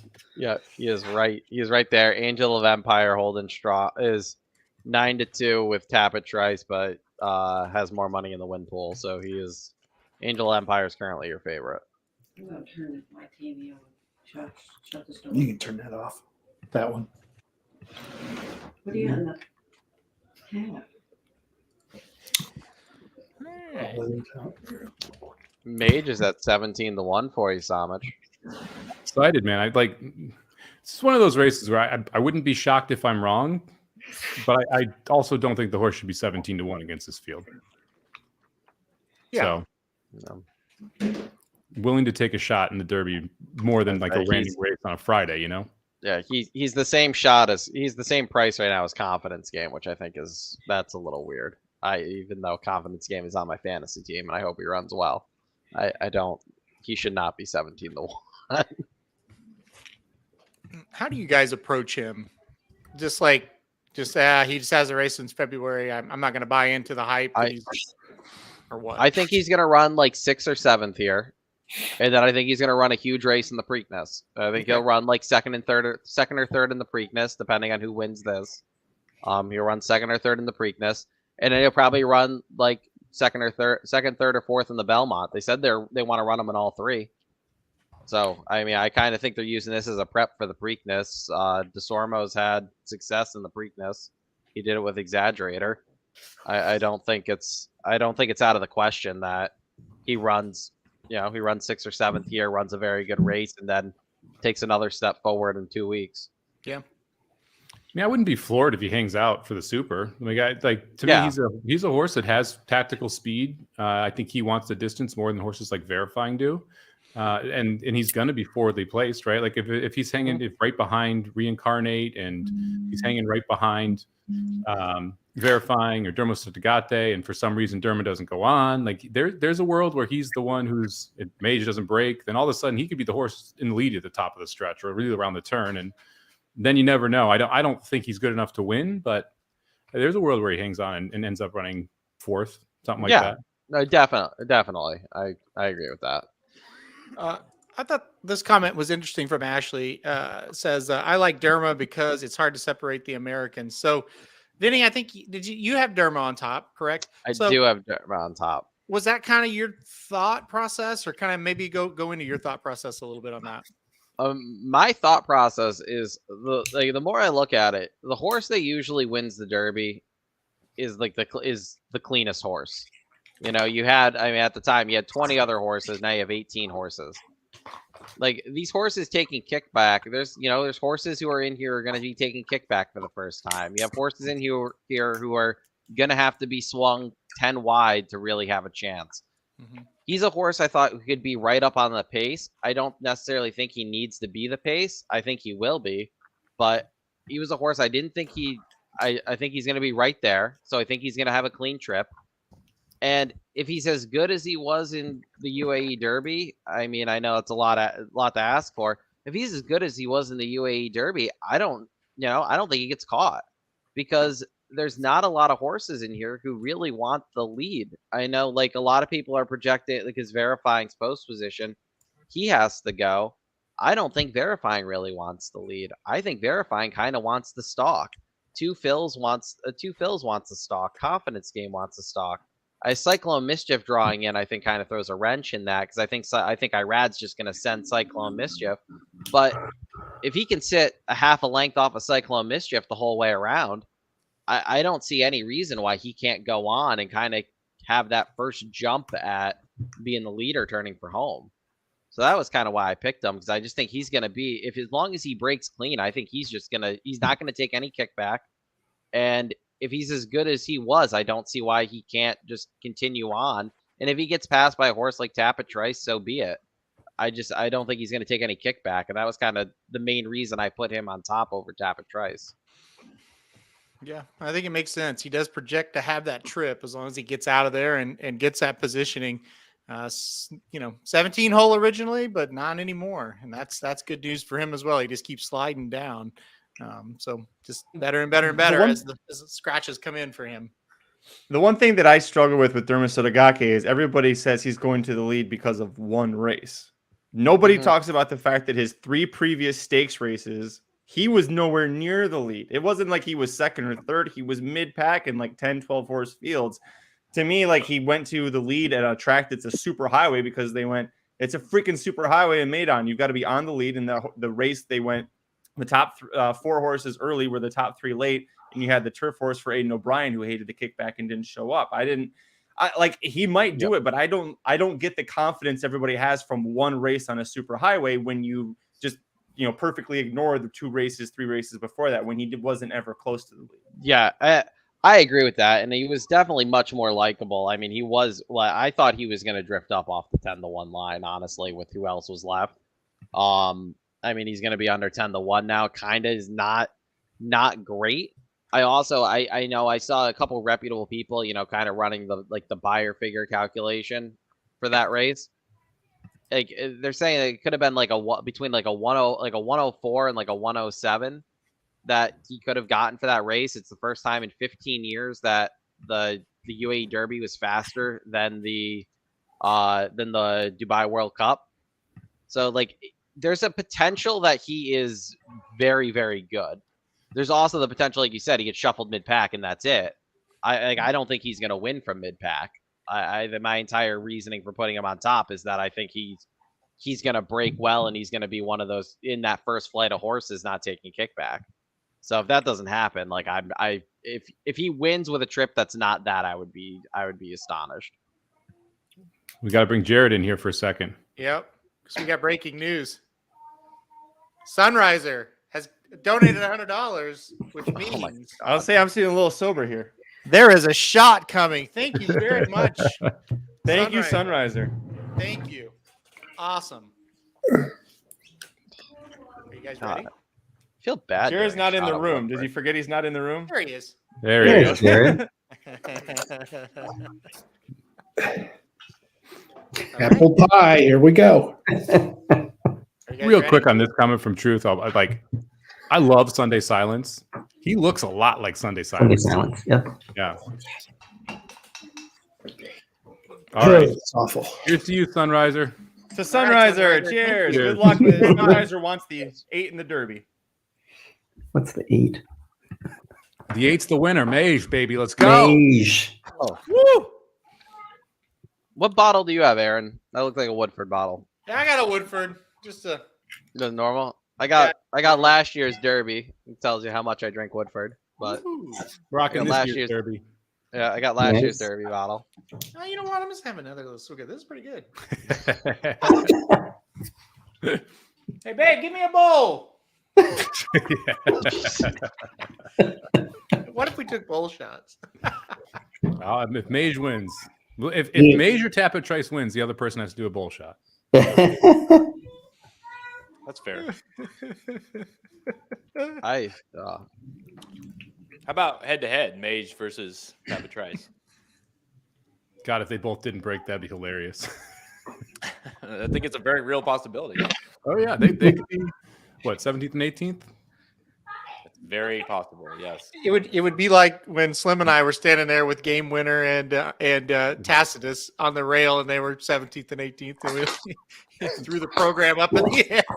That was Looked at me one- and said, "Let's just go." I was so pissed. I had Game Winner and a bunch of stuff to close it out, and I was so furious when that horse didn't break. my wife just got home and she brought this Ooh, Sunny Mm. D. I've Sunny heard about D. those. Beauty vodka. oh, How that's is it? good. Wow. It tasted okay. I mean, I don't know how dangerous it is, but That sounds refreshing. That is just a shot at the nostalgia move. yeah. Oh, yeah. It kind of tastes like Sunny D. My kids, I just bought them a huge thing of Sunny D at Costco the other day, so I could just dad could have those. Drink those. Just don't Just get them hope they don't mixed pick the wrong one out of the up. Just don't refrigerator. get them mixed up. Yeah. Too bad those don't come in the little squirt bottles like the other ones do. I agree with Ashley on this. It almost gets a little boring. Mhm. You know, it Oh, it really does. I'm with you. It's tough, on and that. it's different to being like if you're at the track on days like this. Like, yeah, it's long, but you can find things. You know, you're talking to people, you're moving around, you're going from place to place. Like, you can kind of pass Yeah. time quicker. Like like kudos to everybody that's hanging around here in the chat, just watching us jabber about nothing for most of the time in between races until we get to like 10 minutes to pose. Yeah, That's how is great. it we are one race away and we are like 2 hours out? Yeah, it's crazy. Like that is crazy. It is crazy. And I know like people at Saratoga say it all the time because it's like a half hour between races and on like a Thursday. So it definitely drags the day out, but So let's do a little prop discussion. Mm. We've got some props up here for the Kentucky Derby. So let's have a little fun with this. We've got first off, little head-to-heads here. Nice. So you've got Angel of Empire versus Dermisotagate. Ugh. Angel of Empire minus 145 right now. Dermisotagate plus 125. Anyone like a side there? Pass. I would probably pass, but guess Angel since I have him rated higher, but it's close. I don't like that one. Let me find. Okay, Angel of Empire tap at Trice minus 120 on both. Ooh, that's even worse. Yeah. Pass. Pass. Tap at Trice Dermisotagate. Tap at Trice a slight favorite minus 125, minus 115. Mm. Tap it. You know I'll that. take it. Yeah, if they're at those prices, I'm with Jared. Jared, take the tap of choice. Pass. pass. Me too. Pass. All right. God, you Over, guys should have been in under. the turf sprint stakes. Nobody got balls on here. Hey, Wow. shut up. Over under first quarter 23 flat. Under. Oh, under. Under. That's what I meant. Under across the board. That Yeah. one's minus 165. Over under first half 46.8 seconds. Under. Magic with the over. I think they speed up and then they hit the turn and They- slam on the brakes. They're all Yeah. trying to get that first position, and then Yeah. we're gonna relax. I think What's the the- first half will be fast, and then they'll slow it down a little bit, and that's What's when the pay? What's the odds? What's it? Plus 120 for the over, minus 160 for the under 46.5 second opening. I'd go half mile. over. Ooh, yeah, with the odds. Yeah.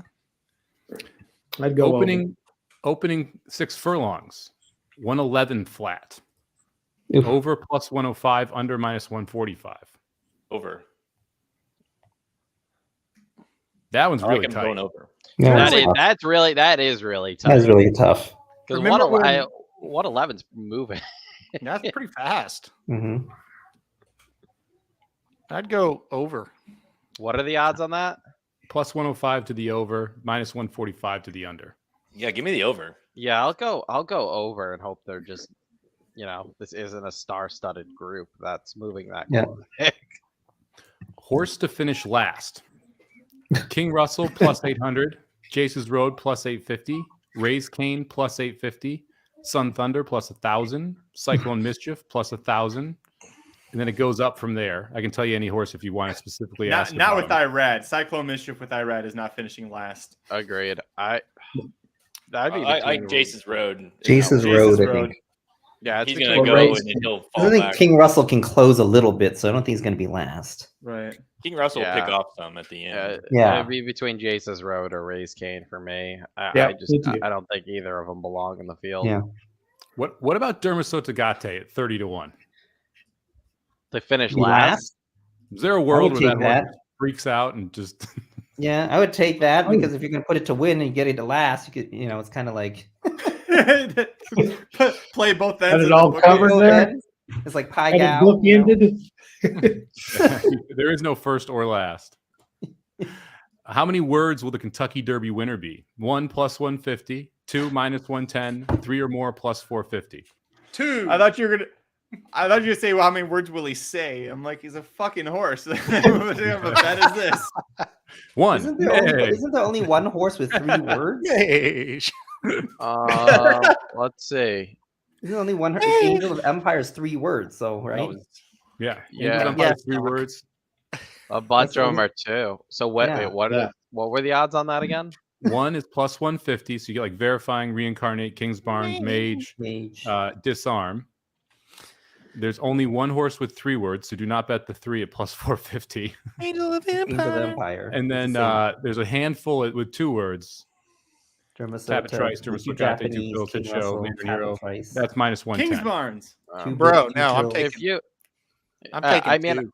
I guess if you're on the Angel of Empire train, that's not a bad bet, is I'll it? take it. Like that's Hang kind of on. what you're. are his odds now? If you're Right, 9 he's to like 2 nine. there Right, he's versus like what? 9-2 right 9 to now. He's 2. plus 450 in that. Like, I mean, it's Which is 9 to 2. right. It's Except kind it's of the fixed same odds thing. So versus- Yeah. it's not the. That's not the worst thing if you're on the Angel of Empire train. Exactly. Hold on. Last place horse's saddlecloth is odd plus 120, even minus 160. I What love was it. that?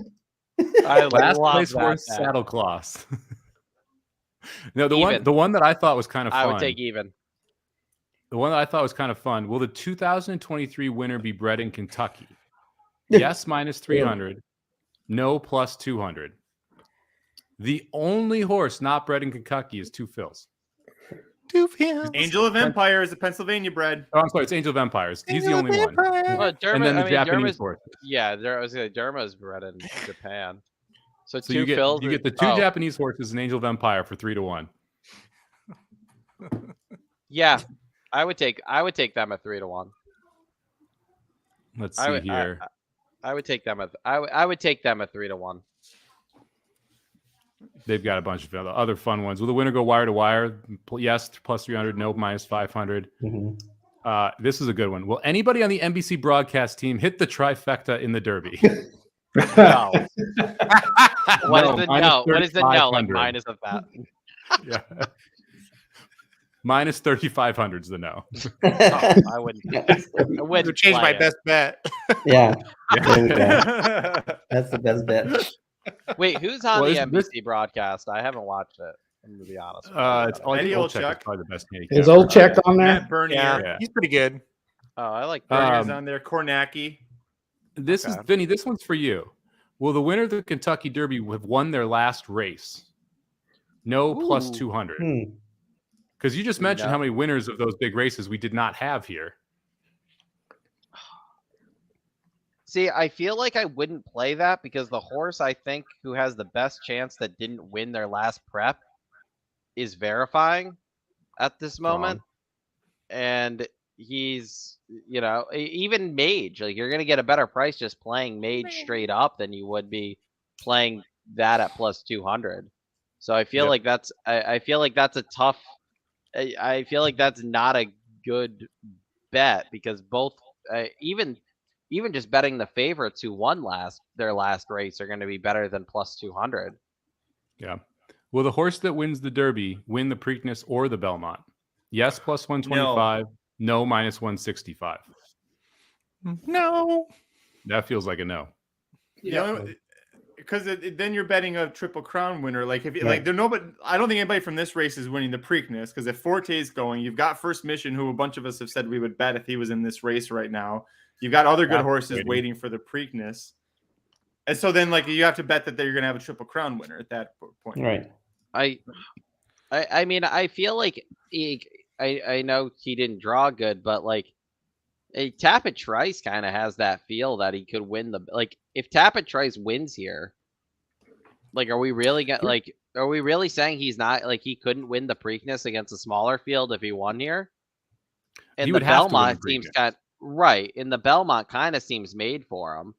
You don't think they Do would you run think Tapit Trice back in the Belmont if he came in like second or third in the Preakness? Like that's kind of I feel like between like him and Dermasaurigate and Mandarin Hero are like the three that kind of applies to. Yeah. Because those are three that like you could see like if one of those three is really that good, you might get a horse that wins those two legs. But otherwise, yeah, I would take the no on that. If Tapit Trice wins this race, it almost kind of screws up the Preakness or the Belmont, excuse me, in a way, because it's like now he's in a weird spot where he's going to have to run in all three. Where if he was to get like second or third in this race, it's just boom right to the Belmont, no big deal, So And it's that's gonna the be weird funny if he part. doesn't. He's probably a shorter price in the Belmont if he loses the Derby. Oh, for than sure. if he wins I the would Derby. 100% agree. Yep. He definitely has, and I'd love. I mean, obviously, I'm picking him to win, but definitely has. You could also see a case where it's like he ran really well in the Derby, and then enter this, and then we enter the Derby. We saw that last year, of course. We've seen it a lot. A lot of times we have tough trips in the Derby, and then they save them for the Belmont, and they run well. Creator is one that comes to mind. Obviously, last year, so you can make a case for he ran really well, and then he's your Belmont horse. So I do agree that a win here does make it a little more interesting because you got to run him in the Preakness, unless you're Rich Strike and you don't. Or Country House. Well, Country That House is pretty cool. Country House left the country, I think, after that win. I don't know. Country was House never almost seen left the again. earth. Country House was that close to leaving the earth after the Derby. All right, let's bring it back. We got 8 minutes to post here at Churchill Downs. 8 minutes away from the what is it? It's the Woodford Reserve Bourbon Turf American thing going around. Old Forester took over. Okay, there you go. Old Forester Turf here. We're 8 minutes away from race number 11, the first leg of the Daily Double heading into the Kentucky Derby, and first leg of a pick 4. Jared, I know you like a horse in the after card races. Do you want to talk about that one real quick? You drafted one from the 13th. Yeah, the Equivoke. Is that how you say it? Is that right, Magic? Sure. Cool. Manu's not here, so I guess we're gonna go with that. Saw this horse in the flesh last time out at Keeneland. You could tell he looked like a star. Of course, ran like one as well that day. Wasn't bet as a favorite, actually, surprisingly, but comes into this race. I think the distance, ran at 7 furlongs at Keeneland that day, stretches out to a mile 16th. He's, sire, good magic, out of a Giants Causeway dam. I mean, this is a horse that's bred for distance. I think this horse has got an opportunity to be a serious horse in the summer. It seems like he's kind of coming up to the party late, but that's why he's in this race. So yeah, I like this horse. 3-1 seems like a pipe dream though. But yeah, hopefully, fingers crossed, we can round out my bets anyways for the day with this horse here. I just could not let him go without betting him. I like the 8 Classic Legacy a little bit coming out of the Tampa Bay Derby as well, getting 5-1 there for Mott and Alvarado. I think you probably get most of that 5-1 too. Is there anyone else that people would include in a pick 4 here out of the 13th? I thought Chopper's Revenge would be a little bit interesting. I'm with Jared. I do have that horse on top for Pletcher. But I think Chopper's Revenge will run pretty darn well. He's got the experience, and I think that's going to be the scary thing about him. So I went too deep there using Jared's horse and Chopper. All right, let's head down to the last race, the 14th race on the card. We got about 7 minutes, so we'll whip through this as well. I ended up 4 deep here. I used the, let's see here. I used the 2 horse, Ever So Mischievous. I thought the 6 horse was your price. Eric Range, 15-1 first-time starter. Like the 10 Northern Vader, first-time starter. And the 14 Dillinger, 7-2. Anyone else that anyone like there? I like Golden Sombrero. I think he's going to be the speed. I mean, Cinco de Mayo, Golden Sombrero. So he ran 8 furlongs at Santa Anita, went wire to wire. He's cutting back. O'Neill's bringing him back. He's got Jose Ortiz on board, so he's got a shot, I think. Yeah, I use the I have the 7 and the 8 on my late pick 5 ticket, as well as the other ones you mentioned. The 8's a Dallas Stewart first time starter. I was kind of just covering my bases with that one. No idea, but sold for 3 times the stud fee of Union Rag, sold for $90,000. So maybe there's something there. And the 7 blinkers come off. Tried to go to the lead last time out against King's Glory and Castle Warden. Castle Warden ended up finishing like 3rd, I think, in his next start, but showed speed that day. Loses blinkers. If he shows speed again, I think, especially the way this track is running, I think he could be dangerous. All right, let's jump into the race we got going here in about 5 minutes up to the mark. Going to be your favorite heading into the gate. It looks like 2-1 right now on the Pletcher Irad horse. Aaron, we'll start out with you. Do you have up to the mark on top? If not, who else did you like here? I do have Up to the Mark on top. Don't like the price very well. But, look, ran in a really tough race last time out at Keeneland. Thought he ran well. Think this is a little bit easier spot. I know they're both grade 1s, but I do think this one's a bit easier. So I took up to the Mark. I think he'll be pretty tough in here. Almost picked Hong Kong Harry. I like this horse. Think he's going to improve here second off the layoff. Gave him a long look, and then for kind of a longer price. I know he's taking money now, but Wolfie's Dynaghost I thought was interesting in this spot today. I think he's found the right field. I'm a little worried he might flatten out that last 16th of a mile, but I think he's the price you need to get involved. So I went back and forth on this one. I went 5-7-3. Yeah, I would love Wolfie's Dynaghost to win. I'm worried about the distance here. I have up to the mark on top. I think he makes a ton of sense. I think both D'Amatos are live. I think the 6 and the 7 both have a shot here. The 6 now at 14-1, 7 sitting on the board at 3-1. So I'm interested in both of those. And don't sleep on Ocean Atlantique either, the one horse as a price. If you like up to the mark, ran behind him. I think it was last time or two back. Also faced Smokin' Tea a couple races ago, who's a horse that won very impressively yesterday. Papa Dude, who you got here? I've got the 7, Hong Kong Harry. I like the consistency. I don't like the last race, but it was a grade 1, finished 4th, only lost by 1 1.25. So that's not bad. I really like the 4, but he's scratched steady on. I like Spooky Channel, the 9 as well. So I like the 7, the 9, and of course then up to the mark. So I'll go 7-9-5. Doc? 5 on top. Unlike the price, that's what I was going to be my all-in contest horse, but 2-1, I can't do that right now. So up to the mark on top. I also like Santine second. I think horse for the course. He won the quote unquote Arlington Million in August, and he's coming back here in pretty good form. So he might have a chance. Jared? Yeah, I'm with you on this one as far as my top pick up to the mark. Don't like the price either, but I think this horse makes a lot of sense. Maybe is Todd Pletcher really? I mean, maybe he doesn't at all. But if he wins the Derby, is this going to be his first win of the 2 days? We'll see. I think Santine is not getting enough love here. I get that the horse did not look great the last couple starts, but hey, last year this horse wasn't looking great either, and then came to Churchill Downs, won this race, and then rattled off another win, the Arlington Million, of course, at Churchill Downs. So I think he likes the track. I think he likes the distance. I wouldn't be surprised if he ran a big race, especially with TGAF back aboard. So I like Santine a lot as well underneath, and with the chance to win as well. Vinny? I'm on up to the mark. I third behind that Modern Games, and I forget who beat Modern Games last time out. Shapier. Yeah, I just think he could be just better than this field. Yeah, if that was actually a sneaky good Maker's Mark mile, considering Shapier went gate to wire and Modern Games couldn't run him down. Modern Games is what odds in this race? 3-5? Yeah. Yeah. Modern Games is probably, if Modern Games is in this race, I'm curious if they would have put the Churchill Downs stakes where it was, knowing that Modern Games and Cody's Wish would have been very, very likable singles in this late sequence. Yeah. Yeah. Magic, we got a minute left. Who you got? Listen, 5 was my top pick. We've talked about him ad nauseum. The 8 was my second pick. We've talked about him a lot as well. At these odds and with the scratch of the 4, give me Mike's favorite horse, Wolfie's Dynaghost, 7-1, baby. Johnny V, Johnny T. It's going to be speed.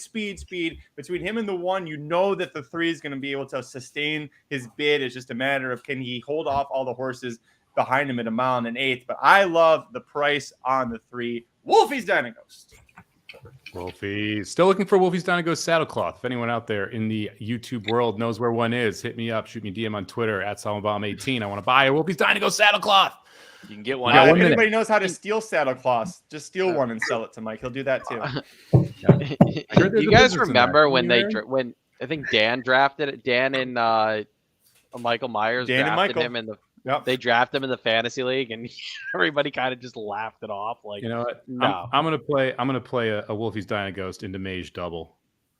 Feel like it's the right thing to do. So here's the thing about Dan's fantasy drafting is we make fun of it a lot, but you can almost guarantee it. There is a great future turf horse on his team when he drafts them, because every year you can look back at his horses and go, all right, well, that horse clearly never even tried the dirt. We didn't see him till June of his 3-year-old season, but I'll be damned if he didn't hit that. He was a great turf horse. It was Catholic Boy. I'll do this if someone can tell me who Wolfie's brother is. Say it again. Oh shit! It's Sadler's Joy. There you go. Because they're the exact opposite horse. Wolfie's is go, and Sadler's waits till 1.5 miles is run before he starts going. All right, they're in the gate. I knew someone would answer that. That was it. Sneaky move. There it is. And we're off. Well, this doesn't Wolfie's- seem like it's going to be Poor a fast Doc. race. Walking to the lead. Yeah, I was going to say this already doesn't.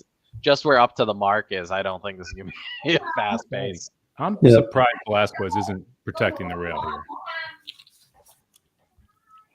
Me too. Not sure why you'd want to be in third instead of in first. Yep. That's Yeah. weird. You gotta love where Santine's at. Yep. Yeah, Shouldn't be on the lead. I'm against Santine today, and that has me nervous where he's sitting. So that kind of Bye-bye, worries me a Melvin. bit. Takes the field into the pace, 23-4 opening quarter. Santine sitting right outside. Wolfie's in third. Earl's rocking fourth. What do you guys think of where up to the mark is here? Just 5 lengths off the lead. I think he's fine if he's good enough. Yeah. Yeah. He's good enough. He's tracking, but he was really sweaty. I noticed that first turn, so I don't know what that's going to mean for him, but we'll see here. This is gonna be a cluster here in a second. This Feels like it. Yep. Things are gonna change very quickly. Come on, Santine. Here comes Up to the mark is floating. Up to the mark. Look at him just go. He's floating over that course. Yeah, Yep. Come on. he Come went on, very team, yeah, wide. got something left. He should Wow. he should have zero excuse for You losing. should have this this. race If up he to the can't mark. do this, then he's it's not Come on, go there get him. yet. He's Oh, got it. He's Oh, gone. Got it. Come Got it. on. Hey, Oh, he's got- Come on, 6, 7. Oh, no, 6. nice 5. Six All took a right. Get up. nice step there. Guys, I cashed a bet. Yes. Let's go. Way to go, Jared. I'm done. See you guys. Let's go. All right. I kind of 2 to feel 1 looks silly like it's that Nice Deal to on up see to the Rapoli mark. and Pletcher win a grade Deal. 1 on Derby Day. Yeah, I kind of bummed I went a little deeper in that race than I should have. I should have Oh just damn. stuck to my gun that up to the mark was that good. Feeling good, Jared? Oh my! I don't even know. I'm not gonna watch the Derby. The pressure's off.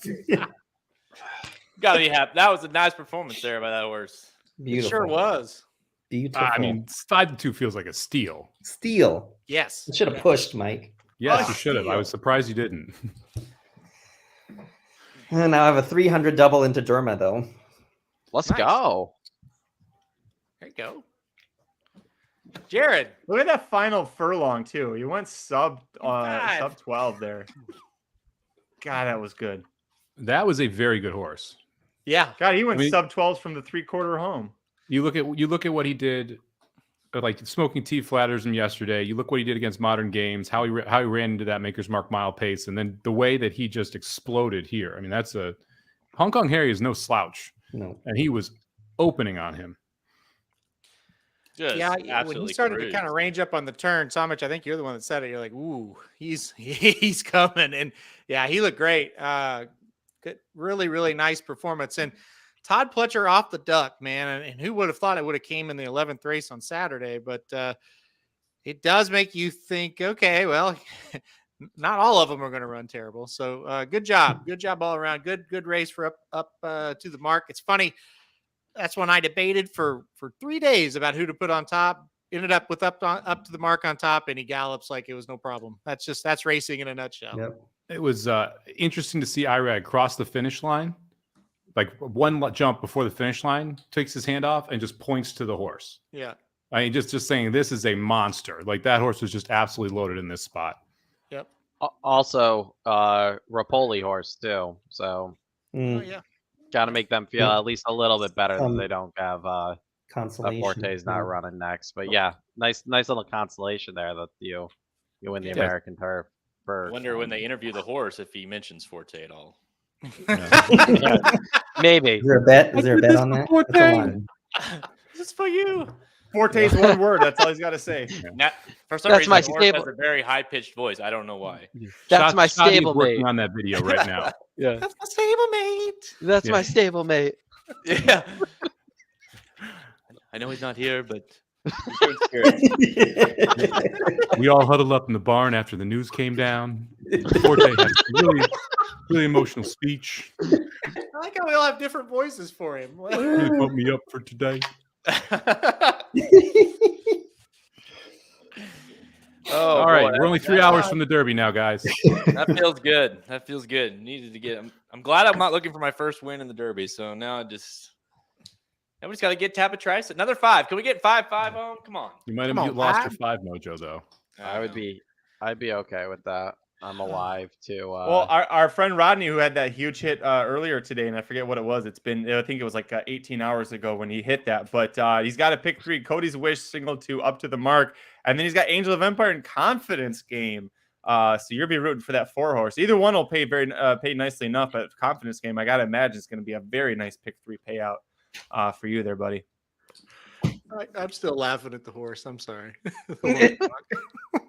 Shout out to my stable. We're all thinking about him, you know. The last thing he said Does the was, horse go in the winner's circle and do this? Yeah, really makes you think about life. You realize how short it is. You never know what you'll be able to do on any given day. Gotta take chances. Gotta capitalize on the opportunities you get. Stop. California Chrome. He's the best. Yo, do we know that? Yeah, what what if kind of he's- accent he might have? You Yeah. don't know. Where was he bred? Kentucky? Well, yeah. He probably doesn't. He probably has a accent like I talk with. If he's from Kentucky. Does he sound like he's got a pound of chew in his mouth? Maybe that's what's going on. I think he did spit a dip there when we were running right by him. He was that confident. So in all seriousness, this is a horse that ran in a lot of allowance races, finally got to turf, kind of the woke up or definitely needed to be on turf. The Maker's Mile last time out was a nice race. Obviously, this one right here was even better. How serious of a horse is this on the turf for Pletcher? Very. He's good. Yeah. He's really good. It's another division that, like, I feel like if you take out modern games, depending on how often he runs here, the American runners really aren't that strong. So he could end up being very good and definitely win some of the other big races here, depending on who ships from overseas. Yeah. But this is at 1 1/8 miles too. I mean, his last 3 races have been a mile and 16th, and a mile. So this was a stretch out, and he loved that extra ground. And there's a lot of really good milers in the U.S., and there's some speed horses that can get a mile on certain tracks. 1 1/8 miles is a little tougher distance for U.S. horses sometimes, and that was a very impressive performance. 81 minutes till the Kentucky Derby, by the way. We were having such fun, Aaron. Why'd you have to say that? Well, I was gonna. No, I want to bring the mood back up very quickly. Aaron, who Kathleen you got O Belmont? ready to run at Belmont. They're Who loaded. you got? Kathleen O's going to run here. Put my Belmont. I like the 4. I like the 4. Well, you got to bring Kathleen O up. That just brings me down. I'm sorry. Gerrymander or gerrymander, however you say it. Gerrymander. And pass the champagne at one point was okay. No. Here we go. So was Kathleen O. I'll go with Jarrett. I'll go with the 6. Throw up the O. The O is 25 links behind already. That's what she does. Well, sure. Yep. Throw up the O face. See them all before she runs them down. I think I would have taken the 2. I don't know Yeah, I'm not watching. Miranda's got I don't know her, where yeah. the 2's at. I got to get used to Belmont again with these 1 16th, 1 8 whatever races going one turn. They're ganging up on the 6. Did you play the O? I have. Yeah, I do. I'm gonna 6 take to it. 5. Nice. She's ranging up. She's moving okay. Yeah, she's moving okay. Who's the 3? The Timeless 3 I don't Journey. have. Timeless Journey. Ray 22 to Handle 1. with Vargas. Come on, 4. Kick into gear, 4. Well, I don't think it's going to be the 2. No, No.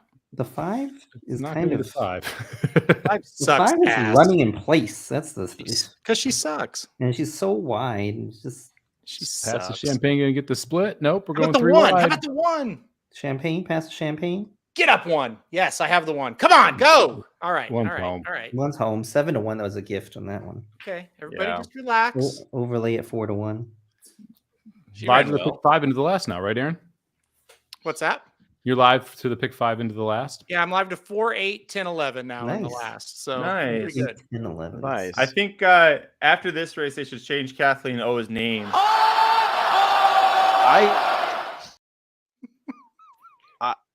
I honestly don't know why they run her outside of Gulfstream. I'm gonna say this is the same thing with indoors. Like Yeah. they run their best races at Gulfstream, just keep them there. You could have just ended that after run her. Yeah, why do they keep running her? They should have stopped after her 3-year-old season. Magic, what's her name again? I feel like she could win a couple races at Gulfstream. Magic. What's her name again? Yeah. Her name is Kathleen. Didn't come up. Didn't come up. I hit it. Somebody turned it off. Magic's a little slow right now.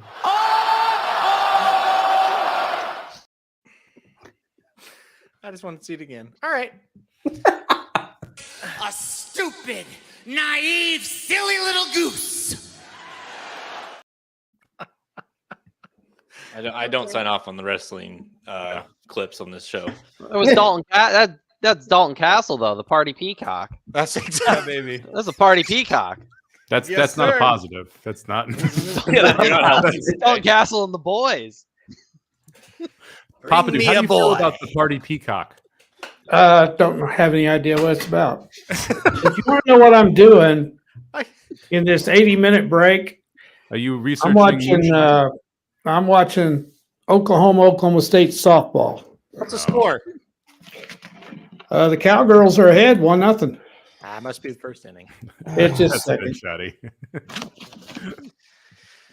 I'll be back. I'll be back in 5 minutes. I gotta call a hospital. Oh, lies. Doc, Okay. focus. God, can't you put them off? Priorities, Matter man. with you. Can't you put them off? My God. All right, Matt, you want to run one more? They and then may we'll be, jump they may into be this? asking for the Derby pick. Who knows? God, I hope that's what it is. Yeah, I've got Jared's video on Derma Sotogake ready to go. Let me put that up here. I'm just kidding. I wouldn't do that to you, Jared. Did I? Huh? Oh, don't do that one. No, don't do that one. I've changed my No, mind hold on on. him. Okay, I'm allowed to change. That was early on. Okay, I'm allowed to change my mind. He's on top of I have a ticket savers that he's on top of. So just relax, people. Jared clickbait Welch over Although the bet is still on, right? I do have to shave my beard if he wins. I know, Ooh. Shoddy. I remember. This beard's I looking didn't know about solid that. too these days. So that's gonna be a bummer. Oh, I didn't know about that bet. Are you going to do it live on the stream right when he crosses the Not wire? now, but we will do it live on air. It's gonna be. Is Aaron gonna do it? We're gonna Aaron's do gonna it like shave me. Yes, we're gonna do it. Yeah, we're gonna do he's it gonna like shave. He won't admit to it, but he will shave me. So. No. like Get those Trump. Manscaped clippers out, baby. Start charging me. No. Right, The like deal- Trump shaving Vince McMahon's hair at WrestleMania. Sponsored Aaron, by you- Manscaped. Aaron, you should. And then you just go, whoop. No.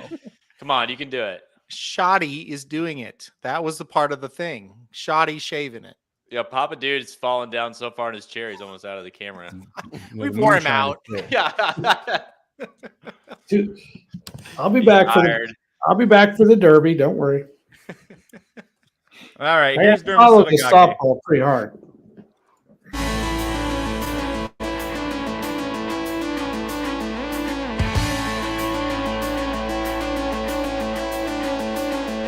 They're off in the Kentucky Derby. What is up, everybody? Welcome back to RacingNews.com and welcome back to another one of our horse capsules as we go through all the major contenders headed towards the Kentucky Derby on Saturday, May 6th. All right, we're going to go to the most, what would be the word? Polarizing horse could be the word.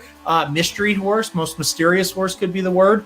We're going to go over to the Japanese sensation, Derma Sotogake, and we're going to talk about him today. Look, he has been pretty darn good in these races leading up to the Kentucky Derby.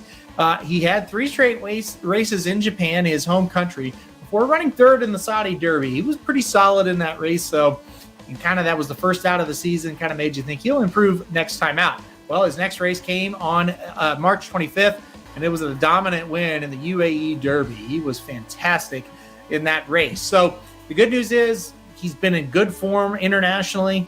I don't think coming over here is really going to bother him. He's been running all over the world, so that's good news for him. He's got a running style that's great for the Kentucky Derby. He doesn't have to have the lead, but he will be forwardly placed, and it makes a lot of sense to kind of sit that stalking or, right up on the lead type of trip that sometimes is hard to run down in this race. So good positives there. On the negative side of things, the biggest thing that people are going to point to, the UAE Derby winner has just done nothing in the Kentucky Derby, and we've seen impressive performances before. We saw Mendelssohn, probably the most impressive UAE Derby winner that I can remember.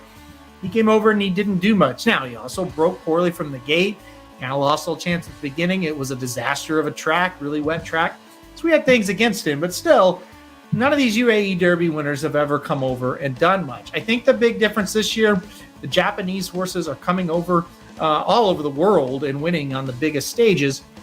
So it makes sense that this horse can come over here and win a race like the Kentucky Derby. Mandarin Hero, another Japanese horse, not in the field yet, but might if they get some defections. He came over to the Santa Anita Derby as kind of the B horse from Japan, so to speak, and he almost won that Santa Anita Derby.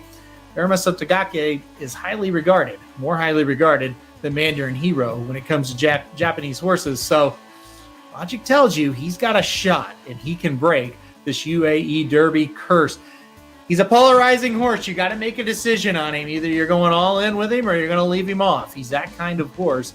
We'll see what happens on the first Saturday in May, but he brings a lot of intrigue.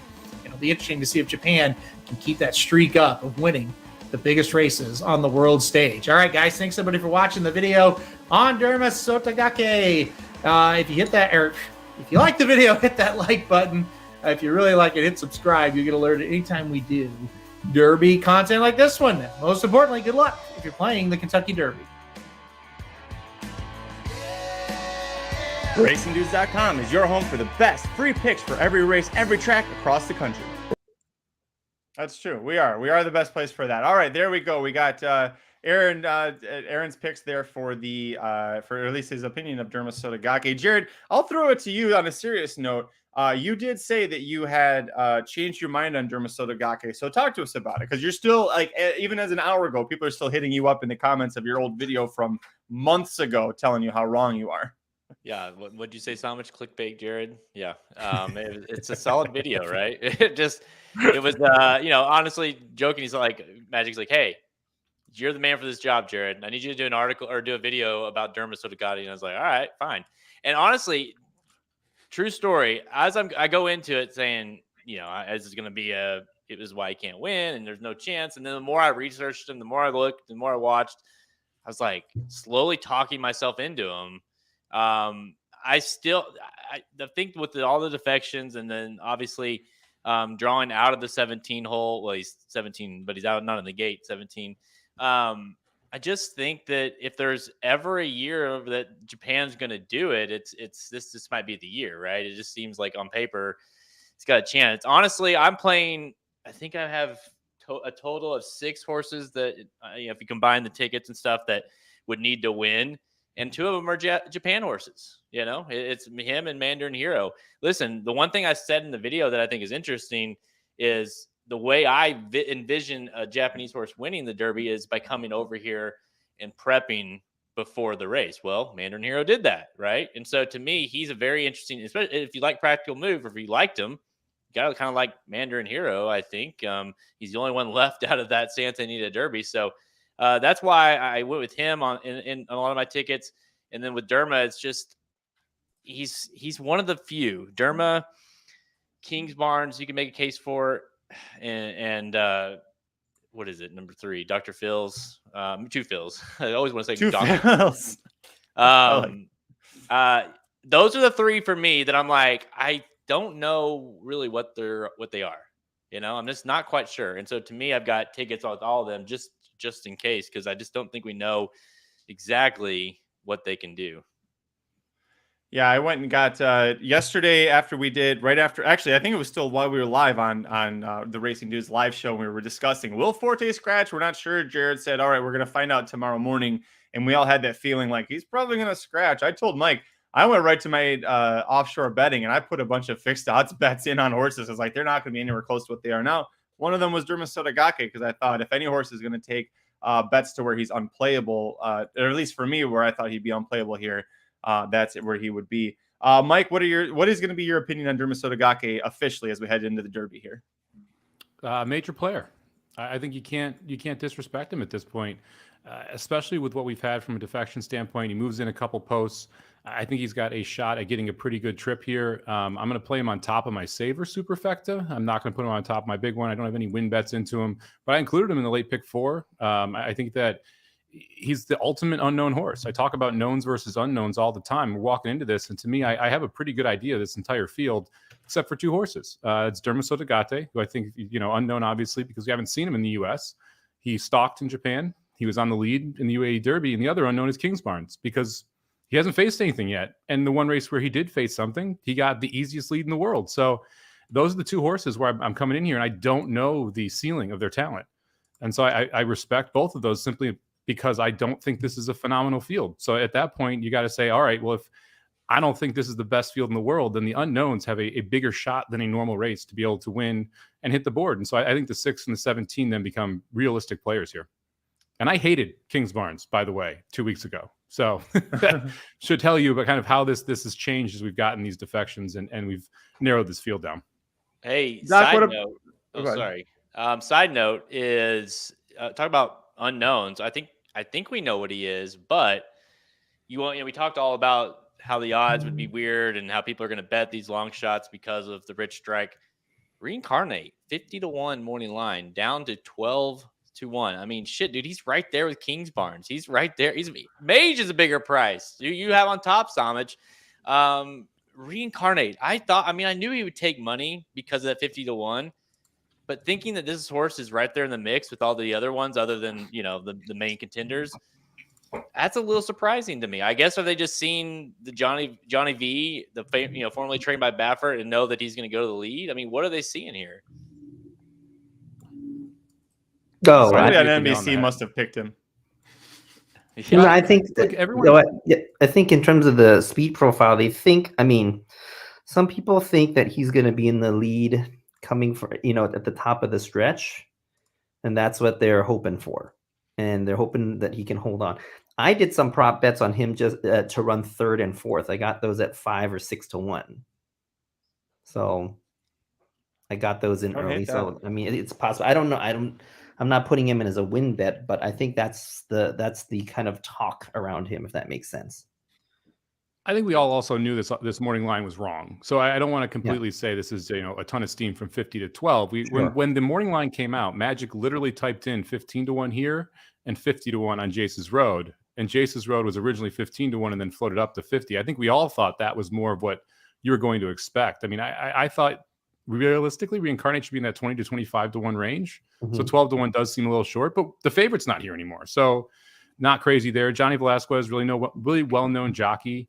This is a horse that Baffert had specifically said can easily get the 1.25 miles, that this is just kind of a grinder type that has the stamina, and he's going to be forwardly placed. So the arguments around Reincarnate make a lot of sense to me.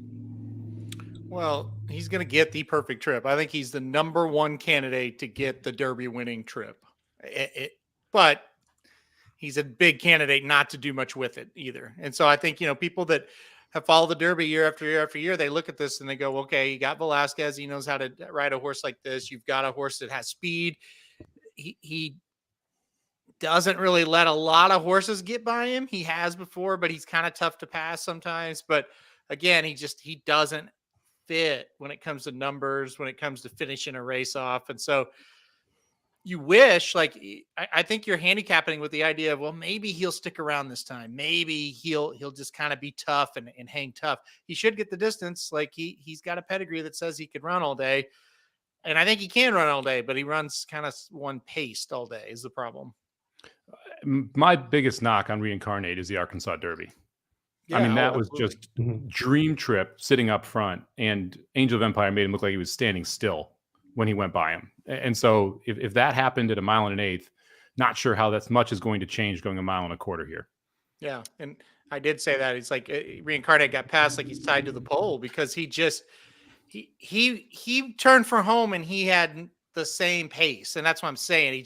He's a grinder kind of a slow grinder. And if you've got any kind of turn of foot, you're going to just go right back. I mean, King Russell got him, right? So just shows you he just doesn't have a huge turn of foot. And you're just hoping that he does, I guess, if you're supporting. But who's betting him to win at this price, right? That's low. Currently, your highest odds on the board, 30-1. I don't think that's going to float up much higher. I think 35 may be the highest you get on anyone, which is something we've talked about quite a bit on the channel over the last couple of weeks, that you're just not going to get those monster numbers this year because of what you saw from Rich Strike. Really interested to see the Derby or the exacta pools too. The number of people I heard who are going to wheel all with the favorite and favorite with all is just wild. Yeah. So I think there may be some value if you want to try and shorten up your exactas here. Right now, the 5 Tapit Trice, a slight favorite over the 14 Angel of Empire. 2 Fills the next choice on the board at 8-1. King and then Dermisotagate 8-1 as well. They're the only 4 under 10-1. So a ton of win betting value right now here in the Kentucky Derby. Going to be interested to see the walk up. I really want to see how Dermisotagate handles the walk-up, because that's going to be the first time we're going to see him in this big of a crowd, in this big of a moment, and how he reacts to that, I think, is going to be important. You saw some pictures of him being very studdish on the track during workouts. So when this actual crowd is there in the paddock, it'll be interesting to see how he's able to respond to that. Jared, do you have any other horses that you're interested in watching on the walk-up or in the paddock just to see how they act or react? Dude, number one is, and quite easily for me, is top of the list, is Derma.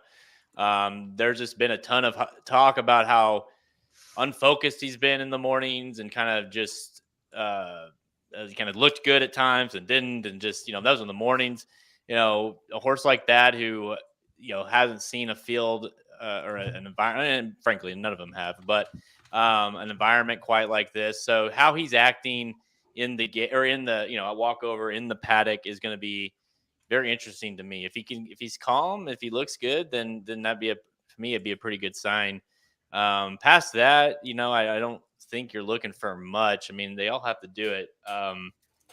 You got to think like some of these places like the Oaklawn, like obviously you saw a big crowd, Tapit Trice and those guys with the Bluegrass saw a big crowd. I mean, nothing compared to the Derby, but you know what I mean? What was about 3 people that saw the Wood race. So, I mean, yeah, that's a little different out there, but so you have a new kind of, some of these new horses coming over. It's going to be a whole different ball game when they get over here. It's wild, you know, but you were there last year. Halter and I've been there. Magic, you've been there. Like, It's nuts. The walkover is wild. It's a circus. I mean, you almost don't even see the horses. There's so many people out on the track. There's no rules. You can walk as close as you can to the horse. Like, it's a joke, really. And so everyone's there. It's almost like the people that are walking over, like, are more interested in themselves walking over versus being there with the horse. And so there's just so much these horses have to, and you know, the time limit. You talk about how annoying it is for us. I mean, the time that these horses have to sit there, walk over, sit in the paddock, you know, do all this shit. It's a lot for one of these young horses to overcome. Yeah, it is. What did Aidan O'Brien call it? He said something about it. He called everybody creatures, I think, or something like that. He's like, the creatures were everywhere, and he wasn't used to that. Talking about Mendelssohn that year, and that got some good laughs. But yeah, it's a circus. It's an absolute circus, and it does bother horses. But you know, some of them it doesn't either. So yeah, we will be watching that walkover, and we'll be reporting that for you guys for sure. Another quick thing.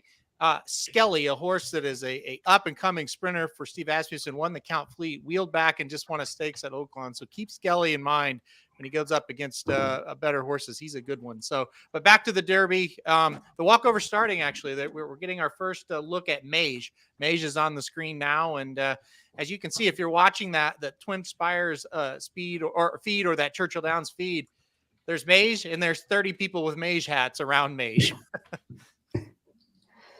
God, give me one of those hats.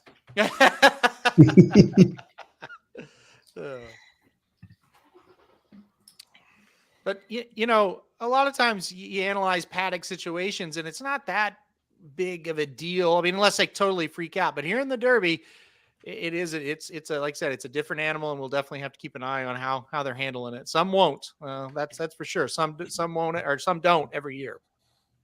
I know there's a lot of people on this feed that know this story, but one of the coolest things that happened to us, as part of what we do. And with 2018, we were at the Kentucky Derby. Myself, Halterman, and Slim are at the Derby. Of course, that's the year Justify won. It rained the whole day, and you kind of have to find your position after that last race and get your position. We were lucky enough to be right on the rail, but before that, we were in the tunnel, like where the horses come in and stuff come through. And we're just standing there, and all of a sudden we look over and we realize who it is. It's Aiden O'Brien. He's right next to us, just by himself, just kind of hanging out, waiting for the horses to come over. And next thing you know, we're talking, like me, Slim, and Halterman are having a conversation. We probably talked to him for what, 10, 15 minutes? Yeah. Just talking about he's about ready to have the biggest, American horse, really, have a horse because at that time, I mean, like you guys alluded to earlier, Mendelssohn was he had a big time shot, right, at that point of the race. And so to be talking to him, a guy like Aiden O'Brien, and he was just the nicest guy and just talked to us like we were real, like we knew him forever. And so just such a cool moment. Of course, we got soaked and ruined our suits. Halterman's suit, I think, melted. Yeah. It turned colors. I don't know how the quality of that suit was. Turned pink. Yeah. But no, it's just such a cool story.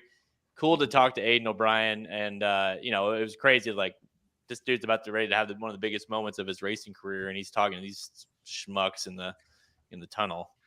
It definitely was weird that, we kind of got a little starstruck when you saw him because you just don't see him very often, So calm before the storm moment there for Aiden, just in the tunnel, kind of just hiding out, not trying to hide from people, basically. So that was very cool. Very cool first Derby for sure, even if it did rain the entire time. But paddock, they're showing the paddock now. It's pretty darn empty. It's not going to be soon, though. So we'll see. Like I said, Mage is the only one they've shown on the screen so far. I think he's just circling on the chute there, getting ready to come when everybody else comes out. What'd you say, Mike? I love that there are people just sitting in the paddock, just right in the middle of it. Just like, all right, it's going to be a minute still. We gotta just hang out here, get a little break before we're going to stand for the next hour and 10 minutes. Well, shit. That's what I had to do for the 1 year I went with you guys when Maximum Security won the race. It was as soon as and it was pouring rain. You remember, the rain stopped for the Turf Classic, and then it started pouring rain again. And I was like one of 10 people on the whole rail down there, just because you guys had said, go get a spot. And I turned around. I'm there for 20 minutes. It's like an hour and 20 minutes before they come out. The race is going to go off. I sit there for 20 minutes. And I'm like, man, it's really freaking lonely down here. And I look back, and you and Aaron and Slim are just sitting under one of the owner awnings, just in that dry, laughing, having a great time. And I'm sitting there soaked to my bone. It's interesting that they brought Mage out so early. Yeah, it is. What's happening with him right now? I don't know. Is he not wanting to go, or are they just staying? No, they're standing him right by the number. You can't see it. It's over his neck right now. So they're standing him right by his number out there. But I think they just wanted to get him out and get him used to his surroundings a little bit. His ears are going back and forth, which is generally a good sign. It means the horse is kind of taking everything in. Now here comes two fills. So maybe Mage just got out there a little too early. Well, with Mage too, remember they said that Delgado said he wanted Castellano. He wanted a Hall of Fame jockey to ride because the horse has only made 3 starts and is very inexperienced. And they had some concerns about how he would handle the environment. So I think it also could make sense why you see him after 3 starts and none as a 2-year-old, why he comes out. Now we're seeing verifying. Yeah, I think you're right there, Magic, about that as well. Running at Gulfstream is a lot different than running at Oaklawn or Keeneland too. So it's a little bit different environment. Gulfstream a little bit quiet, although the paddock is not. So there's positives and negatives there, but yeah.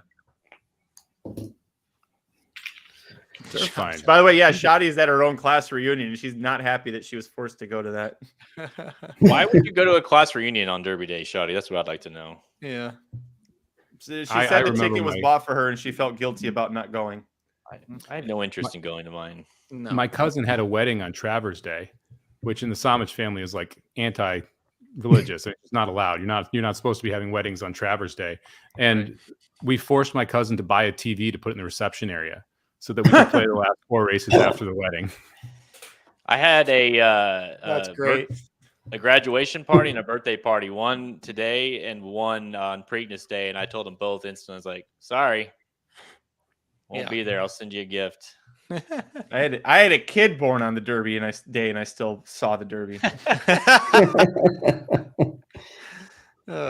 So the camera focusing just on verifying right now, and he's not turning a hair. He looks fantastic. No. He's That's not overwhelmed at all. Looks very good. Looks built Ford tough. That's right. Dude, freaking people are sitting on top of the signs there. It's just all feet dangling. People are everywhere. It's amazing we haven't had more horses really kind of flip their lids, but there hasn't been many. There's been some, but not many. 1,000 words, right? That's right. Yep. Yeah. Literally, and that was the COVID year when it shouldn't have I been still bothered. think he might have won that race. Yeah, maybe. I don't think so. He was jacked up. Let's put it that way. He was. A little too jacked up. Oh, cool. Just past midnight, man. In South Africa. Hey, thanks for watching with us. That's awesome. Yes. Thanks so much. Awesome. Race Cane coming out now. 13-1. I just noticed that for the first time. What? That can't be right. No. The toad at the bottom says 29-1. Okay, well, they just just changed it. They just changed the Holy graphic. shit. I was gonna say, That was like Okay. that's still too low. People are officially drunk. 9-2 on both Tapit Trice and Angel of Empire. Bill wants to know who won. Flipping over right now. Race Cane did not win, Bill. Just to be that clear, we're 52 minutes to post, so Only. it's coming out. Only 52 I did minutes see to this. I've seen some hunch plays on King's Barnes or King Russell because it's Coronation Day. If you Anglophile, if you wanted to play, that didn't work out. But if you give a The damn royal about exacta. the incestual royal family, there you go. There's some good-looking gray horses in this race. Yeah, King Russell coming out now. He's a beauty. Yeah, he is. The Magic, Derby's you always had that this horse late. second Yeah, last time. I did behind my top pick here, Angel of Empire. Two fills again.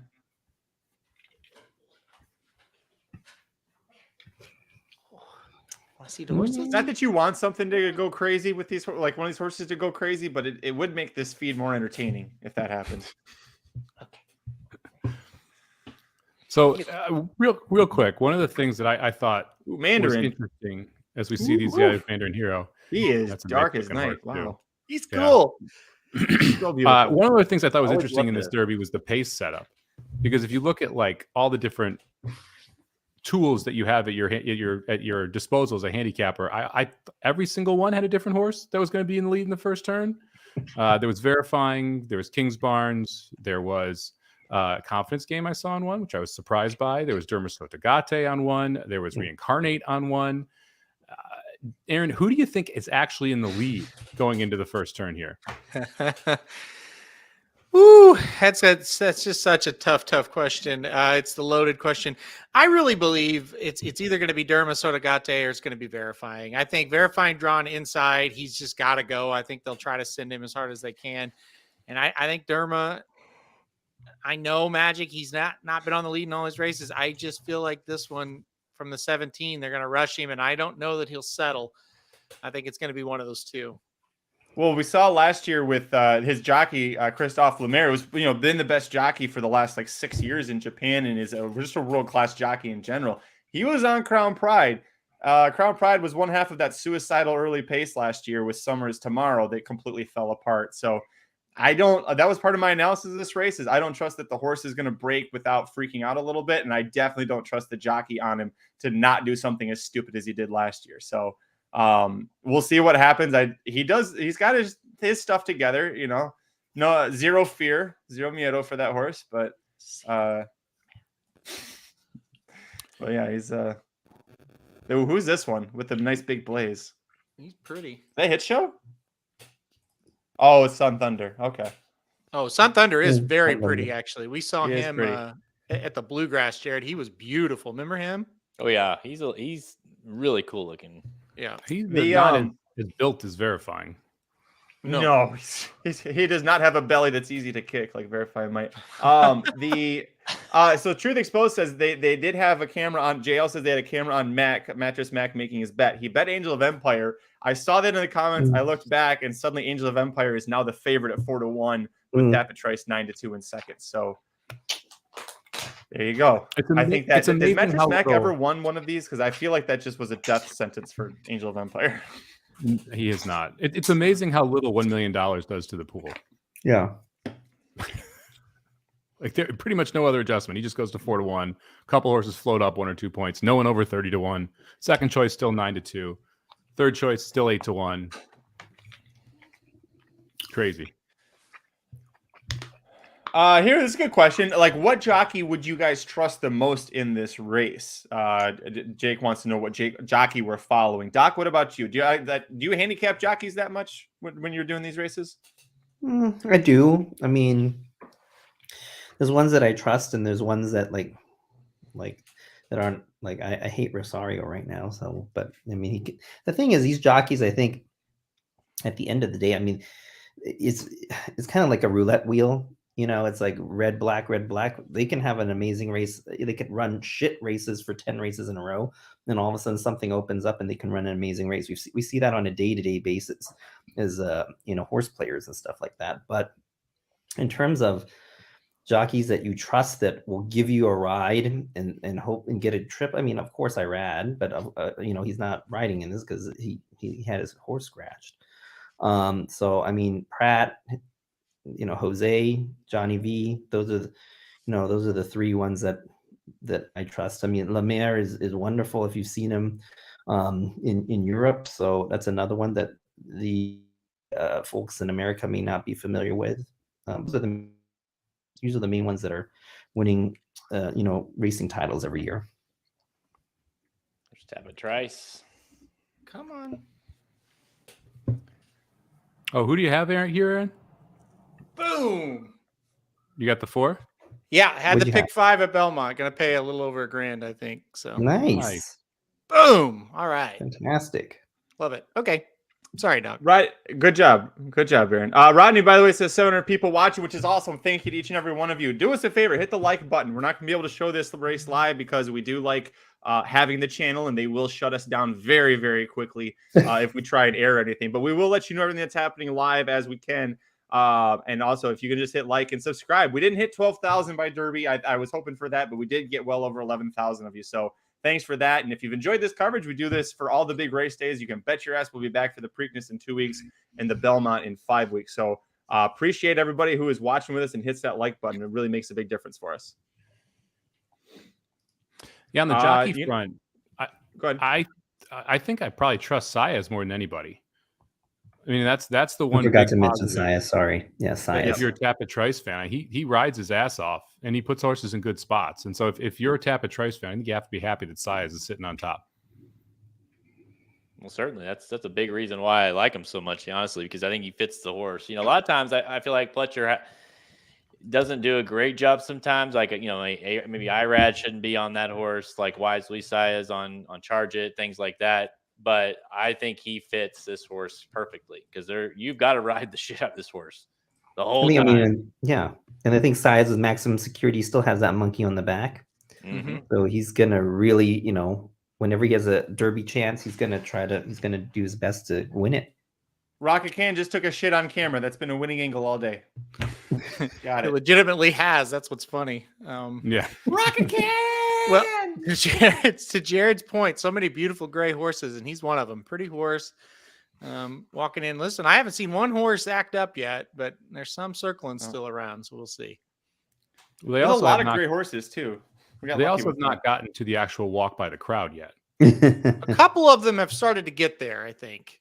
I think this is just like the circling area. No, yeah, what they're showing now, but there was a couple that they're amongst where that new bleacher thing is. Ah, okay. Oh, is that what they were passing? Okay. Yeah. Mm-hmm. Like the people that were hanging off the signs. Mm-hmm. Yep. That's right before that new thing, I think. There you go, Alex.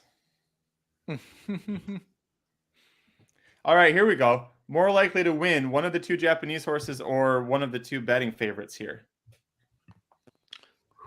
It's a good. I'll go one of the prop. two betting favorites. I would go one of the two Japanese horses. Yeah, I'm going Japanese. I'll go the Jared? favorites. I'll go the favorites. Oh shit! I got to break the tie. Yeah, Angel of Empire is still my pick here. So yeah, I go with the betting favorites. I mean, both of them are deep closers, right? I mean, Yeah. that's the biggest knock on those two. Yeah. Pratt needs to give that country house. The reason I have him at over Kings Barnes right now is that I imagine Pratt gives Angel of Empire that country house ride where he's a lot closer than you think he's going to be than he has been in his previous races, and he puts him in the best position. But that's nowhere close to a guarantee. Not at 7-2. Jesus. Yeah. Yeah. Hammered. Yep. Mm. What's everyone feeling about Cyclone Mischief? I mean, we had three horses draw into the field. Two of them I think are highly relevant. The other would be your Rich Strike-esque candidate with King Russell. But it feels like both Mandarin Hero and Cyclone Mischief are significant adds to this field. Is anyone like Cyclone Mischief first? Gonna be forwardly placed. Is there a world where he wins the Derby or finishes top 4? I think yes. I think he picks up IRAD. He can get towards the front. It's all going to be about him getting position. We talked about Reincarnate, how he's going to get a good trip. Cyclone Mischief could too. And the horse that he hasn't been able to beat down there in Florida is not running. Now he also has to beat Mage, and that's going to be a problem. But and a slew of other ones, obviously. But I don't think he's just Mage. I don't think he's unrealistic. I think if you want to try to take a shot with him, I wouldn't talk you off of it. He's supposedly been working out extremely well. So I think he's decent. Jared, what about Mandarin Hero here? Shipping in from Santa Anita, second in the Santa Anita Derby. Kind of got boxed in a little bit, but couldn't quite get by. Of what was your fourth choice on the morning line, Practical Move. Now getting more distance, which he seems to want. Relevant win candidate? Yeah, I mean, it's not Rich Strike, but it would be a long shot. But yeah, I mean, I certainly think so. As soon as he got in the other ones, I was like, yeah, I mean, Cycle Mischief, sure, I think he could be a part of the pace. King Russell's like whatever. Mandarin Hero got in, and I thought about it a little more. I ended up putting him in my fourth spot.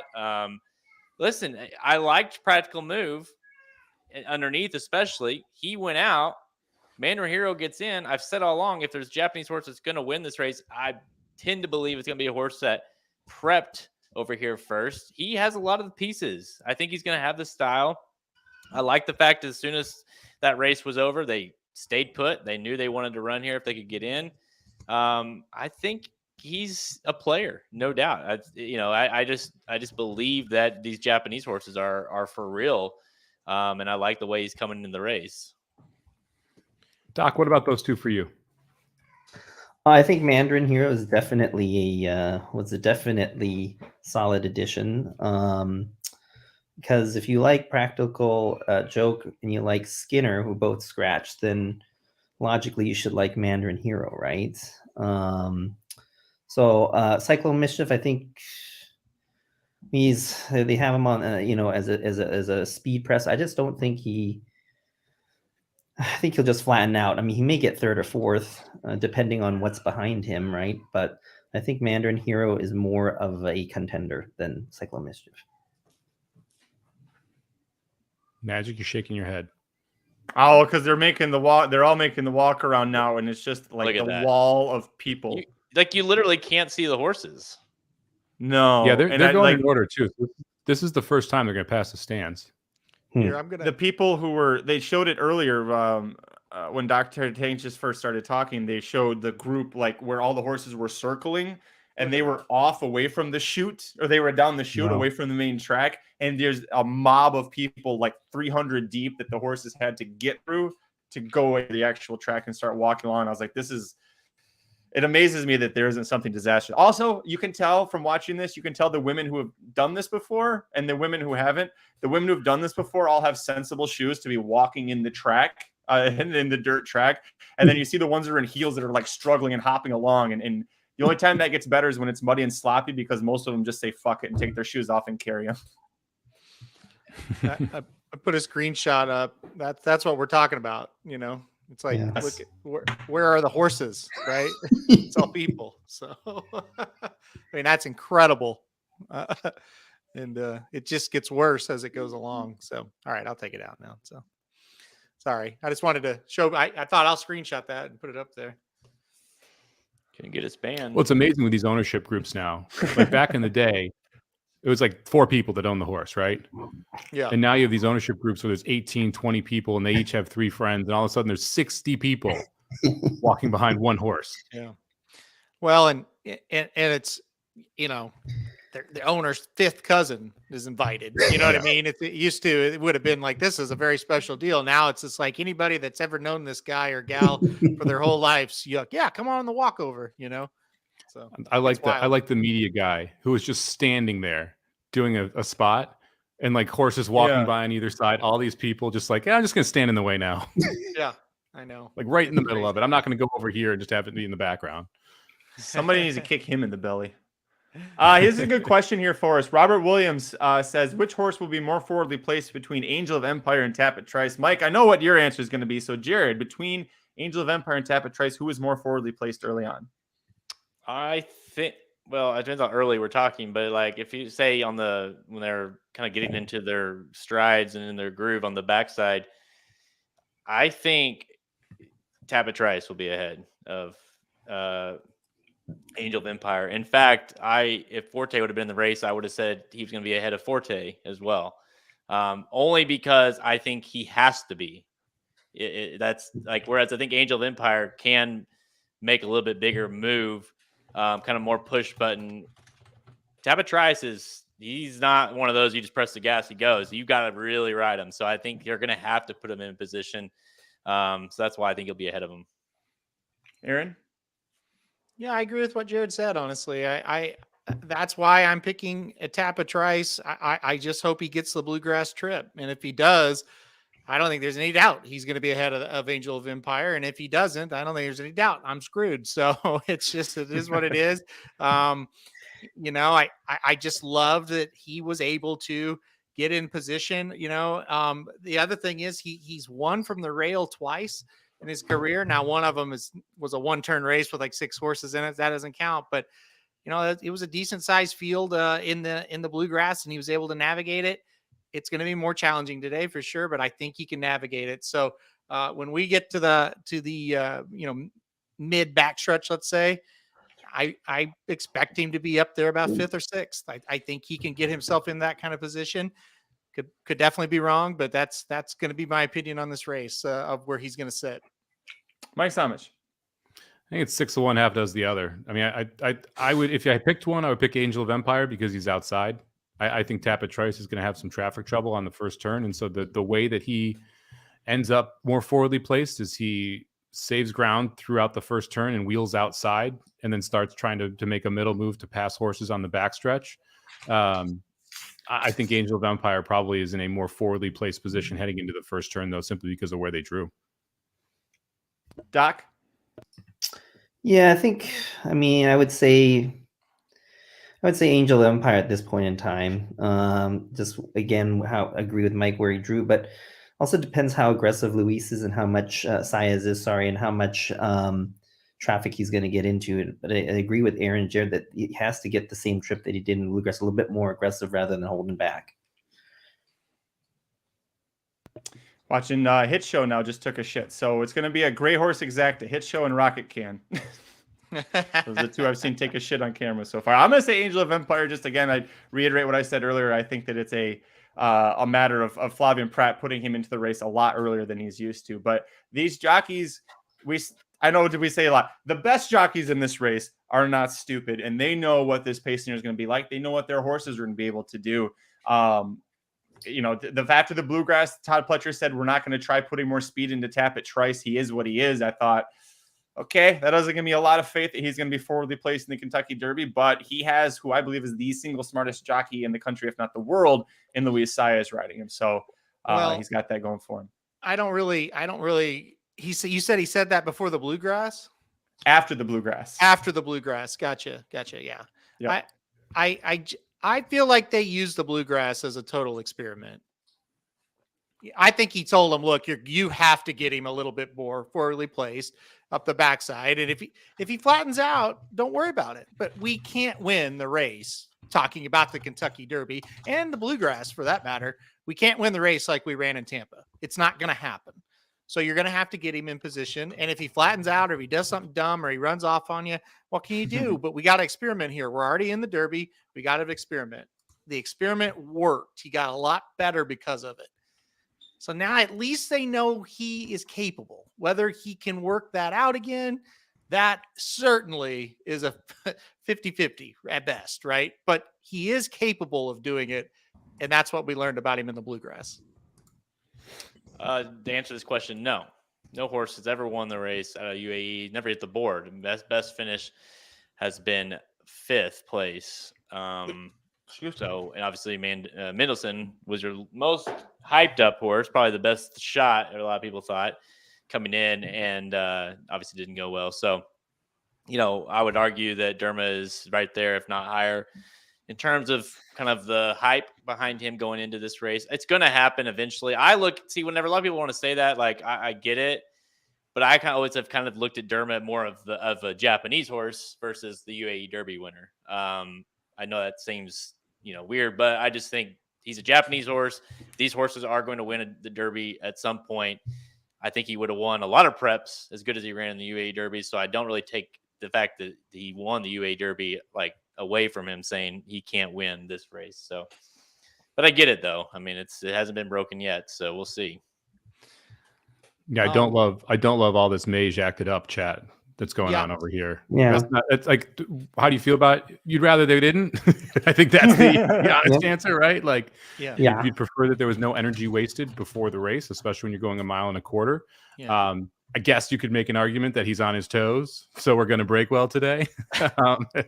If you want to try and spin it in a positive manner. But the honest answer is you never want a horse acting up before the race. You'd always prefer that they were calm, cool, collected, but their ears were twitching back and forth, meaning that they're engaged in the race and what's going on around them so that they're aware of the process and what they're about to do. But the less energy you waste, the better. Now, that being said, doing it 45 minutes before the race is not as bad as doing it 5 minutes before the race or in the paddock. However, it makes you a lot more concerned that it's going to happen again, that it's happening now. Well, listen, so by the way, I got to say this, the Japanese horses wearing the ears, the ears, they're batting 1,000. There's never a time those don't look cool. So I love that. Little Batman horses. Listen, for us that have been there, and you remember how it was, Somich, when they come over and the horses come out and they start playing, they play My Old Kentucky Home and the place erupts. It's wild. Like that crowd, these horses haven't even seen what this crowd is about to do. And so you're right. Who is that? I don't know. Okay. He's just shaking. But yeah, it's about to get even worse. It was a Japanese horse. I couldn't tell which one it was. That one's Derma. Derma. Mandarin Hero is the one with the big like pink and black. Yep. Hood. With the ears, with the white ears for Mandarin, black ears for Derma. Dude, when I think it was Lanny, when Lonnie came over, Lonnie was like the Batman horse for me. He was like this gray kind of horse and had the black. It looked like Batman, so that's why I've called him since. It did, yeah. It is cool. I told Magic, Mandarin Hero looks like a luchador wrestler. Like his mask is all different colors. Like he looks like a luchador. Very cool. Very, very cool. The Mage, they never showed Mage acting up on our feed that we're watching, so I can't comment on it. But as Somich said, not good at all. And you kind of nailed it, Somich. You said, he's out there way early. That probably means something. Could just mean he's being a little bit immature. We'll see though how it plays out. Right now, they all seem to be doing okay. Derma's they're showing him a lot. He's very curious about what's going on. Well, they're in the new paddock now, which I think is I'm going to say less aggressive than the old paddock. It looks like there's more space between the people. There are definitely areas that you can kind of hide in that new paddock, whereas you really couldn't in the old one. So I would assume that's going to help calm some of these horses down. It won't be as hectic there as it was before. We're 29 minutes to post. Right now, your favorite is the 14 horse, Angel of Empire. Your second choice is the 5 Tapit Trice, sitting at 9-5. Third choice, Derma Sotagate, 8-1. Fourth choice, 2 Phils, sitting there at 9-1. Everybody else over 10-1 with just under 30 minutes here to Kentucky Derby. Just wait till I think it's the next year, because they kind of had to the way they made this paddock, they had to stop in the middle of it to get it ready for the Derby, and then they'll finish it. Now, it's going to have stands. So next year it's going to it's gonna be like almost like a stadium type atmosphere in the paddock. It's gonna be wild. That'd be crazy. I think that'll be tough on the horses. At Oaklawn, you're above them, and they don't really like that. So that'll be interesting to see how that plays out, for sure. But yeah, I mean, a cool atmosphere, no question about that. As far as the trifecta goes, Savannah's saying looking for a trifecta last minute recommendation.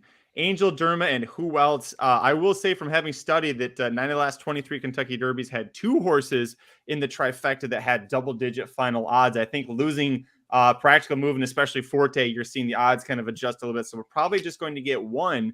But right now, those are both single-digit odds. So this is a fun one around the horn. Jared, to you first. A long shot, double-digit odds right now. Who do you add into your trifecta? Boy, I got to go with my boy Mandarin Hero. That's my horse. As far as 20 to 1. Like I said, I kind of alluded to him earlier. I just think like Dr. Tang said, if you like those other horses out of the San Diego Derby, I'm not sure how you don't like him. So he should get better. I like that he drew in the race. So yeah, number 22, I guess, Mandarin Hero. Aaron. It's the same for me. I think this horse he did what, I know Jared, I think you said it earlier. He did what we've always kind of wanted. Let's have one of these internationals come over and run a race here as a prep. And he did very well. He was on the AE list, but second in the San Diego Derby by a nose. He's earned his way here. That's coming over here and earning a shot. I think he'll run pretty well here. And I think 20 to 1 is kind of a crazy price. So give me Mandarin Hero.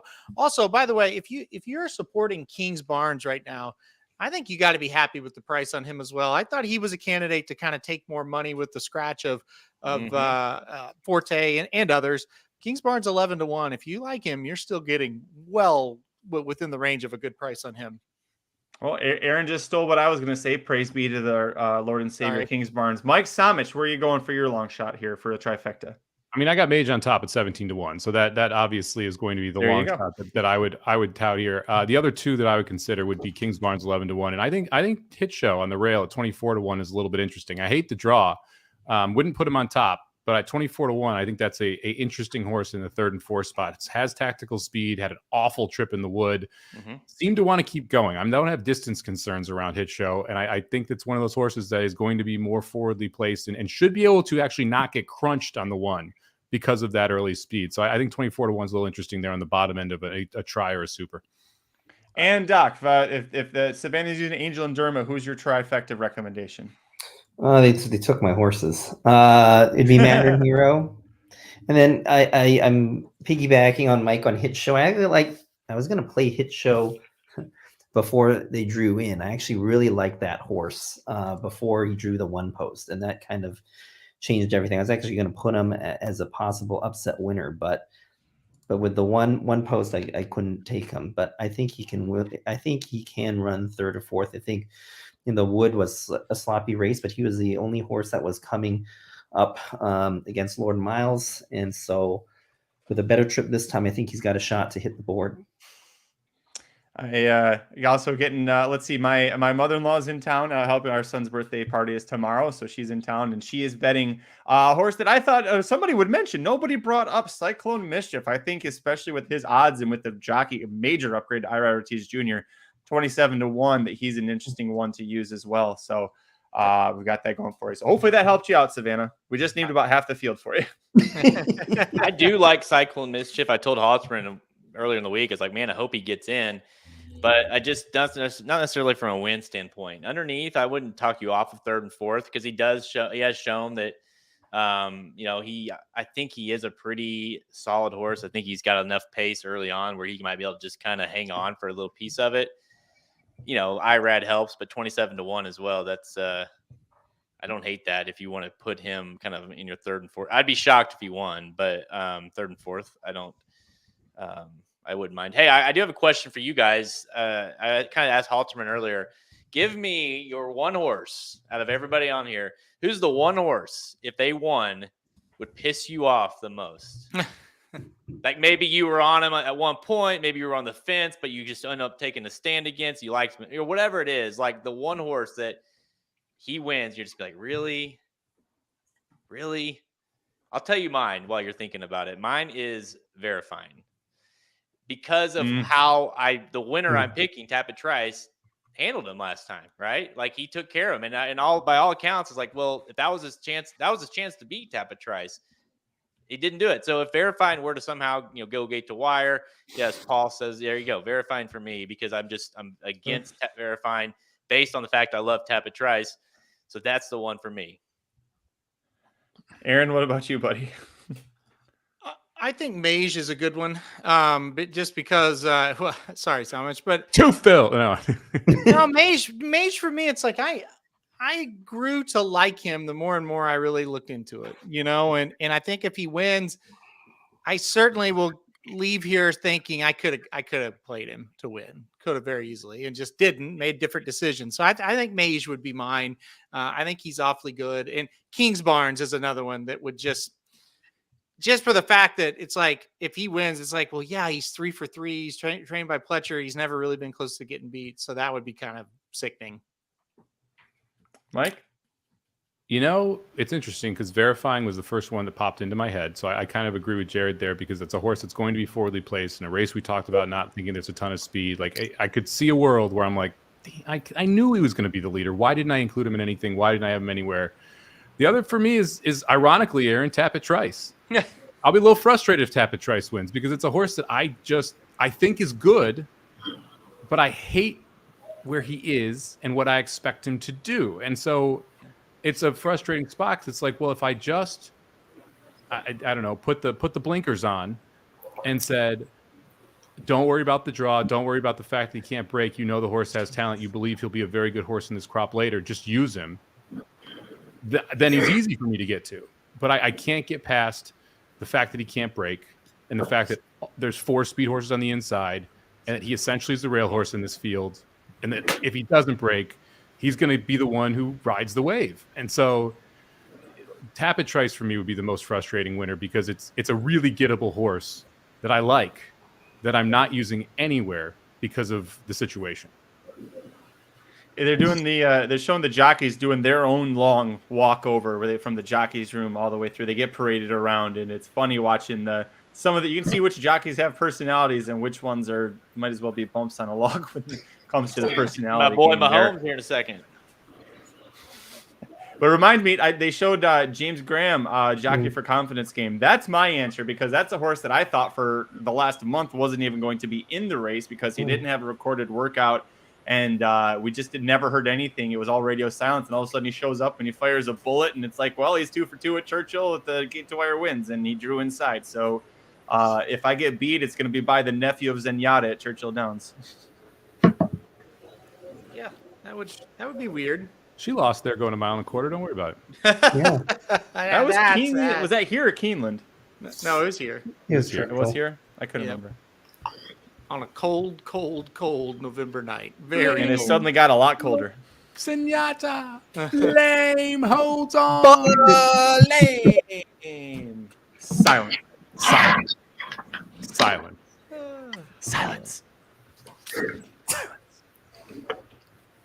JL wants to know, did we see any of the jockeys rearing or acting up? I did see James Graham get pulled on the shoulder by someone and he almost fell over. That did actually happen. Irad still looks like Lloyd Christmas, so I can't tell you much more about that. Jared, I knew this because I read the article. There's a great article, Pollock Report, about Jareth Loveberry's journey to get to this point in his career. That dude looks like a freaking sycamore tree next to some of those other jockeys, because he is tall. He's got to fight his ass off to keep weight. It must be, as far as jockeys go, he's got to be a good 5'6", 5'5". And he's a sycamore tree at 5'6". I gotta be right back. Someone needs to go outside. Yeah, I was gonna say, I think you need to let your dog out there, buddy. Dad. I'll be right back. All right. Yeah. Why would you say a sycamore tree? There's a lot of trees. Yeah, why not just sycamore tree? Yeah. Interesting. All right. Didn't realize we had a tree expert on here. And by the way, welcome back. Well, to there's a your lot of 2-hour nap. trees. I've been watching softball. So how was your nap? It's not Who would too make the not best too jockey exciting. out of the racing dudes? Slim. He's the only one I think Slim? makes weight. Yeah, No. Slim could make the weight. Slim can make a weight. Yeah. Dermis DeRosa Otogate's did- really calmed down. Ed DeRosa did like he has Tapatrice as his top pick and doesn't like Angel of Empire. So if things ever could have looked worse for Angel or for Aaron and Jared and better for me, I don't know how they could. Yeah. Yeah. Yeah, we're hurting. This is bad news. I mean, as soon as I saw that, I text Halterman and just said no. Who did Andy Byer pick? Anybody know? He picked. Andy Byer likes Derma. Okay. Yeah, it was Derma. I know. I know he likes Derma. I know Andy Sterling likes Derma because he thinks all the American horses are trash. I know Brad Free was on Practical Move. He was very not happy about that horse being scratched. Yeah, a lot of the California people were on Practical Move. How's John White doing, by the way? He's that's probably got to be. That could not have been gone well for him when he got that news. Well, I mean, if Practical Move wins, he was going to win like 17 grand. So Right. Just jump over to the Blinkers off stream. He's still talking. yeah.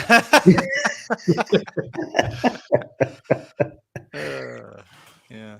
All right, tell us in the chat who you guys like too. I know some people are popping in here with their picks. Let us know who everyone else is playing as well. We got sub 20 minutes to the Derby here, 17 minutes to post.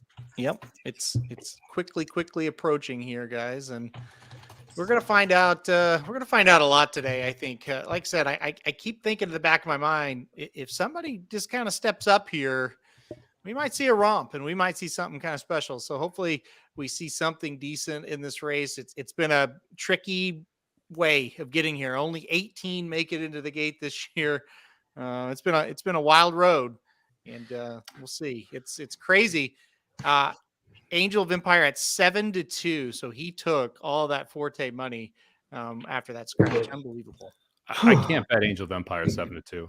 Yeah, it's No.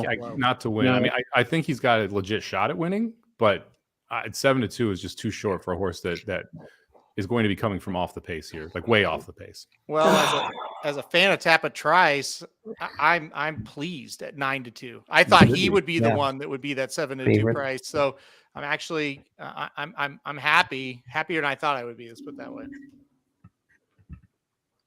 While I was taking my nap, did anybody mention about Angel of Empire, how weak it was at Oaklawn this year?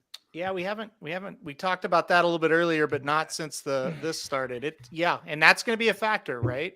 Yeah. But look at the race before that, the Risen Star at Oaklawn. That to me was if not the San Anita Derby, that was the toughest prep race of the whole trail, I thought, That's from true. a quality perspective. Risen Star? Oh, here comes Patrick. Oh, that's why Jared's not on. Patrick Mahomes is Oh, there he is. There he and is. his brother right Is behind his brother him, right running there? around Is like his a brother dickhead. there? Oh my god. No, his brother's Really? not there. Okay. I don't think he's allowed to leave Missouri or Kansas. Not sure He's which on one a right he's now. on a yeah. Didn't he get in? That was a chase with weak brother? Riders Up. We do it so much better on the Magic Mike show twice a week. That was just Riders Up. Okay, good job. Well, I'll put your name in the hat for next year, Magic. Yeah. I think you got the star power to get it. Yeah. And they are up. Who's No far other behind on the feed that just happened? no one acted up there in the paddock. After we had Mage Yeah. had some issues walking over, but in the paddock, no real events at this point. Obviously, they're still in there, but we'll see if anyone gets a little spooked here as they walk out and have 150,000 people start yelling at them. By the way, speaking of drinking, I would like to remind everybody there's now 1,500 of you, which is awesome. Thanks for joining us. Hit like if you can, real quick, if you have that ability. I want to let everybody know that if you donate $25 to us while we're on there, here somebody takes a shot. If you donate $100, we all take a shot, and we've been having a good time with that so far. So if you can, if you've got it, if you've been having a good day betting. No pressure, of course, but we do appreciate that. No, it was the Risen Star. He went to Fairgrounds, won the Risen Star. Then Angel of Empire went to the Arkansas. Rebel was won by Confidence Game. That's right. Yep, in the slot. Oh, here's a question for Aaron. Somebody, in case people don't know, every horse or every jockey is listed 126 pounds. They don't all weigh 126 pounds, though. So how does that actually work? Well, there's weights. Like a jockey, what is their normal weight? Like 110? Is that what they usually carry? Maybe. Yeah, they're usually 105 to 110 generally, 110, all muscle. I mean, these guys are ripped. They're wildly strong. And then inside their saddle, they put different weights for. That's why when they go weigh themselves, you see them carry the saddle with them. Yep. So it's the saddle plus the jockey weight totals out to whatever the weight the horse is carrying. Correct. Yep. Good question. Yep. Very good question. Had to watch my boy on TV. Nah, when he came on, we knew why he left. Are those sad tissues or happy tissues? I was waiting, Magic. I was Phenomenal movie. Phenomenal movie. Oh, Thank man. you. I agree. Yeah, put it. By the way, if you're watching, put who you like, who your bets are in the chat. We're bound to have somebody get this damn trifecta right. Just all 1,600 of you just put in different combinations. Man, it's almost here, boys. There's the call out. So now we get old. Now we're gonna get them actually to hit the track here. The betting board is still wild to me. The longest price on the board, 32 to 1. All right, first leg of the late pick 5. Oh shit, sorry. I'm used to hearing that and going right into Magic Mike show. Okay. All right, here they come. We shall see. Hey, there's the spammers. It's been a while since we've seen one of those. Remember we used to get the Tinder spams or the naked lady spams or whatever? Yeah. They just all go to your. Now we just get ESPN spam. And now they just email Magic. Yeah. Sign up for all of them, so they stop spamming them. So yeah, because he has the OnlyFans account too. So I've seen a lot. I don't know if it's the same guy or a lot of questions. How many? I have not seen. We usually get an email after the day of how many are there. I would venture to say it's 150 plus. That's usually about that number. But I know they set a record yesterday for the Oak. So this nice for weather. attendance. Nice. Yeah. It was a mess last year. I think it was 152. Like it was, you're wall to wall with people. It is crowded. Like it's hard to overstate how many people are actually in that building. It can hold it, but everyone is packed in. And then leaving is just an absolute disaster. Oh, look at that number 24 out there. He looks good. Nightmare. Total nightmare leaving that place. Yeah. Even with the 2 races afterwards to try and thin it out, it's still. All right, let's give the people that are listening here. Appreciate again all you that are on here. One more question I have for you guys. Before yesterday or before this morning, one of my big bets of really the whole day was to play a key and exacta bunch of horses over Forte. I really thought Forte was going to run his race, obviously before the news and everything. Who is the horse? And it's hard, right? It's hard to get to that horse this year. Who's the horse you like? If you had to say lives depend on it, which horse do you trust the most to hit the board in the race? There's no practical move. There's no Forte. Those are 2 horses to me that I thought had good chances to have the best run at that. It's tough, right? It's impossible, really. I think Kingsbarns. The horse I am most confident that will run their race is Angel of Empire. Yeah. The price on Angel of Empire would remove me from making that opinion. I actually agree Kingsbarns is the one that I would pick if I was picking one horse to key up and down in the exacta. Because you're going to get the trip. You have tactical speed. You don't want the lead. We saw last race, they don't want the lead. They got it, but they didn't want it. You have a very good post in the 6. The horses in front of you, you're better than, except maybe Derma. We don't know exactly where Derma will be and where Kingsbarns will be, but that would be the only horse I would be worried about that's in front of me. So for me, I think the 6 gets the perfect trip here. Question whether or not he's good enough, but the 6 would be the one to Kingsbarns that I would be first and second in the exact if I was keying on someone. Tap a Trice for me. I think he's going to run. Hit the board? Yeah, I think Who's most likely to hit the board? Tap a Trice. Well, don't you have to pick the horse that you're picking to win? That's why I picked Tap a Trice. And that's why I would go with Angel of Empire. There you go. See, I had picked Mage, and there is a world where Mage runs to 18th in this race. Like, I don't think you have to pick the horse you pick to win. There's some more like for instance, Forte was my horse. I didn't think he was going to win, but I thought he would run a really nice race. I thought he'd get nailed. I had a lot of confidence he was going to run top 3.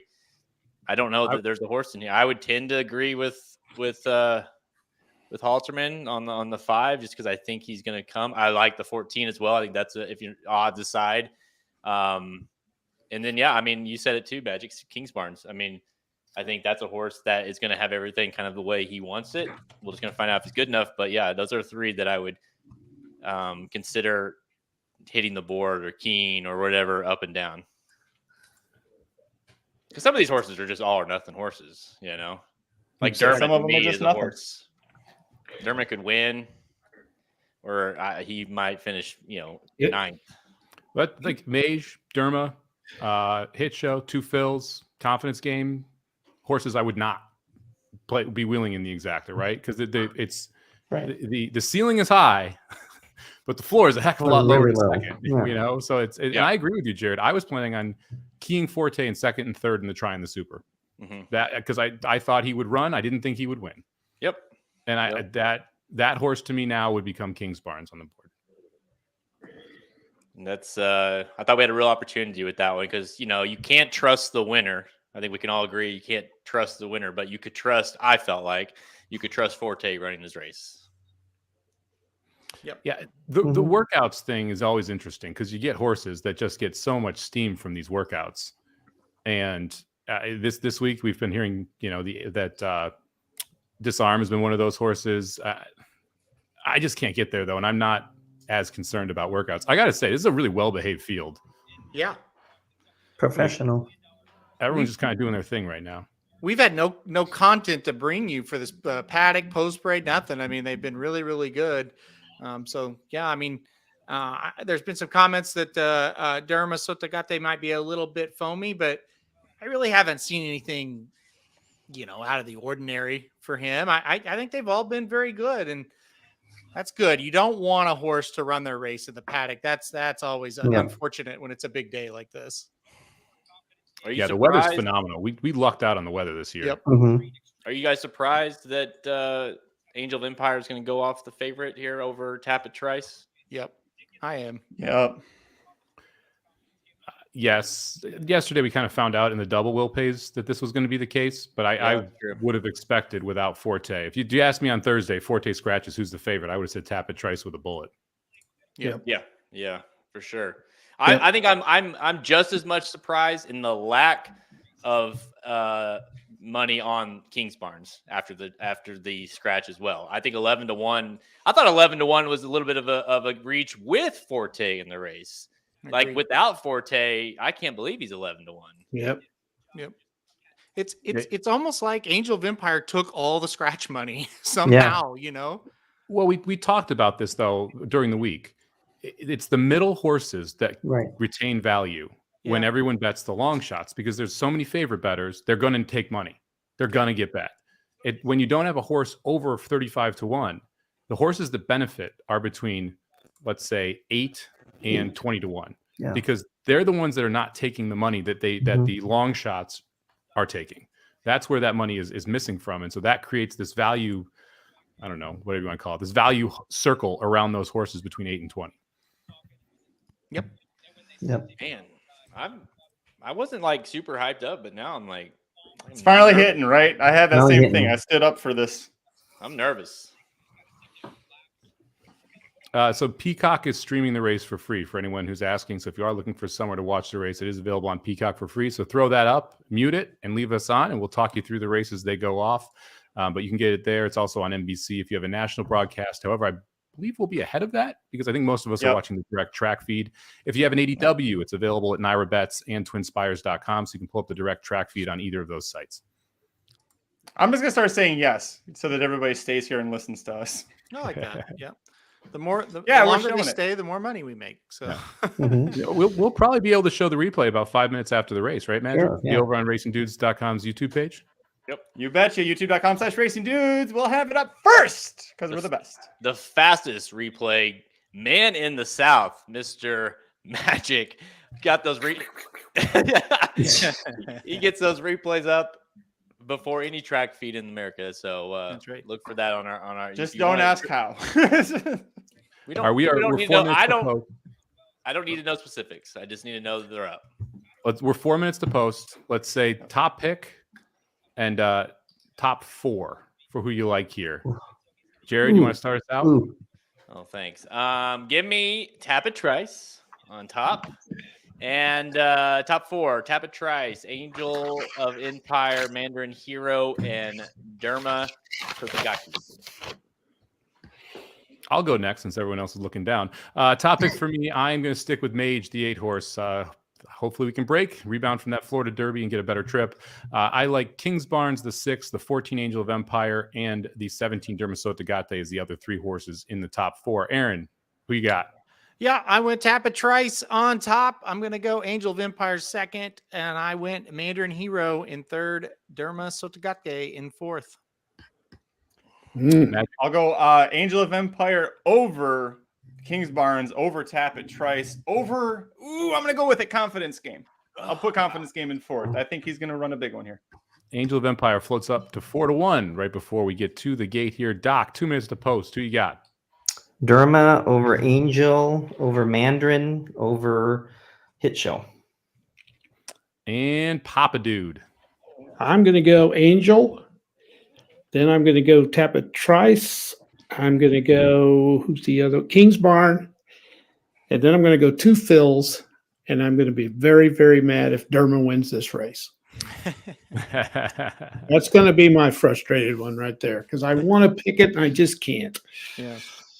Yeah, Derma's one of those where it's so polarizing. Obviously, never had a Japan horse win, never had a horse from the UA Derby hit the board, drew the 17 post, so I had the kind of the triple whammy there. Gets out of that 17 hole, so it's only double whammy now. But people are very on or against Derma, and it's going to be interesting to see where he is out of the gate.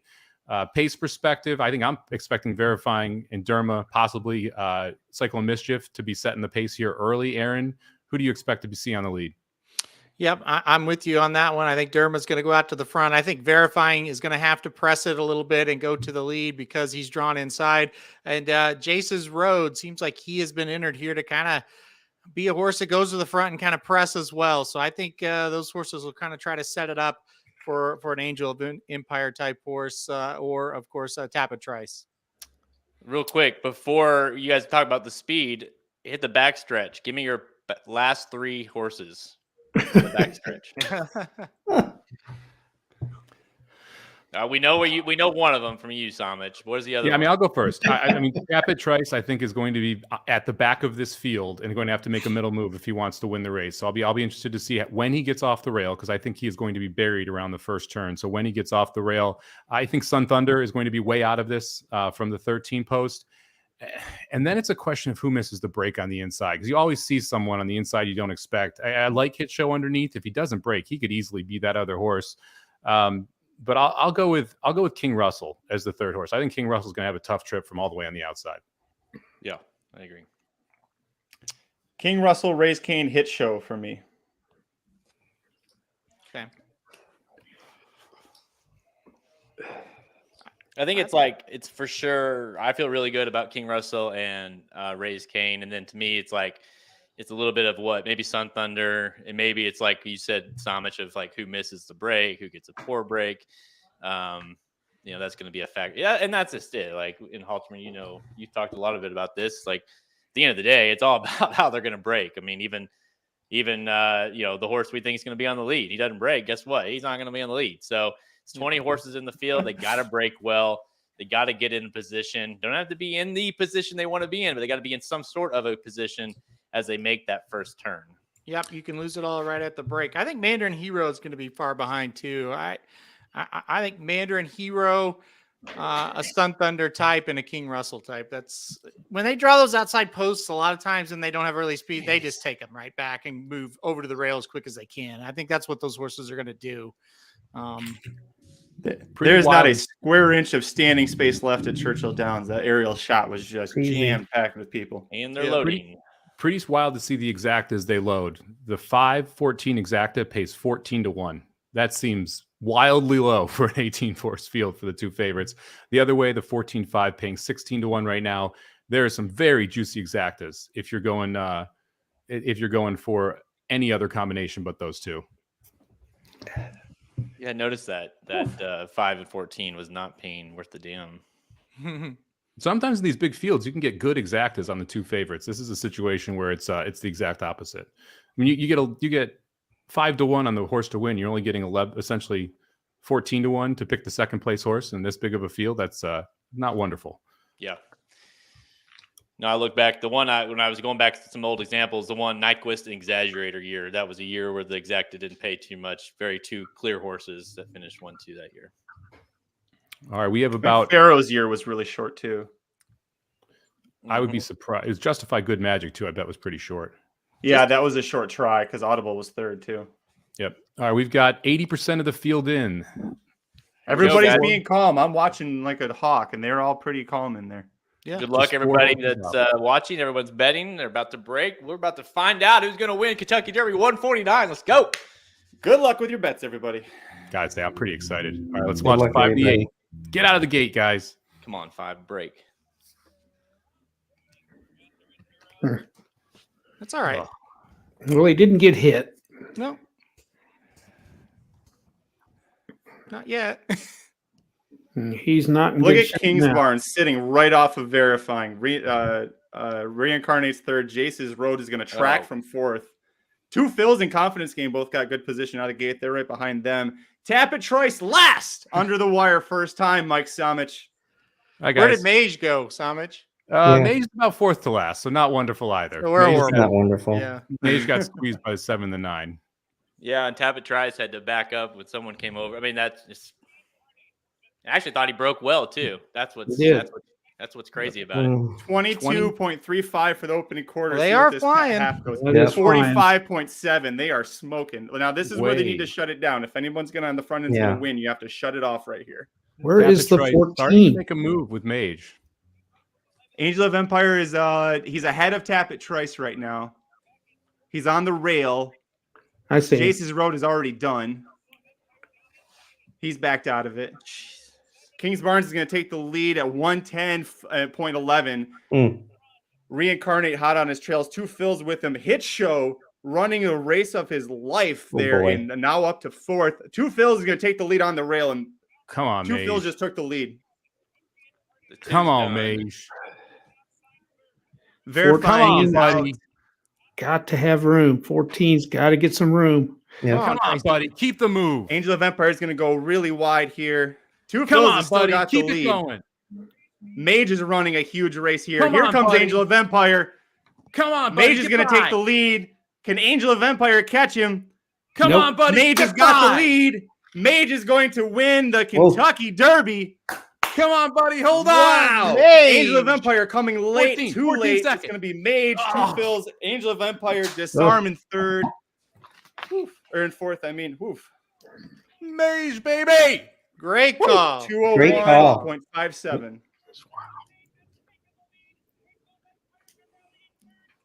Who was watching a the race TV from feed? Mage? Good job, Somich. That honestly, he got the Florida Derby trip. Yeah, did. he did. I mean, but that middle move he made, if you start following him, once he starts moving, he just starts sweeping. Just phenomenal. Tremendous run. How about Two Phils, though? Golly. Yeah, he ran a Boy. huge race. I really wanted that for Two Phils and Jareth Loveberry. Man, he ran good. Yes, he did. That 8 just had to run his ass off to beat him. Who ran Angel fourth? of Empire, big race. Fourth went to Disarm. Hit Show got fifth. Oh, Man. oh, Disarm cost me the super. Disarmed. Oh. I just don't think Angel of Empire, I think he got back a little too far and just couldn't, took too long to get through, you know? Yep. Had to go too wide.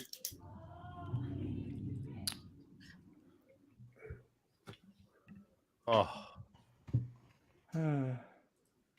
What a crazy derby. Crazy. My poor mother-in-law had money on Two Phils, and she just the TV feed Yeah. just finished the race. Listen, and that she horse was- ran great. What a tough horse. Yeah, Two Phils ran Now phenomenal. where'd Derma end up? never saw him. No, German Never ran saw a him. track. no. Nope. No. I'm gonna have to go back and watch that break on Derma. Yeah, I didn't see. I mean, because that's Neither obviously and the other like, Japanese the folks. Japanese ran. No. So official order 8, 3, 14, 11, 1. Those Commonwealth people, I told you before, they're as bad as the My Racehorse folks. Get ready for them to annoy the shit out of you for the next 2 weeks. Wow. So now we have Mage is the winner, and Mage now another Colt that did not race at 2. That's as well as right. Kentucky Derby. Wow. Crazy. So that is Fantastic. not a factor that's going to become relevant about- now. The way they're training. How about horses this this try and this exacta? You got a 15-1 over a 9-1 over the 4-1 favorite, Oh God. and then 11-1 completing the super. Tappet Trice, I didn't see what happened to him. He never really showed up in the stretch as far as I No. could see. Nope. And All what right, about Sunriser Kings, says thanks. Kings Barnes is another one. Where was he? I mean, he took the lead and that was it. Yeah, Well, I think he folded in the stretch. Yeah. they went very fast. The half Yeah, was they did. 45 and 7, the 3/4 at 110.11. I mean, they went very, very fast today, and it was verifying in Kings Barnes. It was up there pressing Yep. each other, and it set it up beautifully for those coming from out of it. And where was Two Phils during this race? Where was he? He was up He was on close the all the inside way. towards the- Yeah. He's Was the he only horse really? that stayed up. He's the only Yeah, horse that yeah. stayed with him the whole time. Yeah. Wow. Yeah, he was right there. He ran a race. He Well, was and he took the, tremendous. I mean, when Kings Barnes took the lead and Jareth went right with him, and as soon as they got they were near the quarter pole, Two Phils just shot right past him to take the lead and took off. Yeah. Yep. He ran great. Could not have had a better ride. Man, Ugh, that was a gutty effort. the And boy, how do performance. you feel if you were coming into today backing Forte, and Forte beat this horse last time Mhm. out? I mean, Yeah. it's got to be kind of sickening as well. he probably wins the race. Yep. Yeah. Yeah, he probably With would. Gage breaking the way got a he good did, trip. he probably wins the race. Was that If you got a good Castellano's trip. first Derby win? Hmm, Mm, I Maybe. think it Maybe. was, wasn't it? man, oh man, that was a heck of a Oh, race. looking it up. Yeah, it was. It was his first. Yeah. I thought, okay. Will Two they take Phils, that right? horse to the Preakness? Well, absolutely. Oh yeah. have to. Absolutely. Well, So now sometimes the they don't. question, that was his 4th career start. What's the Yeah. upside for Mage? That's true. Yeah. Yeah. Yep. I mean, that was. I got to see this trip again. Yeah. Tappet Trice got cut off in the backstretch because the two of them were next to each other. Mage beat him to a hole. Tappet Trice got cut back again, and then you just started seeing this move on the outside that was just sweeping. Man. Well, the bottom line is Tappet Trice didn't. The thing is, like, if you just would have thought couldn't. Mage is going to win, it wasn't off of that trip. Right. So No. that's what. So I mean, there's no way. If we thought we were both in trouble, and so the fact that he did that, whereas Tappet Trice made his run and then kind of spun his wheels, whereas Mage just kept going. That's what's most impressive to me. Right. Had Mage broke really great and kind of sat in that catbird seat, that's one thing. But for him to win this way, Yeah. is unbelievable. I mean, Really, that's Very why, impressive. that's why I'm sitting here saying nothing, because I can't believe. I can believe he won.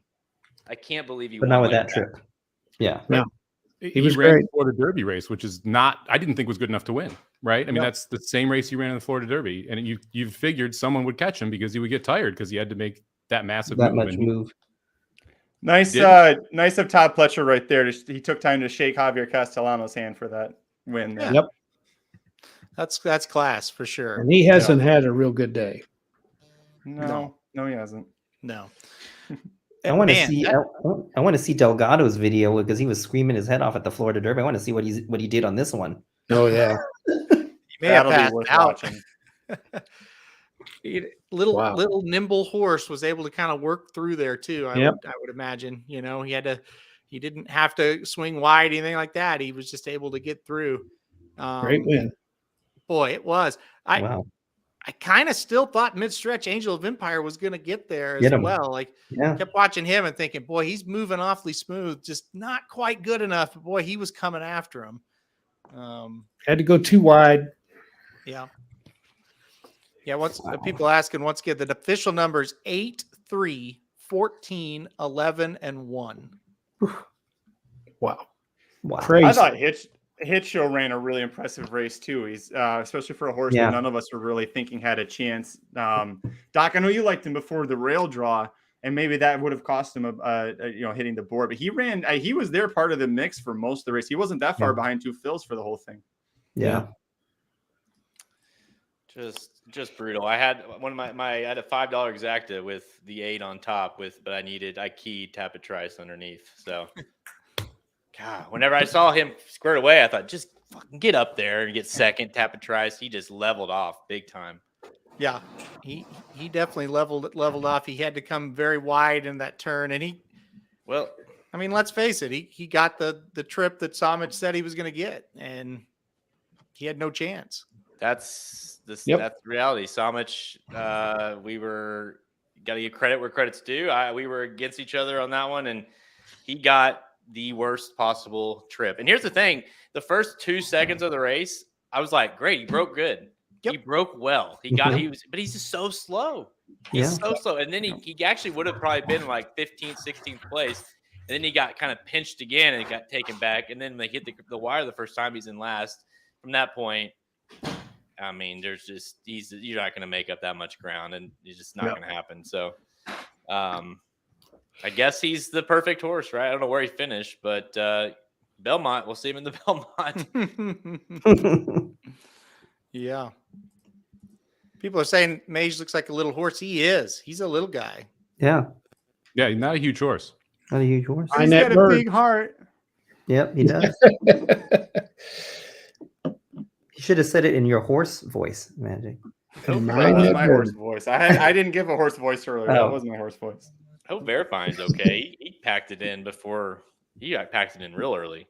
I think Jace's road quit on the backstretch. I think he might have been the last one across. But you're right, Verifying threw in the anchor pretty good too. Yeah. Well, they went up there and cooked that pace, and then there was nothing.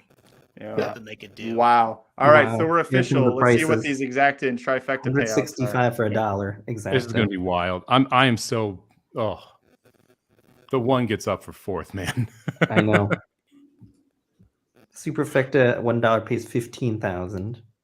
Oh God. Super high five $1, $194,000 and 923 cents. $923.09. Sorry, there's like 8 digits there that I read. Wow. That's incredible. Great job, guys. Supper time for me. All right. Okay. Bye-bye. Bye-bye, Papa Dude. All right. See you guys. Great job. All right. Great job, Mike. Congratulations. Thank you.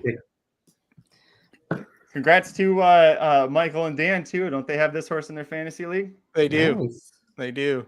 They made a big move here. I'm going to update the fantasy league now. So if I'm quiet for a second, that would be why. I don't know, the Oaks. I would have hit that Oaks Derby double if 2 fills had crossed the wire first. He just didn't. I had that Oaks Derby just because of Mike. I threw Mage in. I had a $10. I would have had it if double. Wet Paint would have won. I had a $100 or $200 double 5-8. Nice. Yeah. Yeah. Nice. Very. Yeah. Hey. Good day. I still haven't seen where's Gustavo Senior. I see Gustavo Jr. is the one in the dark jacket there with the horse, but where's his dad at? Yeah. Maybe he did pass out. Maybe they're trying to revive him. So, Mage in the Preakness. Is that your favorite? There he is. Oh, yeah. When is the Derby winner not the favorite in the Preakness? How often does that happen? All of another. Bodemeister. Bodemeister was the favorite. But yeah. Yeah. That's a Baffert horse. I think First Mission is going to be in there and take some money. But yeah, I mean, I don't know who. I imagine he'll be the favorite, especially since we didn't have the Derby winner last year running it. I think people are going to want to bet him. Yeah, that's fair. Yep. You guys think Forte goes there? I don't know. I guess it just depends on how bad it is. I don't. Yeah. What's the injury? Who do you think comes It'll be out of this interesting to race see go there? if they want to run in like the Pletcher horses now. I think are going to be really interesting. Where does Barnes come back? Where does Tapatrice come back? Do we see Forte? Tapatrice, you got to think the target's the Belmont now, right? I mean, that's the logical next step for him. We all thought he was a Belmont horse. Barnes, I have no idea what to do with him now. Got to watch the replay to figure out where he finished, what happened there. Forte, obviously, of the injury. I mean, but the way that Rapoli was saying, he thought it could be better in 24 hours. So he's got to consider the Preakness, especially if Pletcher has Tapatrice sitting there if he's healthy, right? Yep. Well, especially when Mage won the race too. So a couple things too. Like after all the talk of pace, like there was a ton of pace. They flew. And that obviously helped Mage big time there, but still like way more pace. And I think even though we thought it would be on the faster end in terms of how people thought, it was still fast.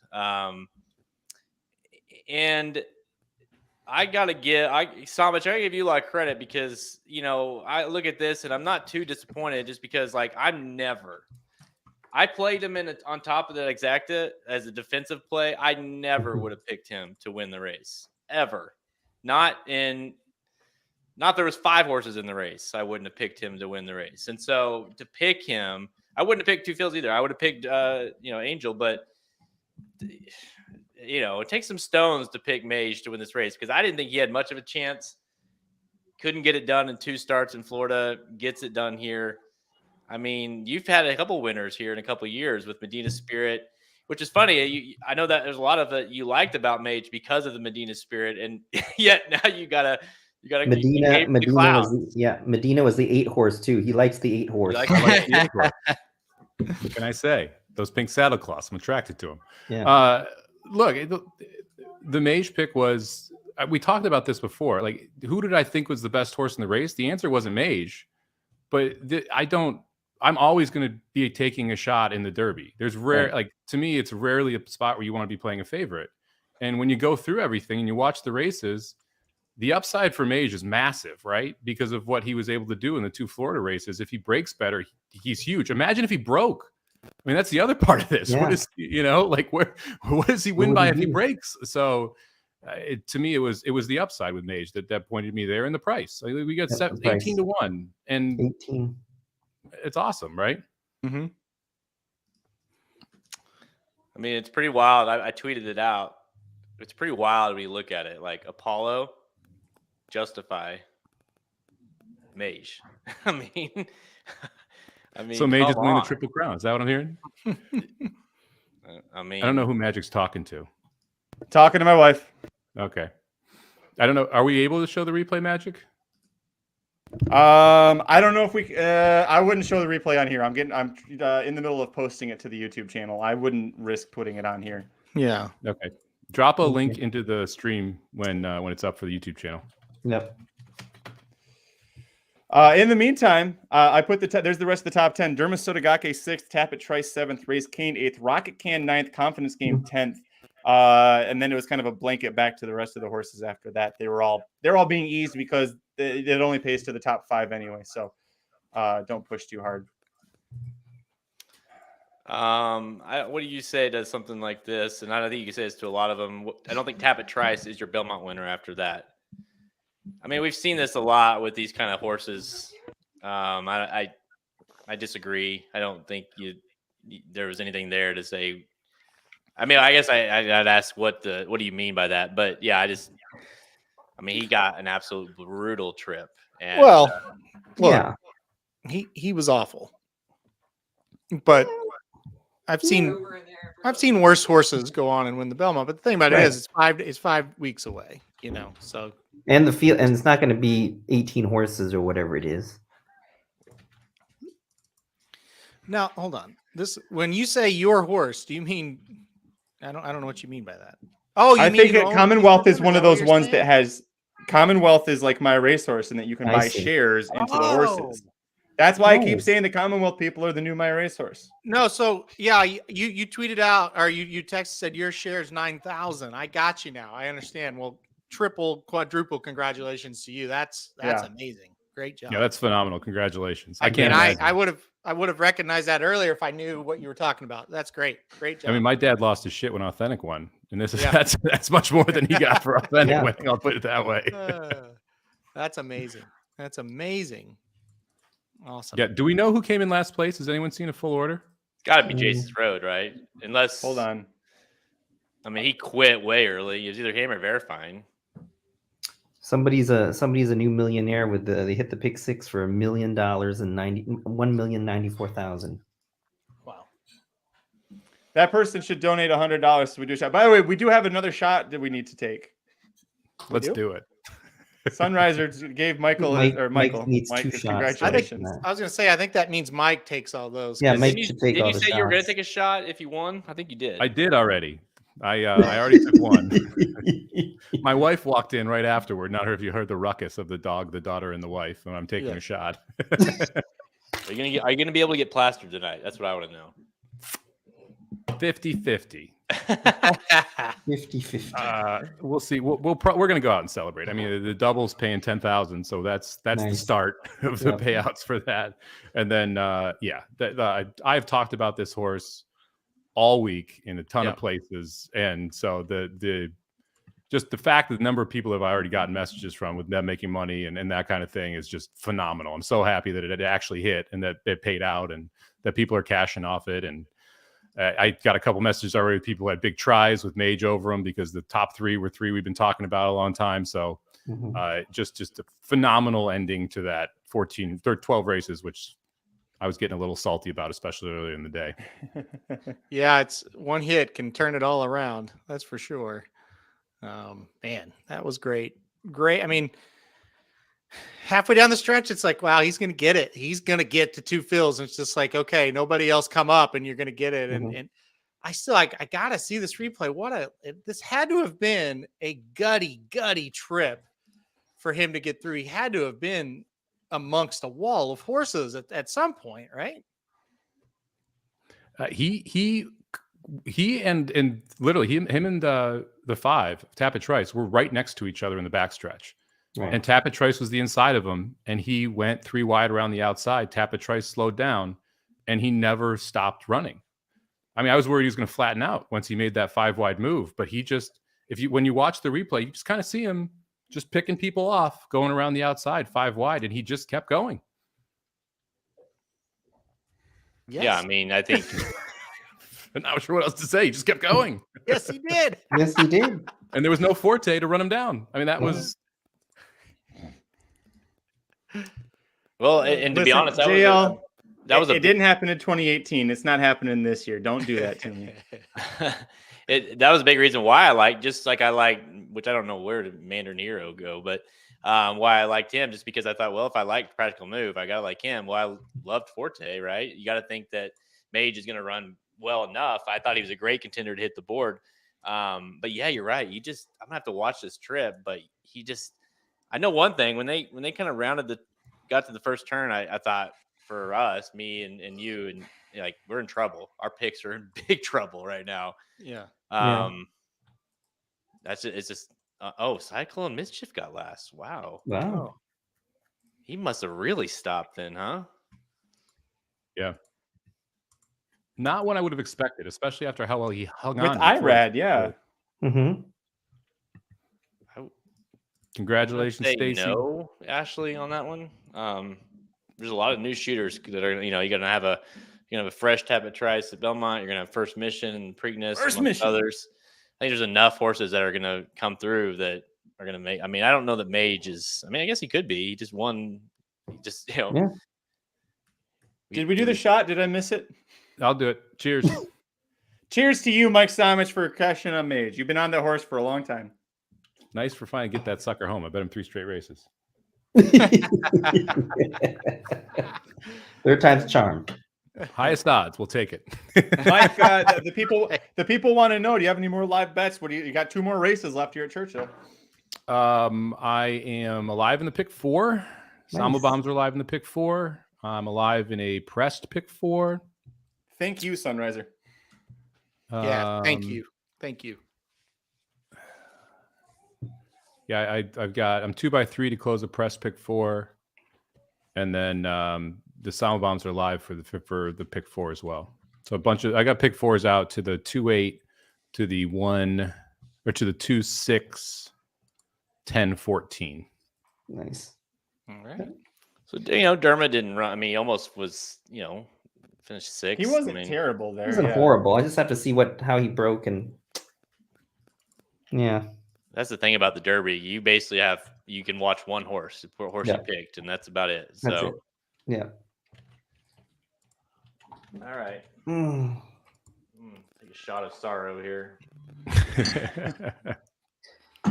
I don't know about you guys. After the scratch of 14, with the way things were lining up, people were saying, "Well, who do you like? Who do you like?" I kept telling them, "This is who I like. I've been the least confident. I've never been this less confident for a Derby than this.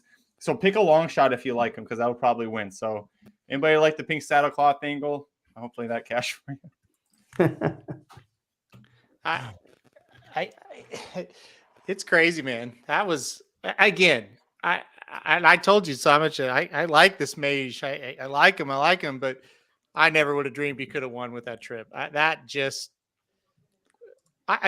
haven't seen the replay. This had to have been just a wait until you watch gutty it. little horse. He was the only horse I was watching. You Obviously. were watching that. Yeah, I was watching everything. Yeah. I was watching him, and I thought, he ain't. He's coming. He's still going. He's still going. I mean, Somich, you watching it had to think in your mind, had to be sitting there thinking, well, he's gonna stop. He's gonna stop. He's gonna stop. I thought he was going to. He just made the lead. I thought he was going to stop until the top of the stretch, right? And that's when it's like, oh shit, he's going to keep going. Like this is because that's around the far turn, halfway around. I started getting excited. Yeah. Oh, dude, I just realized something. What? In that all dirt stakes pick 5 John played. Oh, he played in a 1,000. I think it was like a $1,080 ticket, and he was live to 1, 2, 3, 4, 5, 6, 7, 8, 9 horses in the Derby. Did not have mage. Ooh. All of which every one of those were where he would have made money, a good amount of money. And shit, man, I thought he had it. That's brutal. Not good. Not good. Where can you watch the replay? Is it up on our page now, Magic? It's loading now. I'll give it about 3 or 4 minutes. I'll have it ready for you. Now people keep watching or asking, so I was just like, okay. Yeah. No, I know. I kept going afterwards to capture like the stuff, the gallop backs and celebrations. So it's a big file, but it'll be done soon. Cool. I'm not mad at you. No. I'm giving you guys all the information. Yeah. Well, listen, some of us want to watch this replay too. Somich made some money on that race. He wants to see it. I kind of want to watch it again. Yeah. I would like to watch before we get off the air. I would like to watch it again to kind of give a thought, because it was. I got mixed up on where he was, I think. Well, when he broke, I was just kind of like, oh. Then I wasn't concentrated on it during the first part of the race, and then as he started coming up, like, oh, now after Derma went, was going nowhere, and put my focus on something else. But even when we saw him break, if they were live odds there, would you have taken him at 20-1 there, 25-1? No. When they got to about a little outside the 16th pole, inside the 8th pole, I saw Angel of Empire rolling. I thought Mage was going to hit a wall, right? And that Angel would catch him at the wire, and didn't happen. Yep. Justice for Good Magic, by the way. 2018, he should have been the winner. That weed horse got in and won the stupid Triple Crown. Good Magic should have won it that year, and I'm glad to see Good Magic's son gets the Derby win. Yeah.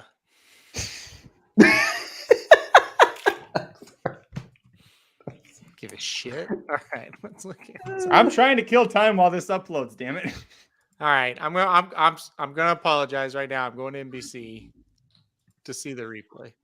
Oh, I gotta mute this. Okay, because I really want to watch this before we get off here. I'd love to watch it together on the stream again for the first. Yeah, like, Aaron, calm your as the shit. reaction. Yeah, I thought we couldn't play it. we can't. We'll watch it. We'll watch it together. We just won't show it. Oh, gotcha. Oh, Okay. we can, you don't think we could play it on our stream off the YouTube? You know site? what? Maybe we could now. I don't know. I think you can. What's now. going to happen? We've been Well, live what for the almost fuck? If 6 they, hours. yeah, if they shut us off, who cares? We've been on the air 5 hours, so almost 6. So I know lawyers. They can't shut me down. Yeah, I'm just in LA. Come on. on. You know what I would like is to get paid out on my double, which has not happened yet. Oh, yeah, I haven't had any payouts yet either. The Oaks double hasn't I'm like paid, and the- refreshing. So I'm like, hey guys, like I'm pretty sure I had it. Yeah, no, the pick 3, there was a pick 3 on, I forgot the 3-year-old pick 3 dirt didn't pay it. I had that. So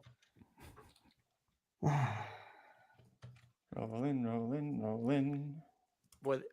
Nobody cares, but this fantasy league is wide open now. who's in the lead or who's not? Amber and Davey are in the lead with 176. Wow, They the don't have any rookies. horses left. Evil and Kelby 170. They don't unless Forte comes back, and then a 3-way tie with 101 points between Paul, Jared, and Dan and Michael. Yeah, Paul and I had a really good opportunity today to, Yeah, with those Mhm. horses, with Forte and with Practical Move, scratching, and Paul doesn't have anything left, right? no. The Magic Mike show is in last 10 points. First mission, baby. We're good just news is, waiting. even if he wins, you guys will not beat me. So No, I'm not even worried.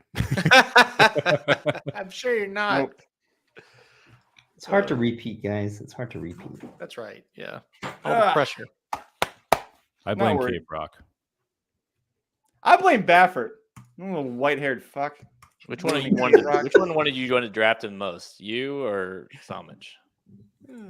I Wait, would what? say I was probably higher on Cave Rock, but we both were. Oh, said the replays on Twin Spires. How about this? I had extra Anejo. If you would have told me, like on say when we drafted, or like after I had Tapit Trice, you had extra Anejo and Tapit Trice running on Derby Day. Total combined 10 points. It's not good. It's not great. No, it's not. Wonderful. It's not. All right, replay's up. You want me to put it on? Hold on 1 second. Yeah, put it on, Magic. So let's see. Gunpot verifying. Red Is that Route sure 1, I guess, is in Preakness. Who knows with Practical Move? Forte, who knows? Yeah, I still got a chance here. If Tapit Trice can win the Belmont, I still got a chance. Tapit Trice. I don't like this Magic. That ain't gonna work. What happened? Oh, Oh, here we go. here we go. Nice.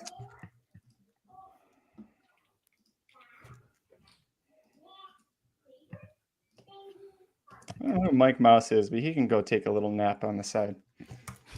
Ooh, Magic a getting little spicy. blockage. Wow. Well, you don't need to be an asshole about things. First of all, he's probably lying about having the winning ticket. Second of all, we're not sitting here trying to shit on things. Unless it's we're shitting on Bob Baffert, then by all means bring it on. But Okay. it's not choppy for you, right? No, it looks good. Smooth. Let's We have see. to donate to the Church of Kings Barnes. So here they go. Yeah. So Mage is in the blue. Second He's to outside of last right Tapit now. Trice right there. Yeah. Yeah. I see. Okay. It's like I kind of kept Wow. thinking Tapit Trice is gonna get closer, and he just can't. He's he not just fast could enough. not- That was the he just couldn't problem. do Well, it. Saez gave up real quick too. Saez just like fuck it. This is a mile and a quarter race. But he's He just- fourth. He's fourth last under the wire there. He's right behind Yeah, Mage just- there. Yeah. So Castellano saved ground there. It's the backstretch because Mage ends up outside of Tapit Trice here. Because Tapit Trice is going to split when he starts moving. Yeah. Yeah. And Mage is the one on the outside. And they Outside. both start moving together because Yeah. Mage goes with them. Yep. Yeah. Yeah. And then Tappan tries to get stopped by that wall of 3, and Mays goes around him. Yeah, he Yep. did stop. Is that Cyclo Mischief already thrown in the towel that stopped him? Yeah, that Cyclo Mischief is out. I thought that was Jace's Road live. Okay. Like he And so stopped. He got stopped again too. He got stopped. Yeah. He got a twice. terrible trip. He got a terrible trip. Yeah. And now May And just split horses. And he's like going to go 5 wide in 10th right now. Yeah. And he starts sweeping. And right here is when it looked like he actually could win the race. Yeah, right here. Oh, here he comes. Yeah, Here now he he's in comes. view. Yep. And once right here he keeps going, Then he's got a good shot. You got a good shot. He isn't throwing the towel. Here we go. Well, he really didn't have a gritty type of trip. That just kept him wide, and that son of a bitch was good enough. Yeah. Yep. Yep. And it's what the Florida Derby, they kept him wide and he was good enough except for Forte. Forte, yeah, came out and He just kept coming. He just never left this. He was in the same gear the whole race. yep. I don't think he can win the Belmont. That's why I don't think he can win a Triple Crown. Yeah. I don't think he can get the 1.5 miles. I had concerns around the 1.25 miles. That was outside of braking my biggest worry with him. Go back to the turn, Magic. The far turn. There you Where's go. Derma? Derma Derma's broke. mid to late pack, right? Right No, behind the Derma 11 was right now? at one point. Derma was He's right there second to next to Tappan last. Trice on the inside. It looks like. Yeah, Derma was second to last at one point. I was watching Derma. Yeah, he is. If I pause it, if you count from the rear, he's third to last right there. Yeah, he was second to last at one point. So he had a horrible break. It'd be Horrible. interesting to see if they keep him in the U.S. How fast was last year's half? That was close, wasn't it? That's close. I mean, what 2:01 and 3? That's a pretty good time, isn't it? Oh, wait, no, Derma's right there in mid pack. I recognize the Silks. That's a different horse we were looking at. So, Wasn't Well, it? now he is in. Yeah, he made a middle move. He made a middle move. There it is. Okay. Yeah, he made a middle move, and he ended up sixth. But that's not his running style. So boy, look at this arm. He ran his ass off. yeah, disarm was. Yeah, disarm ran was huge, too. Huge. God, This arm had Kingsbarn- the highest late pace figure from Brisnet in this. So man. Kingsbarns went way too fast. He can't do that. yeah, Yeah. I saw that half of 45 and 3. I thought, well, Kingsbarns he's gonna have to be super elite to do this. Wow. Wow. They actually went 26 from the 3/4 to the mile. Slowed it way down Amazing. there.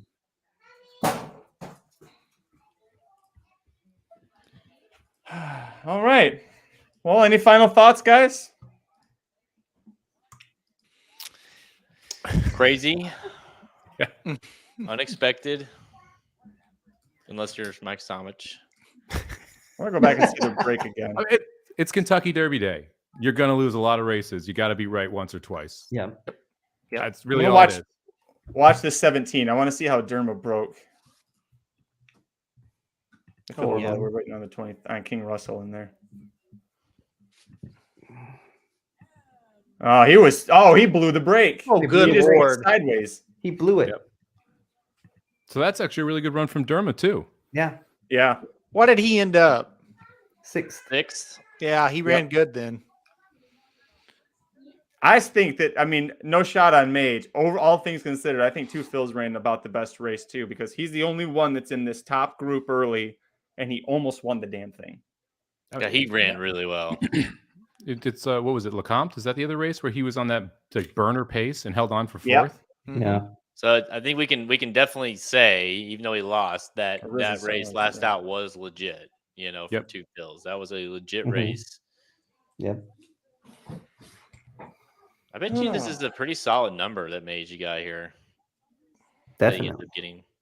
Probably a 156 buyer, I think. Yeah. What was the 115. final time? That's I didn't even 201.7, I think. okay.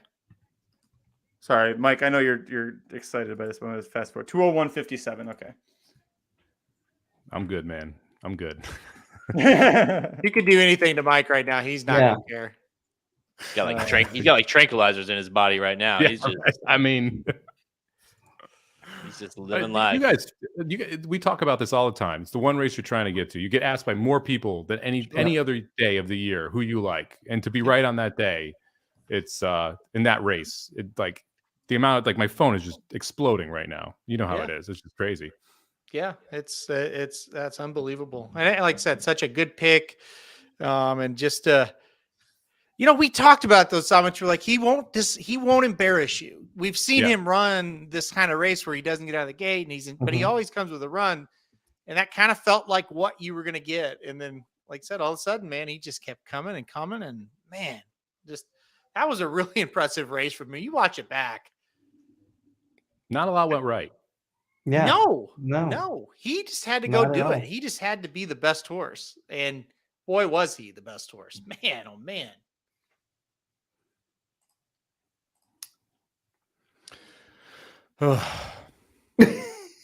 What happened to Mandarin Hero? I never saw him. No, He didn't make a run. He didn't make a run. He was middle pack, and just didn't. Who was that? He faded back after Mandarin getting Hero. stretched. Oh yeah, no.